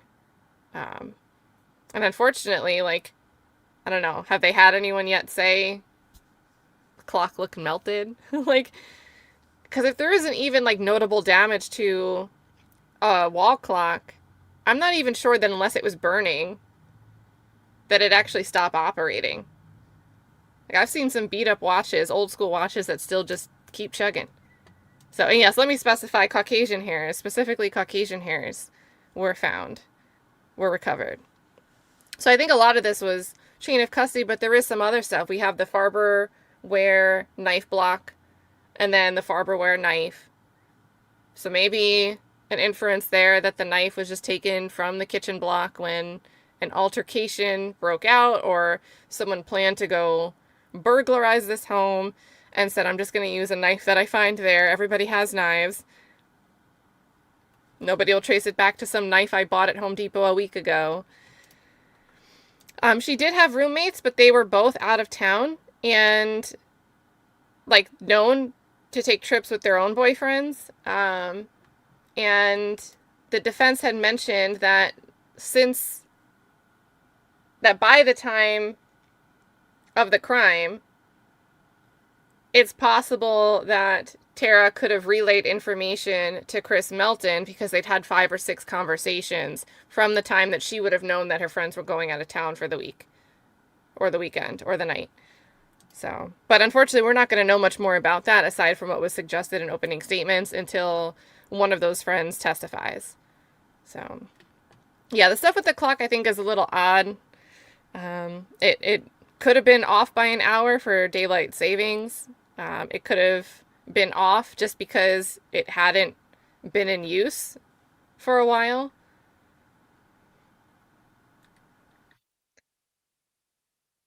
Yeah, and Mark says again, if the fire department are using water hoses, her hair would be wet. So I think they're trying to suggest that there wasn't a notable fire damage to her hair. Which if her hair was dry and I don't really understand the mechanics of it. So I'm not going to opine too much on that. But they're harping on the wet hair for one reason or another. Jim is innocent. Jim is innocent. This was very quick. Aaron said this 2 seconds, and 2 seconds later, Jim is already here saying Jim is innocent. That was very coincidental. The old Jim McIntyre. We'll have him on the screen for a little bit. Since the other Jim didn't join us today. We've got, let's see, Nancy says I need to replace the batteries in all of my clocks because I just look at my phone these days for the time. And that wasn't the case. I don't think that was an option back in, 2001. But I don't know, maybe there was a different device that she used. If I have an alarm clock next to my bed, I'm going to rely on that rather than the clock on the wall. Especially if that's right by my face. I can look at it easily without having to sit up and look around. So the less effort I have to make in the morning when I think there's a chance I can go back to bed, the least effort I'm going to make. So, yeah, Mavka, so that's what I think. They said her body was so dry, it was leathery, but the hair is wet. But I think that's why they're suggesting the hair had at least some dampness, or that's where they're basing the idea that her hair had some wetness. That combined with the notable smell of the shampoo. And I'm guessing it was VO5. I don't know if you guys remember the brand VO5, but I feel like that shampoo and conditioner, that smell used to last forever. Forever. So, let's see what else.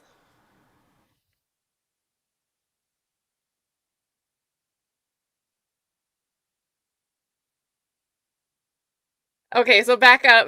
It's the strawberry one specifically. Yeah, it was popular, and they had like a blue-green colored one that was just such a characteristic smell. Let's see. Let's look at some VO5. Let's look at some throwbacks. Oh, they still have a whole website. Let's see what scents they currently sell. Look at this. Look at this. I don't think I see the one that I'm thinking of. Unless they just don't have a name for it. They have a 3-in-1, guys.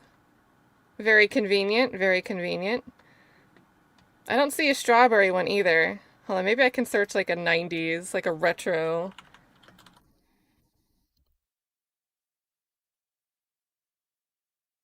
Oh my god, the old commercials. Do you guys want to watch an old commercial? Let's do it. What do tax experts do to lower their taxes? This year, these experts are Oh. Seems fast, right? Yeah, let me slow it down. do to lower their taxes. This year, these experts are entering the I didn't share VO5 it. sweepstakes. I gotta take Jim off. VO5 I gotta take Jim off the screen. will pay the personal 1990 federal income tax for 100 winners. To enter, just call the phone number on the back of specially marked bottles of VO5 looks shampoo good. and conditioner. VO5, the shampoo with 3 special ingredients to clean and 2 for manageability. Now makes everything more manageable, even your tax. Well, dang. So there we go. Little throwback. Definitely used to, I feel like be a popular brand. And now they don't really have much shelf space, if it's even carried at all at specific stores. So next time you go to the store, guys, please look and see if you see VO5 on your shelves and report back. The chat's going to keep tabs. Let's see. Dollar Tree still has it. Good to know. Good to know. Is it like $1.25? Or is it one of the items that's higher up? Yeah, sorry, I had Jim in the way.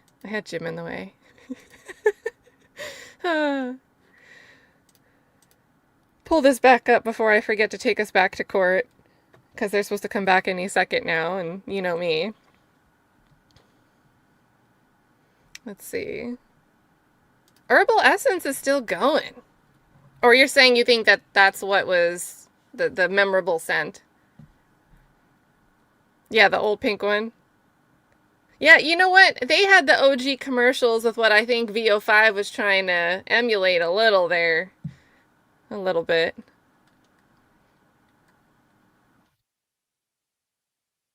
Jim McIntyre hiding the information. One of my favorites, guys. It's like, if you're ever bored late at night and just want something to fall asleep to, usually rewatching like old commercials is a great idea. Just the like timbre of the sound of older footage, I think, puts me to sleep personally. I don't know about you. There's a stupid, it's just so awkward. It's memeable. It's the throwback. Let me see. And it's like 30 minutes long. It's highly recommend next time you have, like, I guess it's only 10 minutes. I swear it was longer, but 10 minutes to watch. Go watch the Old Country Buffet training videos. I'll link it in the chat for those that are here as a treat for watching live. But it is a time. It is a time. Okay, so Old Country training video.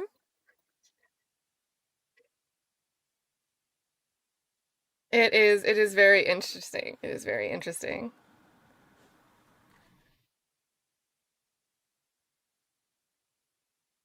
Let's see. Yeah, KLF says it's great. It is so great. It's just like there's so many comments on, like, I think the one I linked might not be the one with the most comments. We'll watch a quick clip.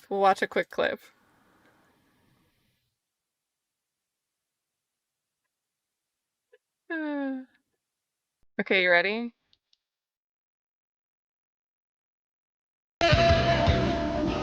Have you tried the lasagna? It's my favorite. Yeah. Did you catch a game last night? Is it still hot out there? Do you like hot fudge sundaes? All right. It's just so good. It's just so good. But yeah, training on how to make customers happy, keep them engaged, ask them questions. Just a nice little throwback. Yeah, the Kenny G and or the porn music.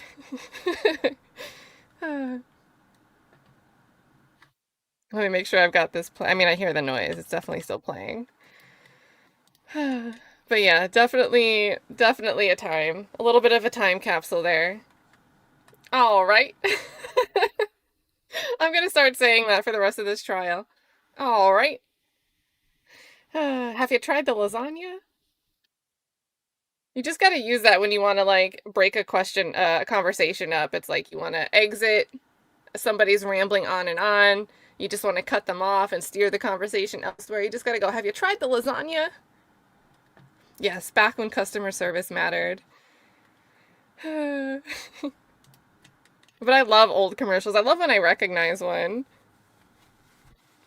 Like, I remember the Vidal Sassoon commercials because the way they would sing the little jingle. Oh, I see the camera. I think we're back, guys. I think we are back. Have you tried the lasagna?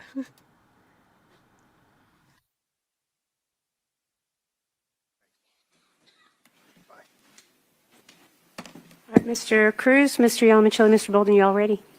All right. You can bring the jury in. Thank you.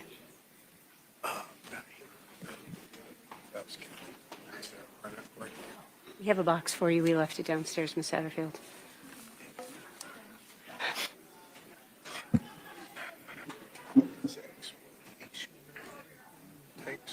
Oh, we got the Diet Ginger Ale.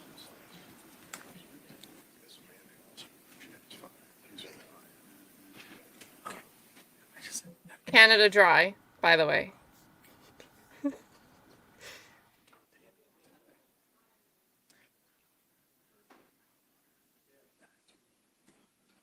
Okay. Y'all may be seated.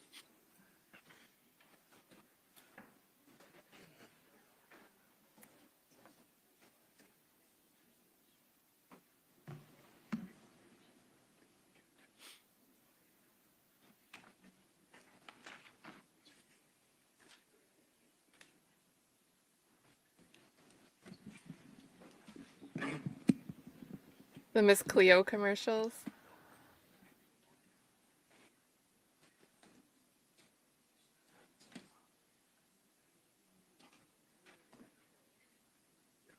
I don't really see Verner's in too many places, at least not like the grocery store.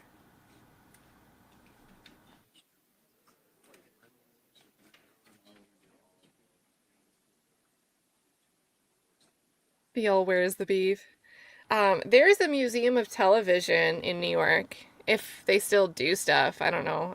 Like my grandfather took me like a decade and a half, 2 decades ago. One of my favorite museums. They just rerun old commercials. Super, super cool.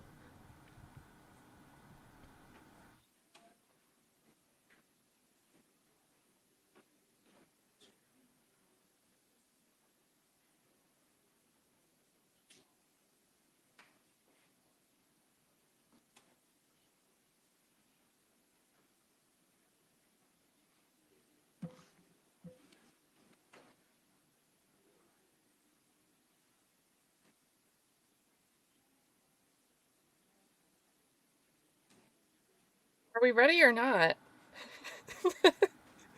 Right? She asked them if they were ready. Did I miss them saying no? Somebody's knocking? Who's that? All right. You may let Oh. them in. I think they want to come in. Okay, so wait, the jury couldn't get back in?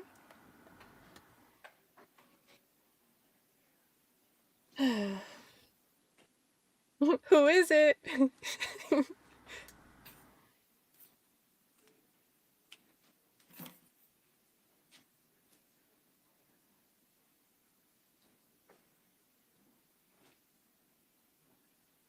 Oh, that museum was renamed to the Poli Museum of Arts. Well, that doesn't seem like as clear what it would be about. All right, ladies and gentlemen, you may be seated. Mr. Cruz, cross-examination. Yes, ma'am. Good afternoon, Lieutenant Leedahl. Good afternoon, sir. I would like to follow up with you on some things that the state discussed with you. I'd like to show you State's Exhibit 37. Your Honor, is it okay if I approach the witness? Yes. Thank you, Your Honor. Yes, sir. And you have continuing freedom to walk around the courtroom. You don't have to ask. Now, we've established that you recognize that photo as an aerial view of the Deer Park community. Is that correct?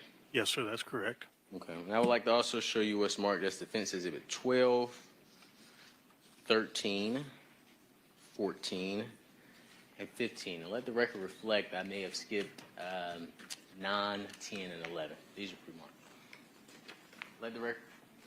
Let the record reflect that I'm showing the state said exhibits.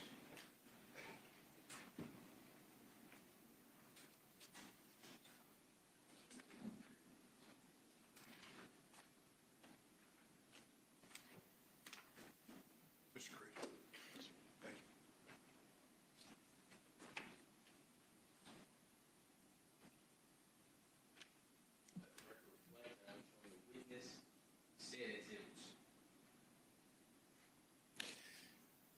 Lieutenant Leedahl, take your time, look at those photographs.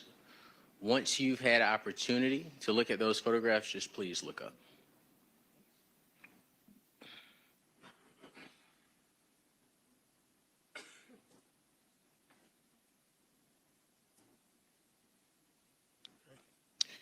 You recognize Defense Exhibit 12 through 15, if I have my numbering correct, as aerial views of the Deer Park community. Is that correct? Yes, sir, they are. Okay, and they're aerial views from different angles. Is that correct? Yes, that's correct. Are those photographs fair and accurate depictions of Deer Park and the surrounding area as you know it? Yes, sir, they are. Okay, thank you. Have those photographs been altered in any way to your knowledge? They don't appear to be, no. Yes, sir. Your Honor, I would move to admit Defense Exhibit 12 through 15 into evidence. Any objection? No objection, Judge. They are admitted. Do you want 37 back?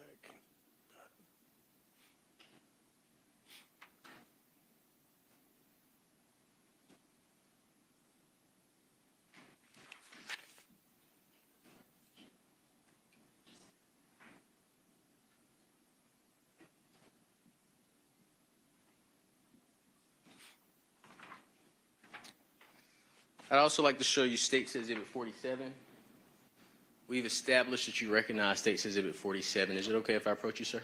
Yes, sir. Need to ask anymore. Which I actually really like. It speeds things up, but I guess it's kind of awkward if you're We used have to doing it out of established that you habit. recognize that photograph. Is that correct? That's correct. I'd like to show you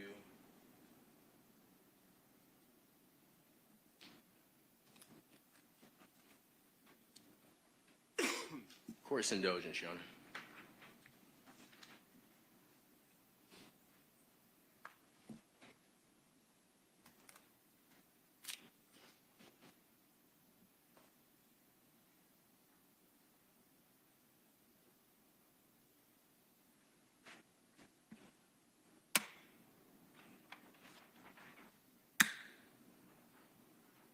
I hear a binder clip.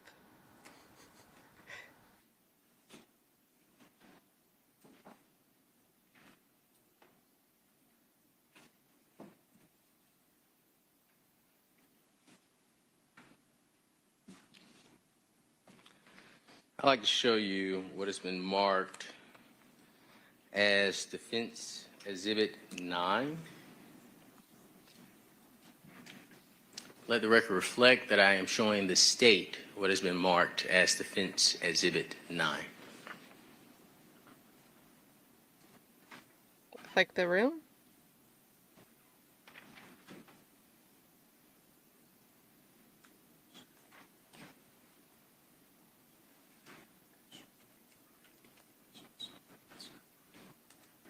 Or the window? No objection, Your Honor. May I approach you? Go ahead. It's fine. No, I won't be startled. So I handed you the state's exhibit and I handed you defense exhibit 9. Would you agree that defense exhibit 9 is a close-up of the window depicted in state's exhibit, I believe 27, if I'm not mistaken? I may have that number wrong. 47. 47, please forgive me. Yes, sir. You're correct. Okay. And do you recognize that photo? Yes, sir. It's the photograph showing the window adjacent to the rear entrance or exit, however you want to look at, to the apartment. Yes, sir. Has that, to your knowledge, or would you have any reason to disagree that that photo has not been altered in any way? I would agree. Your Honor, I would move to admit defense exhibit 9 into evidence. Any objection? No objection, Judge. Admitted. Yes, ma'am. And I would ask for permission to publish defense exhibit 9 and state's exhibit 47 to the jury. Thank you.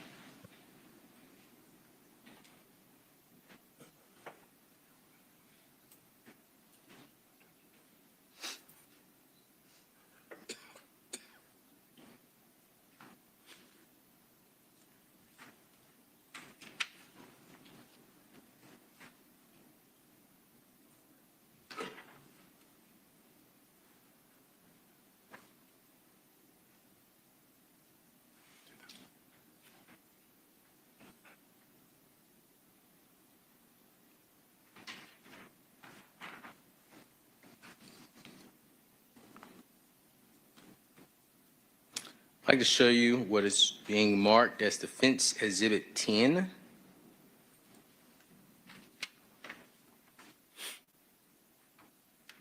Let the record reflect that I am showing the state what has been marked as defense exhibit 10.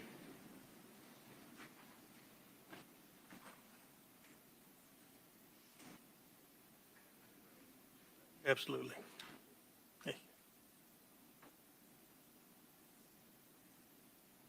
Lieutenant Leedahl, do you recognize defense exhibit 10? I do. Okay, and you recognize defense exhibit 10 as the back door that's depicted in state's exhibit 47, is that correct? Yes, sir, it is. And it's just a closer up view of said door, is that right? That's correct. Would you have any reason to disagree that that photo has not been altered in any way? It doesn't appear to be altered that I'm aware of. Yes, sir. Is it a fair and accurate depiction of the back door as you remember it to be? Yes, sir. Thank you. Your Honor, I would move to admit defense exhibit 10 into evidence and publish same to the jury. Any objection? No objection, Judge. It's admitted and published.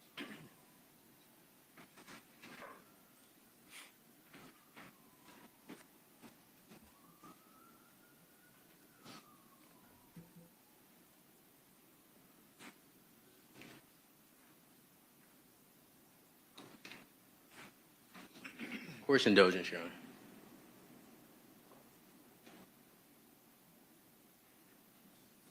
I'd like to show you what's been marked as state's exhibit 71.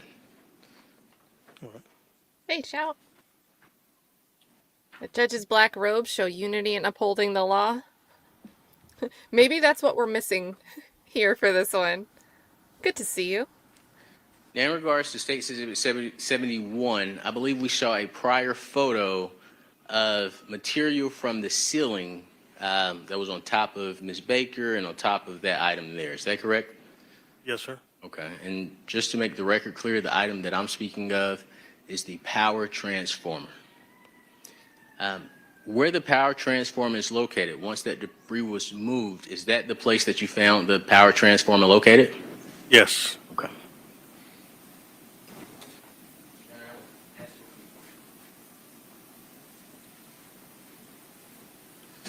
Your Honor, I would ask for permission to publish state's exhibit 27 to members of the jury. That was already admitted, correct? It was. Granted.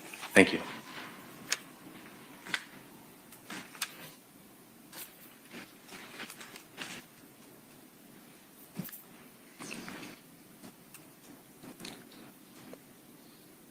And we've already established that on January 19, 2001, you went to Ms. Baker's home and you had opportunity to view her body, correct? Do you agree?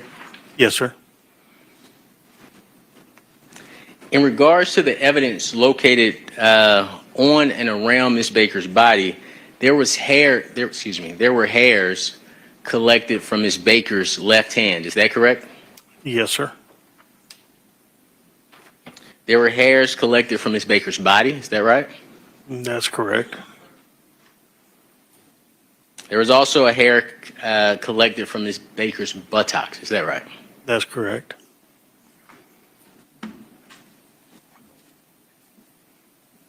And I'm going to get you another pair of gloves. No, I'm good.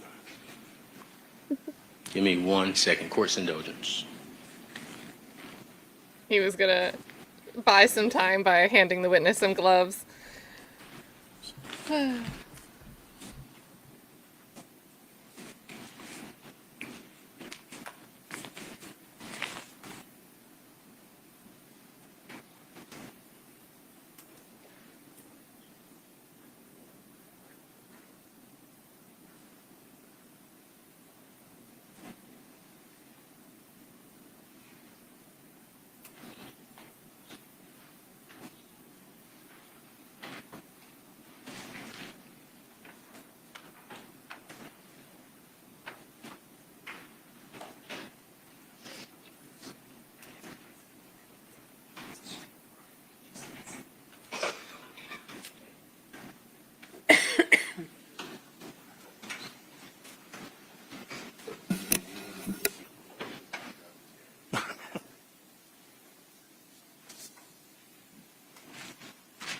Yesterday during opening, he was saying butt. Right, I'd like to show you So what's I like been buttocks previously better. admitted as States Exhibit 89, which contains a envelope enclosed, documented as item number 8, hair from buttocks. Do you recognize that? Yes. I'm going to hand you a pair of scissors. I would like you to open item number 8 that was within States Exhibit 89. And I provided you a paper towel for the hair. Okay.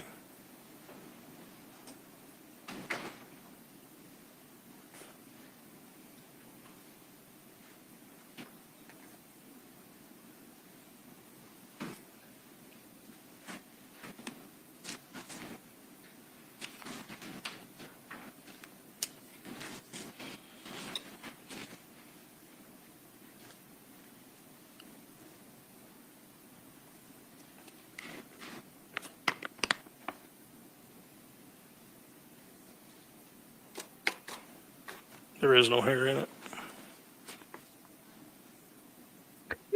Can you repeat that? There is no hair inside it. Thank you.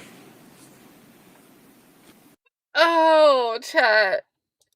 This is an attorney intentionally playing dumb just to get the witness to repeat this.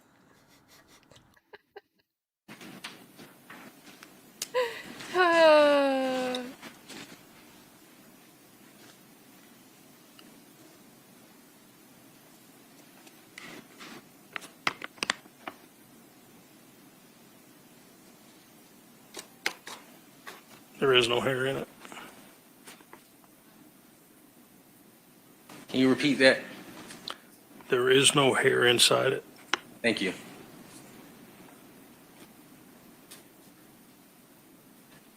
I'm going to place this back in the envelope where I cut it open.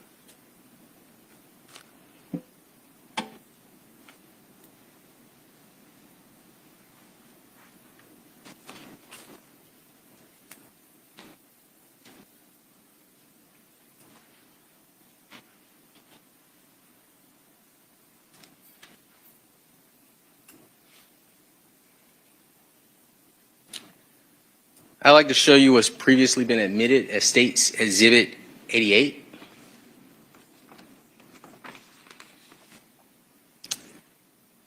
Inside States Exhibit 88, there's an there's an envelope marked number 9,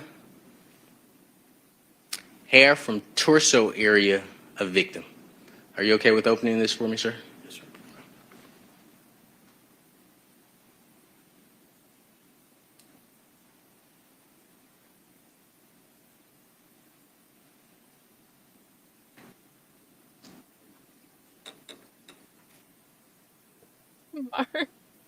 Mark says it's still stuck on a black Lexus in Massachusetts.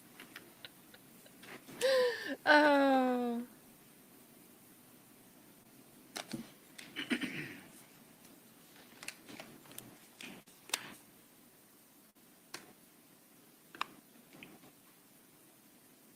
Wait, is there another one that's empty? Oh, he's tapping it out. There's no hair inside here. Again? There's no hair inside here. He does it again. What are we doing?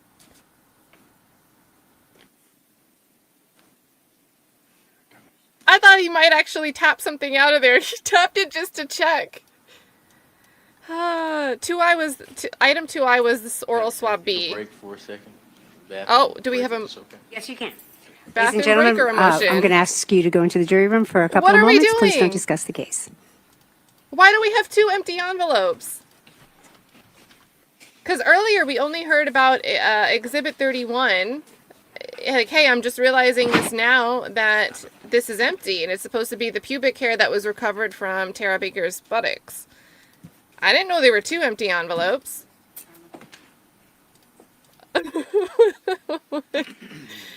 Oh, so we have 2 empty evidence envelopes. Grandma Ninja, good to see you. Says, I love this, petty petty. Yeah, she knew it was a motion.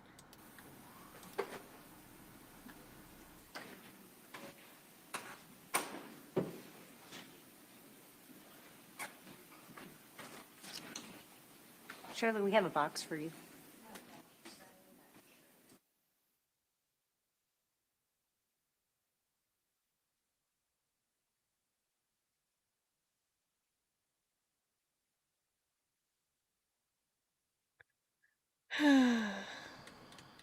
Like, this is just...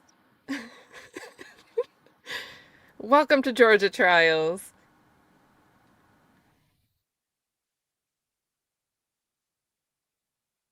They're getting him a box. To put what in? The empty envelopes?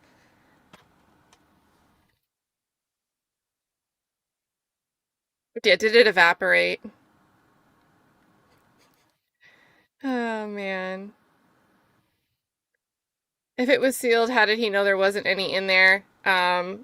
Something made him realize it about... We heard arguments about Exhibit 31, the pubic hair from the butt. I didn't hear him mention, although they did have an approach where we couldn't hear anything at the bench. And the state had responded something to the effect of them having known, but the defense never asked them for the information, so they didn't just turn it over. That was earlier today, about an hour. I think it was pretty early. Let's see.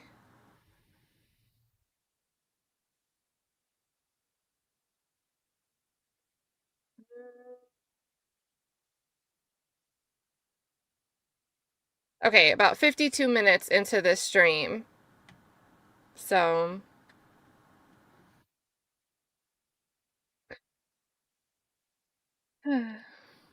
And yeah, don't forget, in addition to these empty envelopes that are supposed to be the different hair that they collected and tested that are, like, it seems like we have at least one hair still intact that does not belong to Tara Baker, but it was like in her hand and it was gripped, and it belongs to somebody that's Caucasian. It is not a black person's hair. It is a Caucasian person's hair. And in case you haven't noticed, the defendant in this trial is not Caucasian. So... But now these other pieces of hair are, like, not in these envelopes.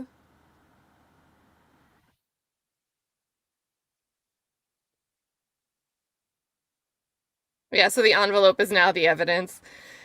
A nice new box. This could become one of the, like, nesting dolls. Like, things just keep going missing. So you just got to get another box to put the container from the last thing that went missing. Yeah, so... Yeah, I don't think they're actually doing a motion since we're on the seal. I mean, maybe they are.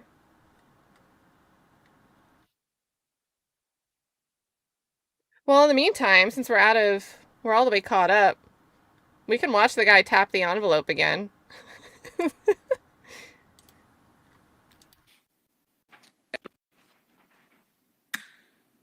I'll show you what's been marked as State's Exhibit 71.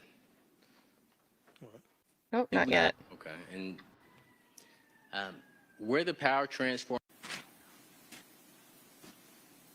All right, I'd like to show you what's been previously admitted as State's Exhibit 89, which contains a envelope enclosed documented as item number 8, hair from buttock. Do you recognize that? Yes. I'm going to hand you a pair of scissors. I would like for you to open item number 8 that was within State's Exhibit 89. And I provided you a paper towel for the hair. Okay. You have a paper towel and no hair.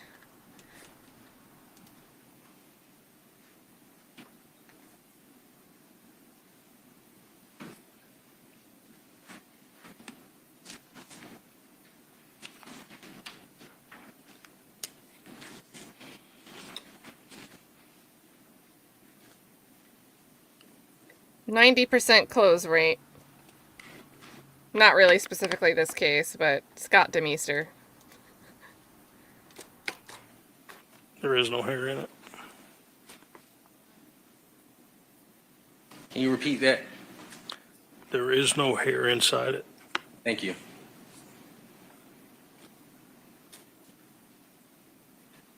I'm gonna place this back in the envelope where I cut it open.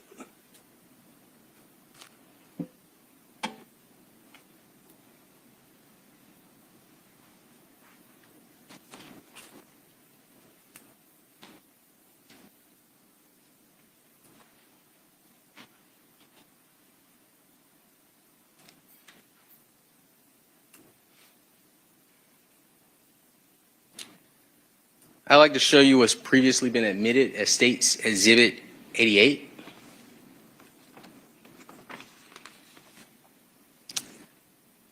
Inside State's Exhibit 88, there's there's an envelope marked number 9, hair from torso area of victim. Are you okay with opening this for me, sir? Yes, sir.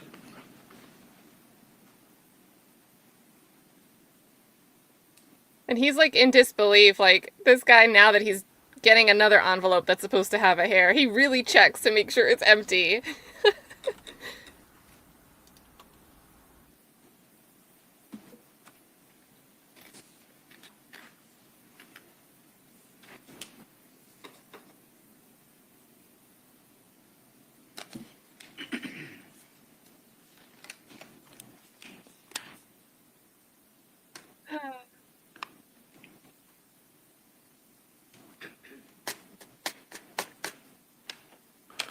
There's no hair inside here. Can you repeat that? There's no hair inside here.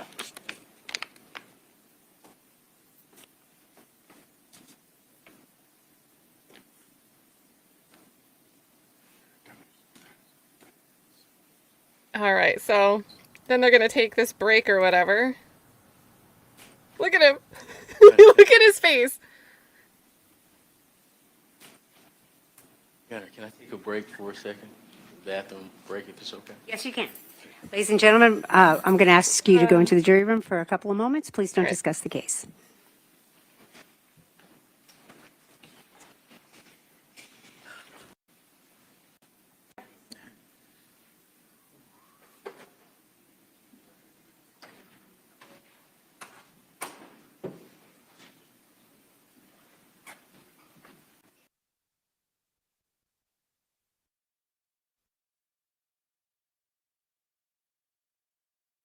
Oh my god, is he back with more envelopes, or is that just on the lectern? No, don't freeze us. We want to start. All right, so we were back in almost live court. Not doing a replay anymore. What a trial. We are only on day 2, folks.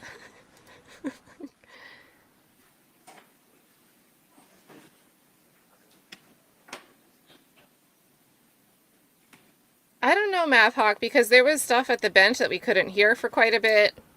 I'm not really sure. But he did say earlier that this is, like, new to him today. At least for the first hair.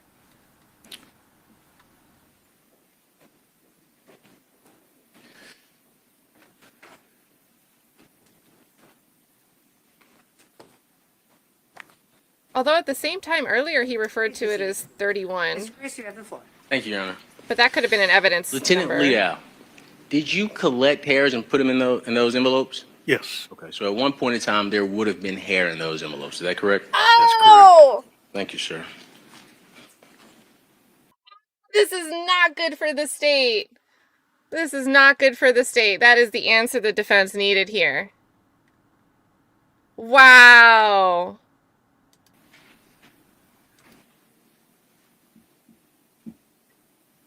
Whew. And again, All right. I'd like to show you what's been previously admitted as State's Exhibit 90, which is hair from left hand of victim. And inside State's Exhibit 90 is a white envelope marked number 10 with a description of hair from left hand of victim. May I approach? Can you open this for me?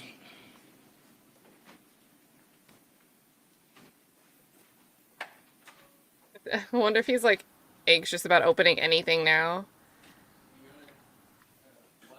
Lieutenant Leedahl is looking at that exhibit.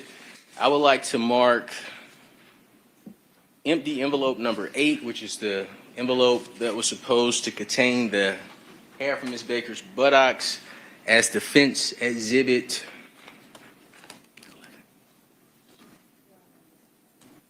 11. This one better be here.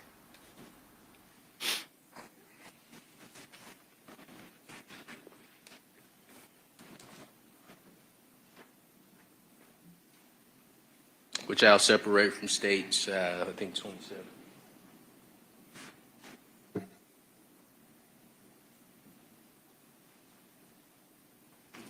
Sorry, which I separated from State's 89. Okay, so 11. Uh-oh. Why does he look You're asking confused? it to be readmitted, or are you just putting a defense number on the already admitted exhibit?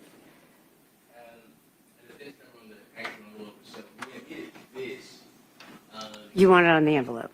Correct. Okay, and it's number 11. All right. So, any objection, Mr. Yeoman-Chili? I don't have an objection. I think the original larger envelope and its contents have already been admitted.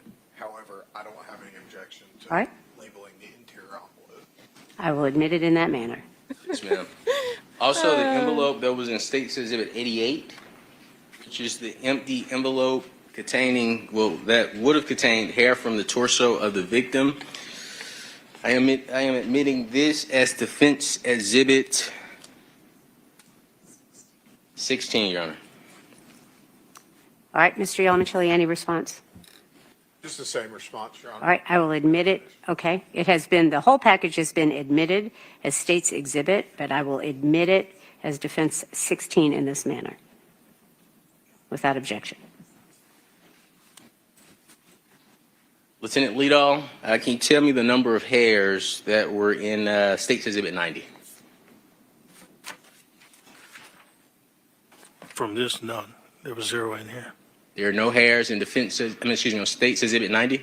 That's correct. Did you put hairs in the envelope when you sealed it up? Yes. Wow. So that's gone too.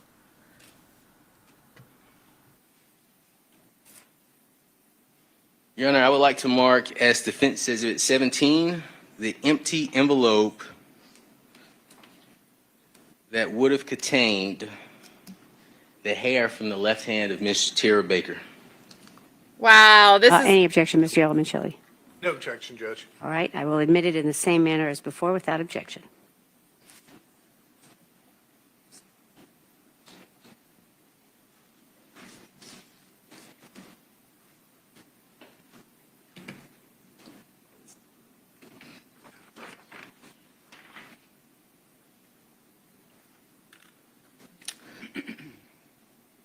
In regards to your observation of Ms. Baker's home, is it fair to say that you determined that Ms. Baker's front door was deadbolt locked before it was opened by firefighters? It appears that way, yes. You would agree that there were multiple bedrooms in Ms. Baker's home, correct? That's correct. This is And crazy. they belonged to Ms. Baker's roommates, Ms. Ashley, at the time, Ms. Ashley Peavy, now Mrs. Ashley Peavy Hall, and at the time, Miss Valerie Lowe, now Dr. Valerie, excuse me. At the time. Yeah, the judge did look crazy there, DB. So for anyone that's listening, watch the judge. Yes. I think this is what you meant, right, DB?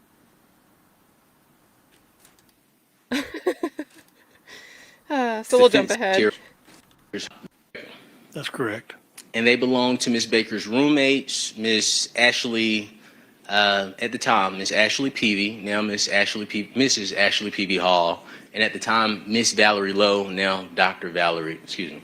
At the time, Miss Valerie Lang, now Dr. Valerie Lowe. Is that correct? That's correct. Based on your observations, none of the drawers in Miss Lang's room appeared to be disturbed. That's Nobody correct. robbed anybody. Based on your observations, none of the drawers in Miss Peavy's room appeared to be disturbed. That's correct. Would you agree that Miss Lang and Miss Peavy had jury boxes, computers, and other accessories in plain view within the home? That's correct. There was. And of course, I'm sure we agree on this, none of those items were taken from the home. That's correct.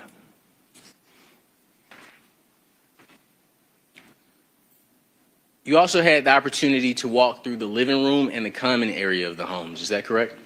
I did, yes. Would you agree with the statement that nothing was that nothing appeared to be stolen from the living room or common area of the home? I can't say that with any certainty since I don't live there and don't know what is actually there, but there were items still present. Do you recall writing a report dated January 21st, 2001? I do. You have a copy of that report up there with you? I do, yes. Can you turn to page 3 of 11?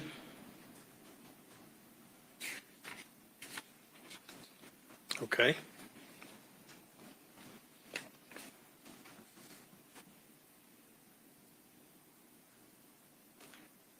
Can you read the fourth sentence? And the first sentence ends in burglaries. So the first sentence you'll see is commonly removed in burglaries.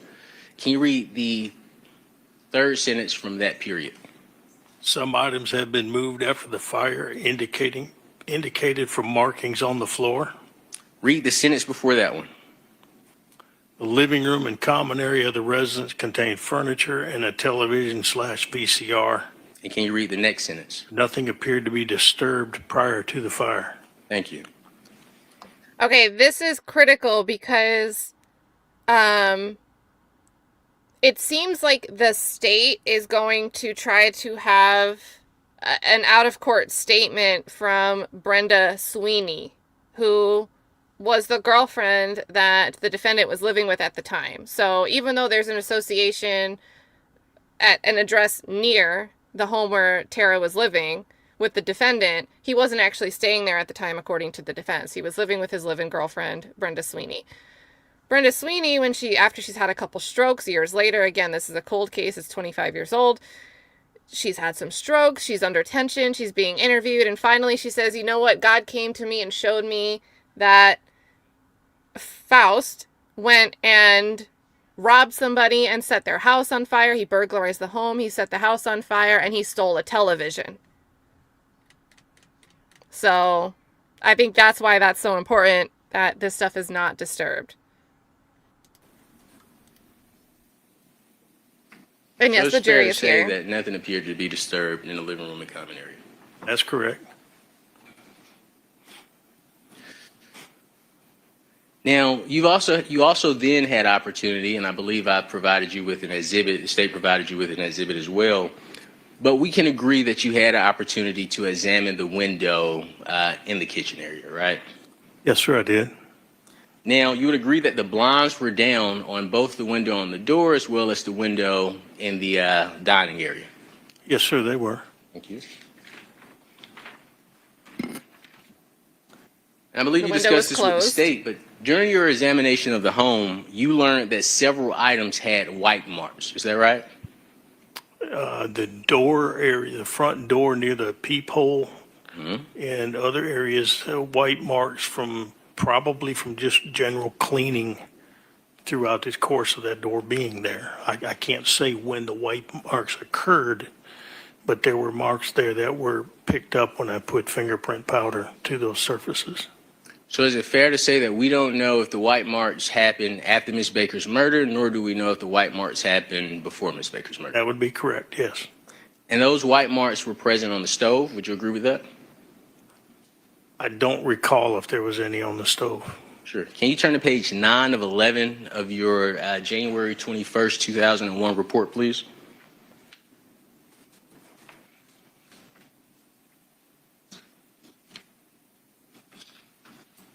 And if you will go to the second paragraph,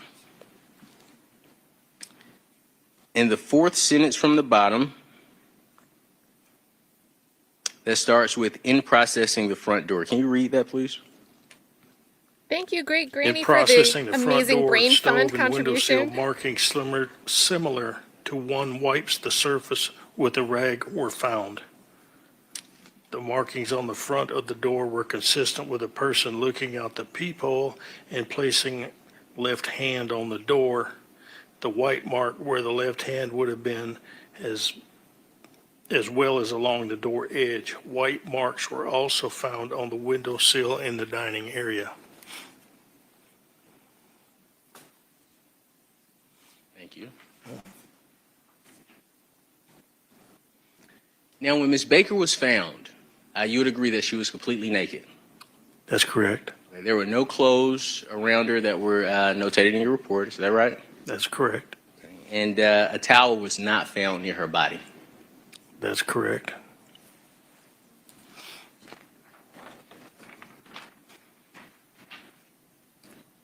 Yeah. All right. Actually, that just got me thinking of something. I would never sit on a carpet after getting out of the shower, because you've heard the state say that out of habit, Tara Baker used to take a shower in the morning and she would blow dry her hair. She had a lot of hair, so it's thick. It takes more time to dry. And she would sit in front of her bed, like on the floor in front of her bed, and sit there blow drying her hair and combing it through till it was dry. I would never sit on a carpet without a towel. And that might be real specific, but I'm just saying. I'm just saying. I don't have any more questions for Lieutenant Leedahl. Thank you so much for your service. Those are my questions. Any redirect, Mr. Yellowman-Chili? Briefly, Judge, Lieutenant Leedahl, as it relates to the hairs you collected, did you package those hairs? I did. Did you send them to the GBI? Do you Yes, know sir, what I they did. did? Okay. And that would have been for some kind of analysis or testing possibilities. Is that right? That's correct. Okay. Do you have any idea what the GBI did with them once they received them? I do There you not. go. Okay. Does y'all have any other questions for Lieutenant Leedahl? Thank you. Any recross, Mr. Cruz? No, ma'am, but I do have a motion. We have All right. a motion. Do you, all right. Or we could approach, if you don't want to send the jury out, we could approach it. All right. Because you're going to deny it Okay, anyway. That's fine. I mean, I may do that anyway, but you come on up, that's fine. Yes, sir.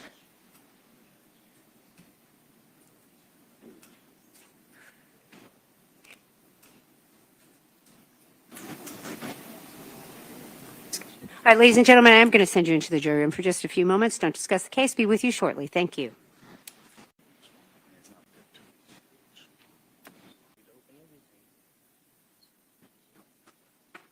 Y'all may be seated. Thank you. All right, Mr. Cruz, your motion. Go ahead, sir. I would just like to renew my motion in regards to, and I'll say motion to eliminate, to admission of testimony that the Oral Swab B is a vaginal swab. The additional information that I'm providing to the court is consistent with our prior argument that regarding the collection of that swabbing and the markings of that swabbing, and what Dr. Falzon testified to in regards to the procedure as well as the supervision of making sure items are properly marked and properly identified. As the honorable court saw, we just had, I believe it's 3 envelopes. One was supposed to contain, was marked to contain, hair from Ms. Baker's hand. And we heard testimony from the Honorable Lieutenant Leedahl that he collected it, he put it in the envelope. It is now missing. We also had a hair that was identified that was on Ms. Baker's butt that the Honorable Lieutenant Leedahl stated that he put in the envelope. It is now missing. And we also heard about the hair, you also heard testimony about the hair that was on Ms. Baker's chest that the Honorable Lieutenant Leedahl secured, packaged up. It is now missing. I would ask the Honorable Court to consider that in regards to our argument regarding the oral swabs. And 23 years later, Pattern. The state is going to attempt to introduce testimony that these oral swabbings are now vaginal swabs. Thank you for hearing me out, Your Honor. Thank you. Mr. Bolden, Mr. Almond, any response? Yes, Your Honor. I think Mr. Cruz is confusing the admissibility of the evidence versus the, I guess, the significance of it. It's hard to really understand. I would point out that we had the motion, motion in limine, whatever he characterized it as, when Dr. Falzon was on the stand. But then when I actually... It was a motion to suppress earlier today, and now when he got up to speak his motion today, he says, I want to renew my motion. Well, actually, motion in limine. Not confusing to me. To tender the exhibit, there was no objection. So there's no contemporaneous objection to the admission of the evidence. He tried earlier. I think, again... Mr. Cruz, how is he going to know that it's empty before it's opened and empty? He found out earlier today that it seemed like one of the envelopes. Because remember, we only heard him say one of the envelopes earlier this morning. How would he know? How would he know about the other envelopes also being empty? And he tried to object at that point in time. That was why we had the first break this morning. Like, what are we doing? Your motion, I'll let you respond when he's finished. Yes, ma'am. You let the state interrupt him earlier. To Mr. Cruz, I think Chad. he's misunderstanding the fact that there will be additional testimony about not only the items that Lieutenant Leedahl just entered into evidence, but also those that Dr. Falzon entered. You can't have one witness testify about everything as it relates to the piece of evidence. That's why you tender it and then have them testify. So I don't know what the grounds are that he's asking to move to exclude the exhibit relative to oral swabs A, but they're admitted into evidence, Your Honor.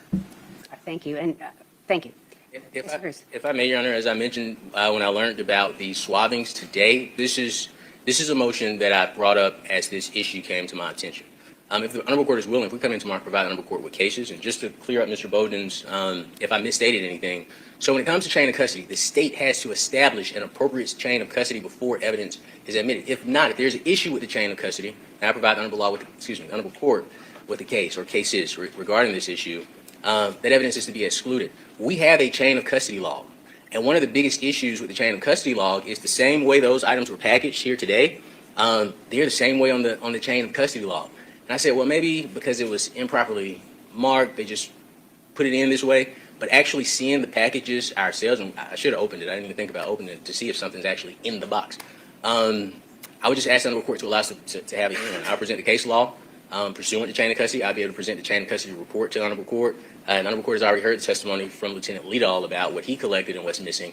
And I think it would be appropriate, if the Honorable Court finds that it is appropriate, to allow us to present that issue to you in regards to suppression of any future testimony that is now attempting to relabel swabs that have been documented as oral for 23 years to now say they are vaginal swabs.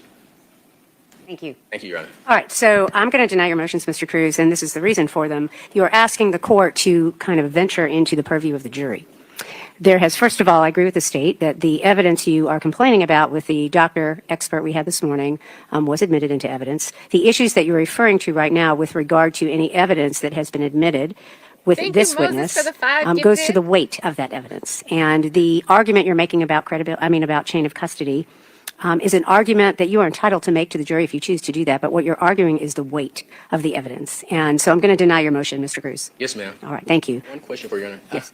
May I follow up with a couple of questions for Lieutenant Leedahl, separate from our motion, but once the jury comes back out? So hang on just a second. I'm trying to remember where we were before I sent the jury out. Did you finish your redirect?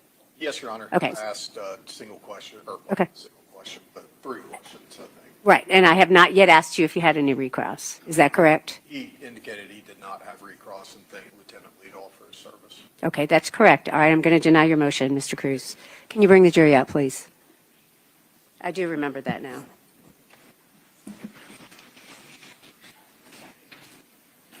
Selective hearing.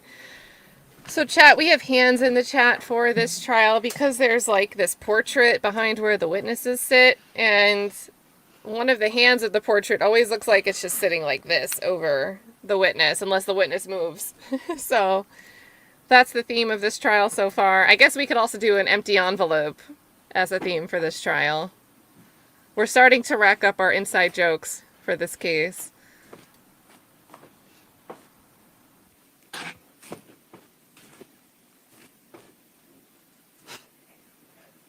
Musical chairs. All right, you all may be seated. Thank And musical hairs. you. All right, may Detective or Lieutenant Leedahl be excused? We'd ask that he is, Judge. Any objection from the defense? I have him under subpoena. I would just ask that that he's subject to recall.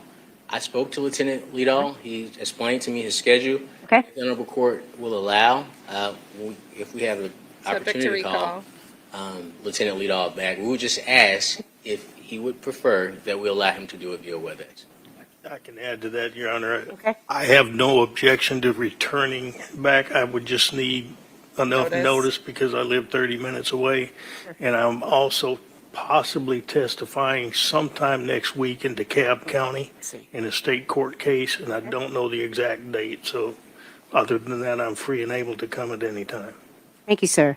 So the answer to your question, Mr. Cruz, is yes and yes. So Lieutenant Leedahl, you are still on call. You're still under subpoena. And I'll let you work it out with your witness if you need to ask the court for permission for a video testimony. I've already told you that you can do that. And so I'll leave that to you to just let the court know whether that's necessary. Other than that, you are free to go, sir. Thank you, Your Honor. Okay, Your Honor, may I step out to obtain Yes. information? Yes. Thank you. Yeah, via video, we can't have him tapping to open. Oh, Jesus. All right. Since I had paused a little bit, we do have some time to jump. All right, Mr. Yalman-Chile, Mr. Bolden, you may call your next witness. You may. Oh my gosh.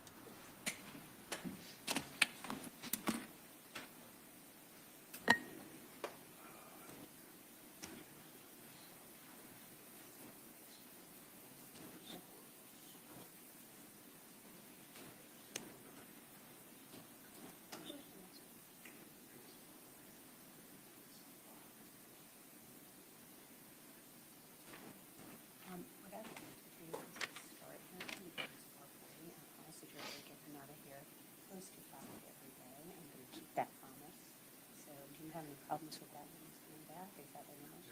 Okay. I think we'll do.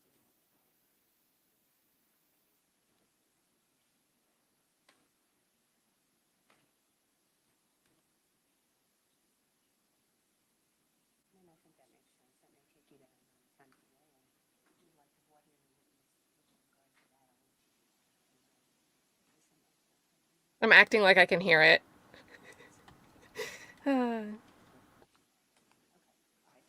Ladies and gentlemen, we are going to call a next witness, but I'm going to break today at 5 o'clock. So we're going to get through as much as we can with this next witness, and then I'm going to send you home. So I just wanted you to kind of know the plan. All right, Mr. Yalman-Chile, you may call your next witness. State calls Brian Grove. Could you get Brian Grove, please? There you go, Jay Flower. Perfect question timing.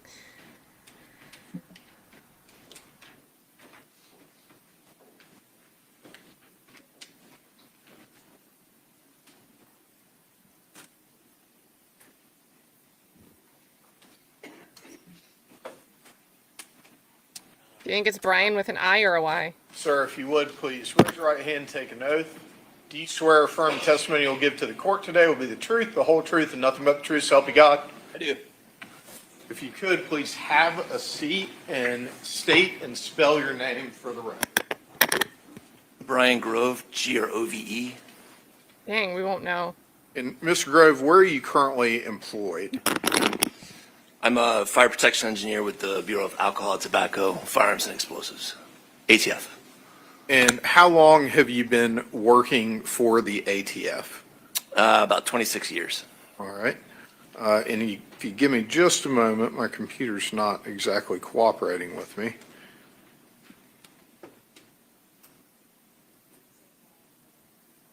And I.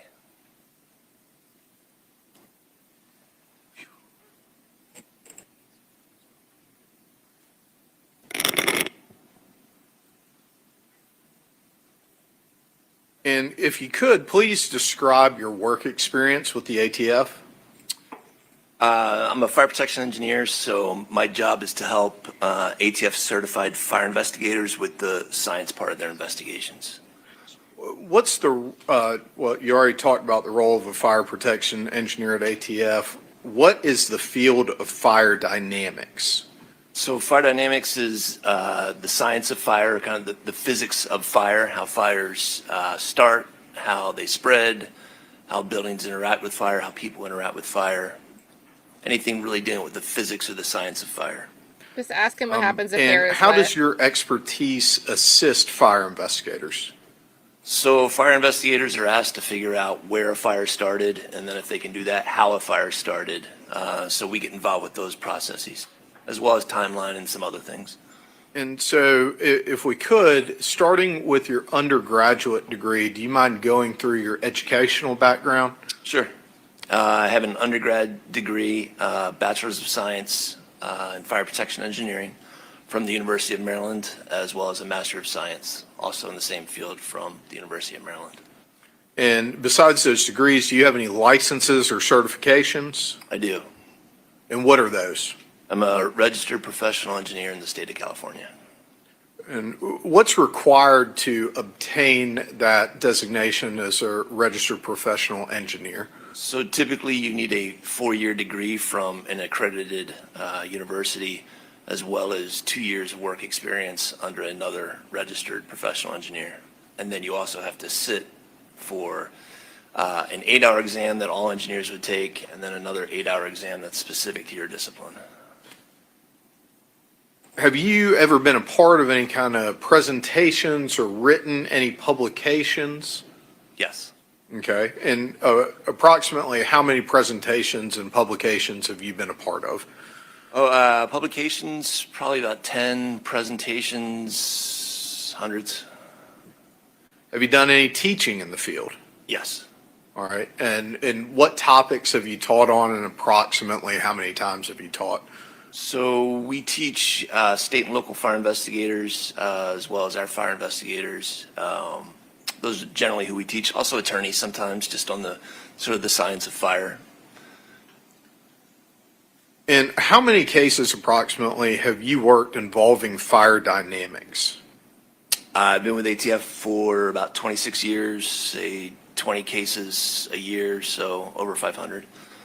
And have you previously testified as an expert witness? I have. And in what field have you been qualified as an expert previously? As a fire protection engineer. And approximately how many times have you testified as an expert as a fire protection engineer? Over 20. Okay. Judge, at this point, I don't know if Mr. Cruz would like to voir dire the witness at all. All right, Mr. Cruz, if you'd like to, you may go ahead. No questions. All right, thank you. Mr. Elmishly, go ahead. Judge, I would move to admit Mr. Grove as an expert in fire protection engineering. Mr. Cruz, any objection? No, ma'am. All right, thank you. This witness is an expert in the area of fire protection engineering. And Your Honor, would you like me to continue or? We have 15 minutes. I'm going to ask you to actually continue. I think it's, we talked about stopping now, but it's only 4:45, so we have 15 minutes. Okay, Thank you, and I sir. have Thank some you. more questions All before right. we reach that point. Yes, sir. How did you get involved in this case? Special Agent Will Perdue reached out to me and told me about the case. All right. And what was requested of you when you were contacted about the case? He gave me a brief overview of his knowledge of the case, sent me some photos of the scene, a couple of reports, a diagram. So we had the knowledge. And then we talked about ways that maybe we could help with the timeline of the fire, as well as We could help with the. So he had context of what the theory of what happened at the scene. He had some information already before he was asked to just analyze the fire. There was an issue of some burn material around the stove and whether or not it'd be possible to ignite textile materials on a stove. Okay. What is the fire triangle? So the fire triangle is a way for fire investigators or scientists to organize their thoughts in terms of what do you need to have a flame or fire. And there's three things, three legs of a triangle. One would be fuel in its vapor or gas phase, so this would be solid, but we're talking about like a gas phase. Another would be an oxidizer, which is typically oxygen and air, so we need air to have fire. And then lastly would be heat. Initially that heat might come from a lighter, and then at some point a fire supplies its own heat and you have a self-sustaining reaction. Okay. What is a fuel-limited fire? So a fuel-limited fire would be a fire that's limited only by the amount of fuel that can be vaporized. So if you think of a campfire outside, that's a fuel-limited fire. Okay. And what is a ventilation-limited fire?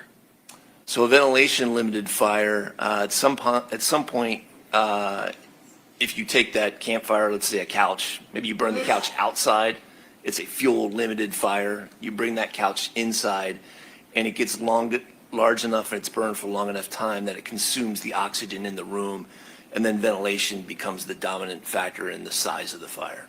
Well, and that kind of dovetails perfectly with my next question. What is a ventilation-limited fire?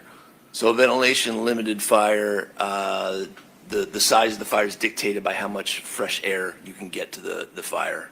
All fires start out fuel limited in a room, and then at some point they typically transition, and they'll go out unless you open a door or a window fails or something like that to allow fresh air into the space. Okay. And if you could, would you describe the term heat release rate? So heat release rate is a term that we use.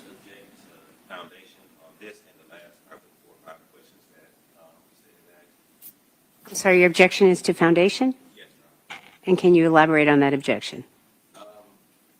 prior to his questions, the witness did not make any testimony about any term that All right, thank you. Any response, Mr. Yellowman-Chili?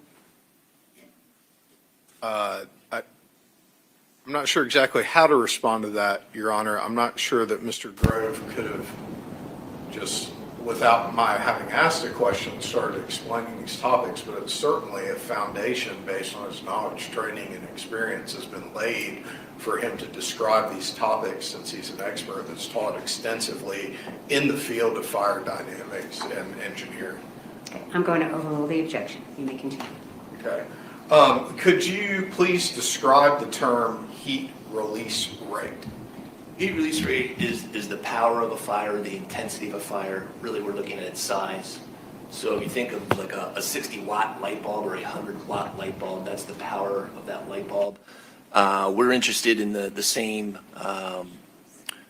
units for fire, but rather than dealing in watts, we're dealing in thousands of watts, kilowatts, or megawatts, millions of watts. Okay.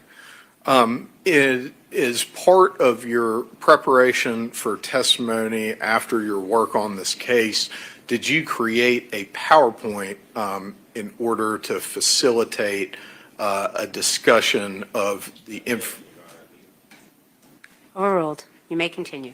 Did you create a PowerPoint in order to facilitate your testimony as a demonstrative aid? I did. Okay. All right.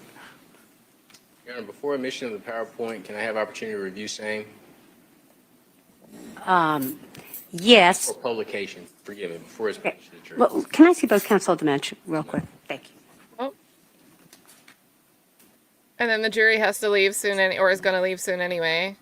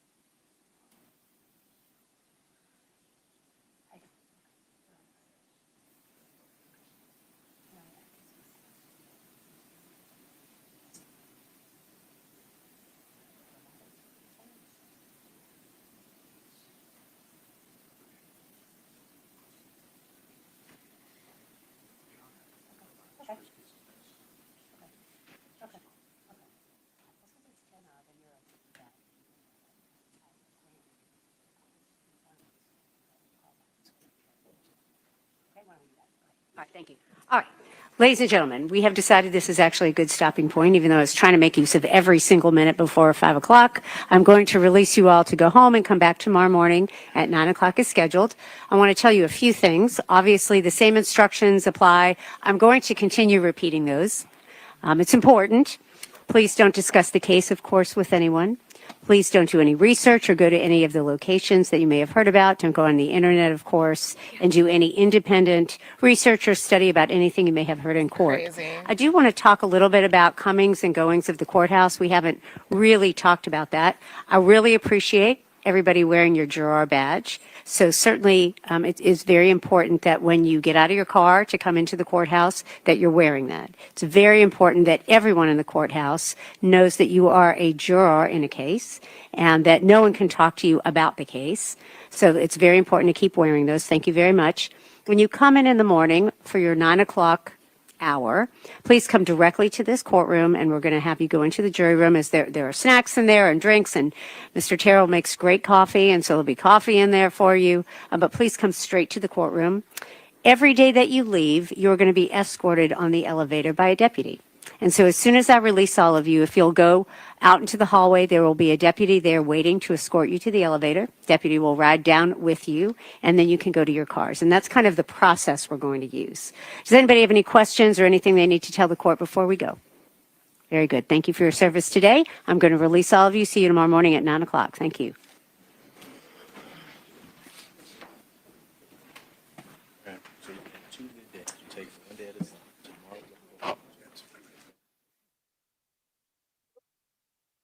All right, they come back a little, it looks like.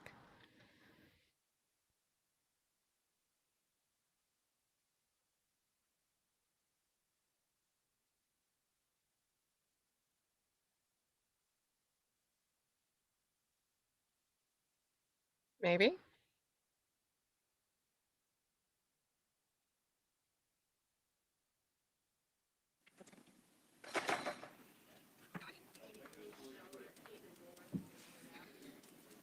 Everybody going? Everyone may be seated. Thank you.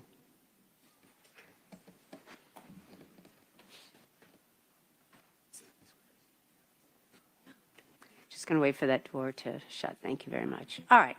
Counsel, we've discussed at the bench. You're sharing whatever demonstrative aid that you have. I appreciate your willingness to go ahead and do that with Mr. Cruz. So you all may take whatever time you need to do that. Is there anything else we need to take up before tomorrow? Yes, ma'am. Go ahead. We have a little bit of time after court. Since these exhibits are admitted into evidence, can me and Attorney Hill and the state, if they would like, open them to see if they're what empty, they're labeled as is actually inside of those packages? Tell me exactly what you're referring to, Mr. Cruz. So may I, Your Honor? Sure.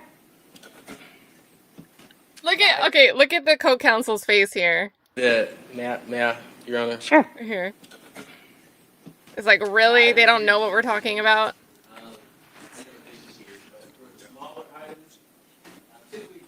Judge, I'm sorry to interrupt, but is it okay if Mr. Grove leaves? Yes. Sorry. Sure. We will see you tomorrow. You're still under subpoena. Thank you, sir. Thank you.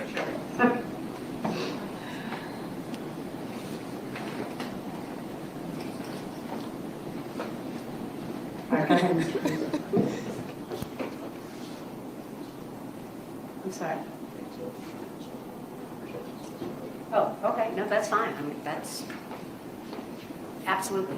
So these items here, I'm just asking if we could just take time, since court is concluded today, just to open them up and see what's in them. Typically, we do it at closing. Typically, during closing, whatever exhibits are admitted, we'll open them. But in case I have any motions, Your Honor, is it okay if I spend time looking at these exhibits today, just opening them and making sure what they're labeled as and what they're identified as is actually in the package? Mr. Yellen, do you care to respond to that request? Yes, I think it would be inappropriate to open anything that's been admitted into evidence without the jury present here as part of the proceedings or with the witness at the time that the evidence is tendered. I mean, I think that's the law, Mr. Cruz. You can't do that outside the presence of the jury. I don't know. I guess one of the things I wanted to ask you, Mr. Yellowman Chili, these have been admitted into evidence, but are you, well, I'll just say it this way also. One of the reasons for the law to be the way it is the state is entitled, since they have the burden and they've admitted those items, They get the to courtesy. They open, get the if they courtesy. choose, those items with another witness. I have no idea whether the state is, planning on doing that or not, but that's one of the reasons for the rule. So I would say no to your question. All right. Anything else, Mr. Cruz? No, ma'am. I Okay. just look at the All right. Mr. Yamachili, Mr. Bolden, anything else we need to take up before I release everybody? No, Your Honor. All right, very good. I will see you all tomorrow morning at 9 o'clock. And Mr. Cruz, Ms. Welch is going to come on up, and I'll have her speak with you about a place for you to store all your items.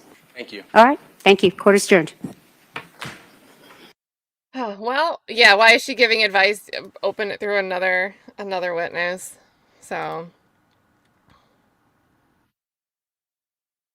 I guess this is a good freeze frame. I'm just like screenshotting all these different frames today. Guys, this is a hot mess of a trial. I need some time to digest it. I mean, you guys have seen me react to it in real time. I'm still getting over that we have 3 critical pieces of evidence that we heard about in openings. And granted, like, there seems to have been some testing done on these hairs. The hairs, from what we've been able to hear, do not seem like they came from this defendant. Those hairs are missing from these envelopes. Maybe that doesn't hurt the defendant because they can still seem to speak about, hey, the hair belonged to somebody that's Caucasian and not black. But I also get what the defense counsel's saying here about we have chain of custody issues for other pieces of evidence that aren't necessarily like, great, the testing on this hair is good for my client. There's a different issue with a swab that was mislabeled, and when it was sent to a lab in 2024, they're like, hey, is it possible that you mislabeled this swab?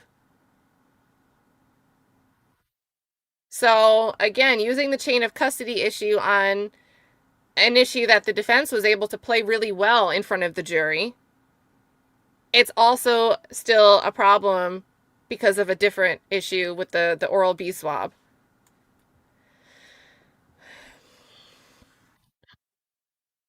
Yeah, and this too. The defense can't raise the objection before something's admitted. He can't raise the objection after the state moves for an admission. And he can't review the evidence they plan to admit to see if he has any objections.